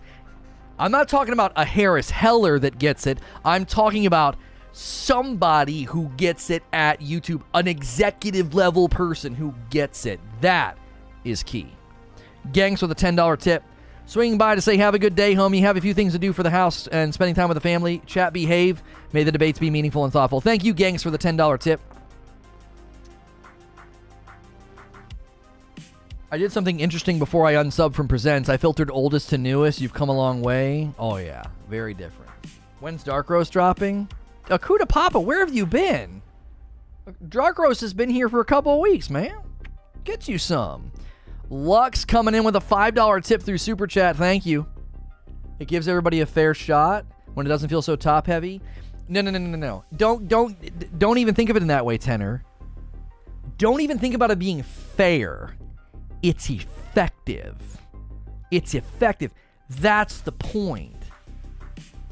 If you take 1,000 people and they land in my stream because of the recommendations and the algorithm and that person's behavior, that's more effective than taking those 1,000 people and just dumping them in Dr. Disrespect because, well, he's got more viewers right now.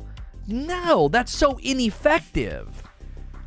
You think that Coke Carnage and Dan's Gaming are the best streamers for everybody that comes to Purple looking to see Red Dead Redemption 2 during launch week? You think that? If you think that, You're a fool. Neither of those two guys would ever say that. They would be like, yeah, I'm the best streamer for everyone that comes here. They're not delusional. They wouldn't say that. They love it. They love sitting high on the horse and getting all that ad revenue. But if you think the biggest person, the person with the most views, that's the best person to put in front of every viewer that comes to your platform, you are making a fatal mistake.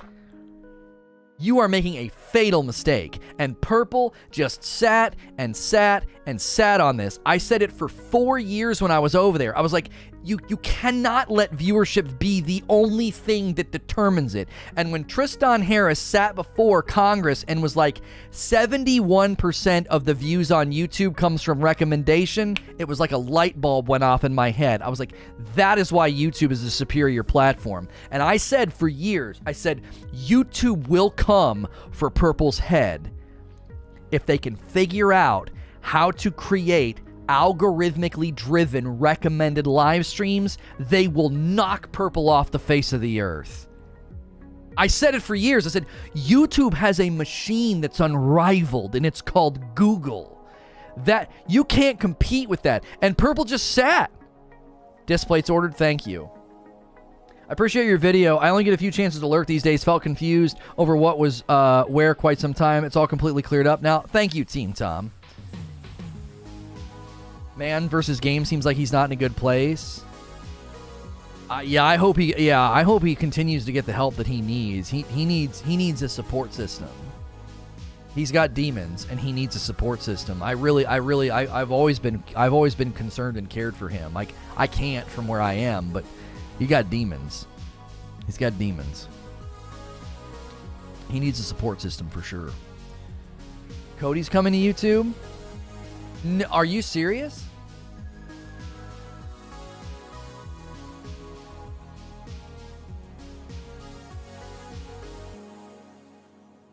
Cody who? Right, I follow you. Recommendations were how I found you in Season of the Drifter. That'd be great for establishing solid communities without being drowned in, hey, this guy is popular, check him out. Oh, you're saying if. P-Master with a tier 2. Thank you, homie. That is so generous. A tier 2 membership. Welcome in, my man. Welcome in. Enjoy the dope badge and emotes. You're dope and deserve dope stuff. If all this happened last year, you ever would have made the move to YouTube? Not without a contract. No. I was just getting ready to make that point. No. Not without a contract, because Purple is the easiest money I've ever made in my entire life. Now, the first 4 years weren't, but that 5th year, just stupid. Hey guys, we got a bounty. We're gonna go play this game for 2 hours. Kaping, money. Hey guys, check out this trailer on Amazon. Kaping, money. Hey guys, I'm sitting in orbit. Kaping, money. It was stupid. Easy. Just getting there was not easy. It was an absolute slog and a grind. But once you get there, brother, no one's walking away from that frickin' money. No. I said this the other day.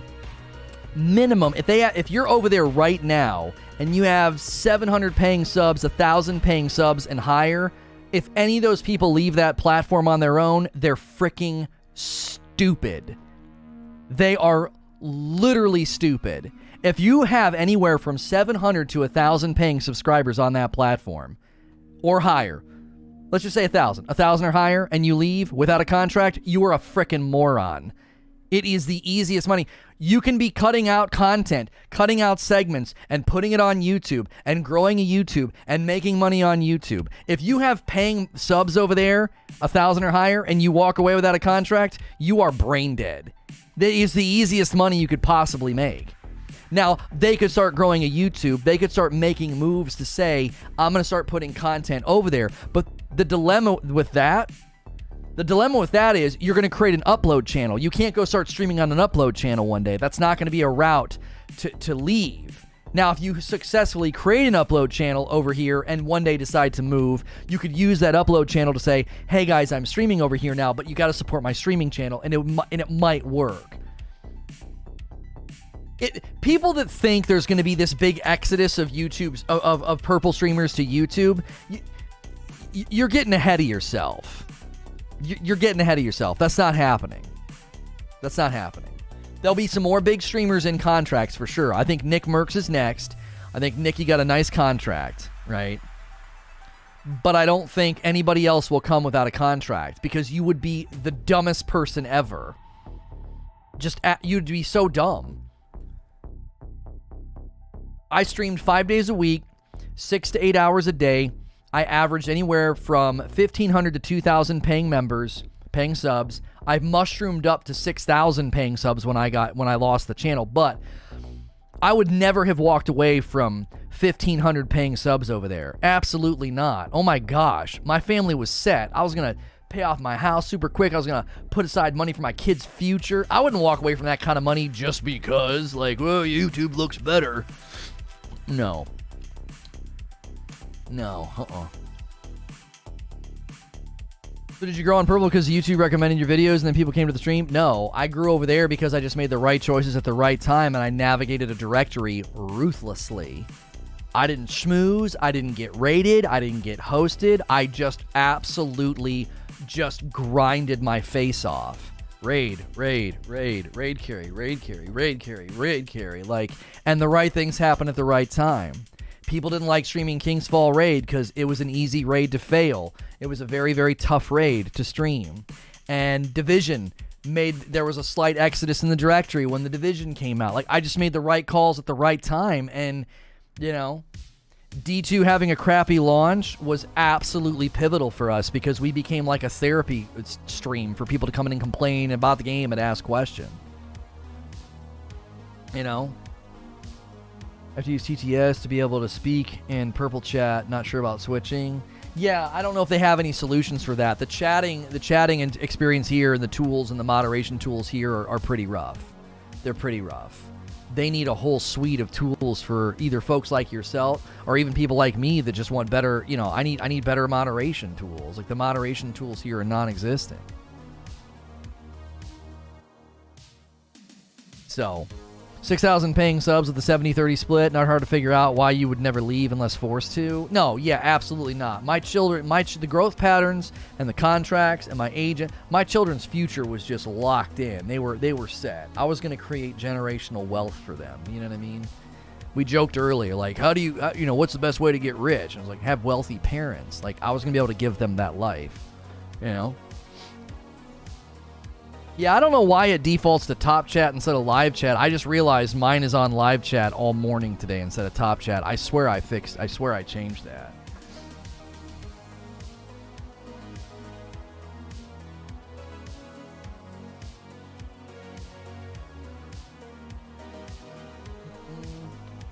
So I don't, if you want my theory on what's going to happen, like, Harris Heller and Devin Nash think in 5 years YouTube becomes king of both uploads and live streams. That's what they think. They think it's going to take 5 years for the shift to happen. I think it's going to take 3.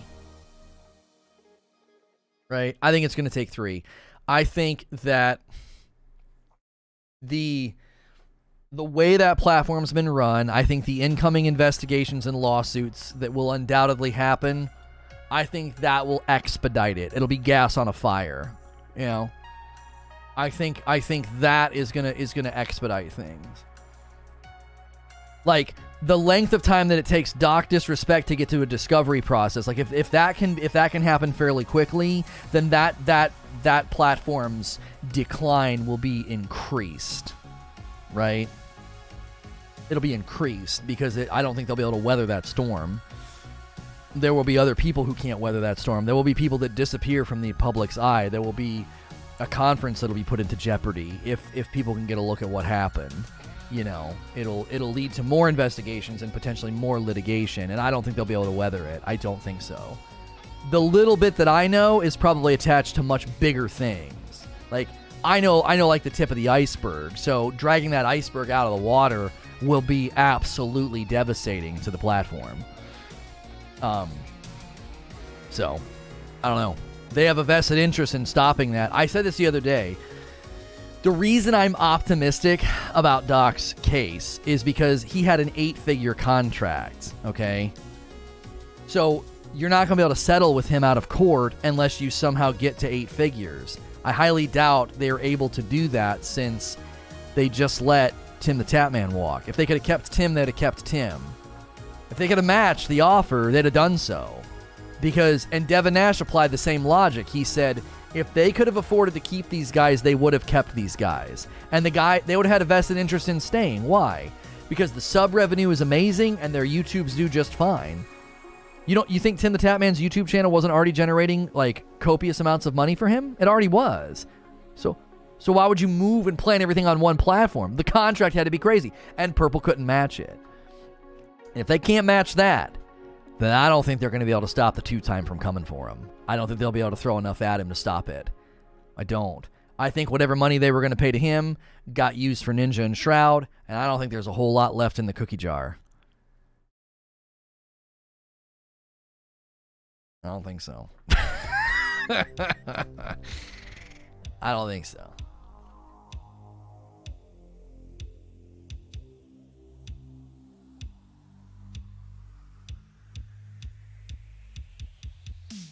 Yeah.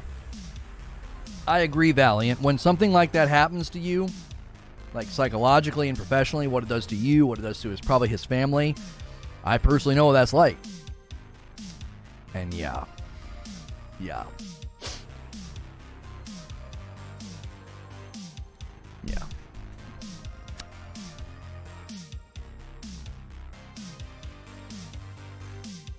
Gonna be a legendary showdown. It's personal. That's right. You made it personal. You made it personal, and that was their biggest mistake. A bag of dark roast to Akuta Papa, my man. The minute you make it personal, and especially if you make it personal for a man with a wife and kids, you just made a terrible mistake. You made a terrible mistake. The grit and the fire and the vengeance burns about 10 times hotter. Because you didn't just hurt me. You hurt my wife and kids. And I will do anything I can to set that right. You don't do that. You want to know why mama bears are scary? They're instinctive and what they'll do to protect their cubs? Yeah. You're talking about grizzly bear fury that you can't put that into a bottle or a category. You mess with a man's family and you've crossed the line that you can't like shake hands about later. I had a guy say in the comments, he was like, you bring this thing up and you're looking for pity. I was like, if you think I'm looking for pity, you don't understand the tone of my voice. I hold cards. You don't need to pity me. You just need to patiently watch the horizon. That's all you gotta do. I hold cards, brother. And I'll play them when I think it'll be the most effective. We need to switch to Ratchet and Clank. Is this the right button? This is the right button. I'm 90% done with the save, okay? If you guys stay in chat, you will come with me, all right? You will come with me. I will also make it a featured video on the channel. So if you're like watching on a TV or something and you got to go back to the main screen, this is for a viewer request. There wasn't anything significant launching today. So I thought let Ratchet cash in his request. I will put a link in chat. Okay. I will put a link in chat. You can use that link, or you can just ride the redirect. It should be just taking you with us, okay? If that doesn't work, you can click the link in chat, right? Or you can, if you click the link in chat, or you can ride the redirect. It should just pop up and say where you're going, all right? So I will see you guys over there, and this is what we're going to be playing. Thanks for the support today. So... if I may ask, do you think they banked on you throwing those cards out when they canceled you? Yeah, I think they thought that's why That's why Sony, so many of them went live and they went on like damage control. They went live and they cried and like they did all this stuff because they knew that I might swing back, and they wanted to like preemptively put up narrative armor to look like good guys. That's why they did all that. They were trying to weaken the clapback that they thought was going to come. They didn't know the thunderclap was going to be a couple years later when they least expected it, when all their narrative armor will be forgotten. So yeah. All right, click the link in chat or ride the redirect. I'll see you guys over there.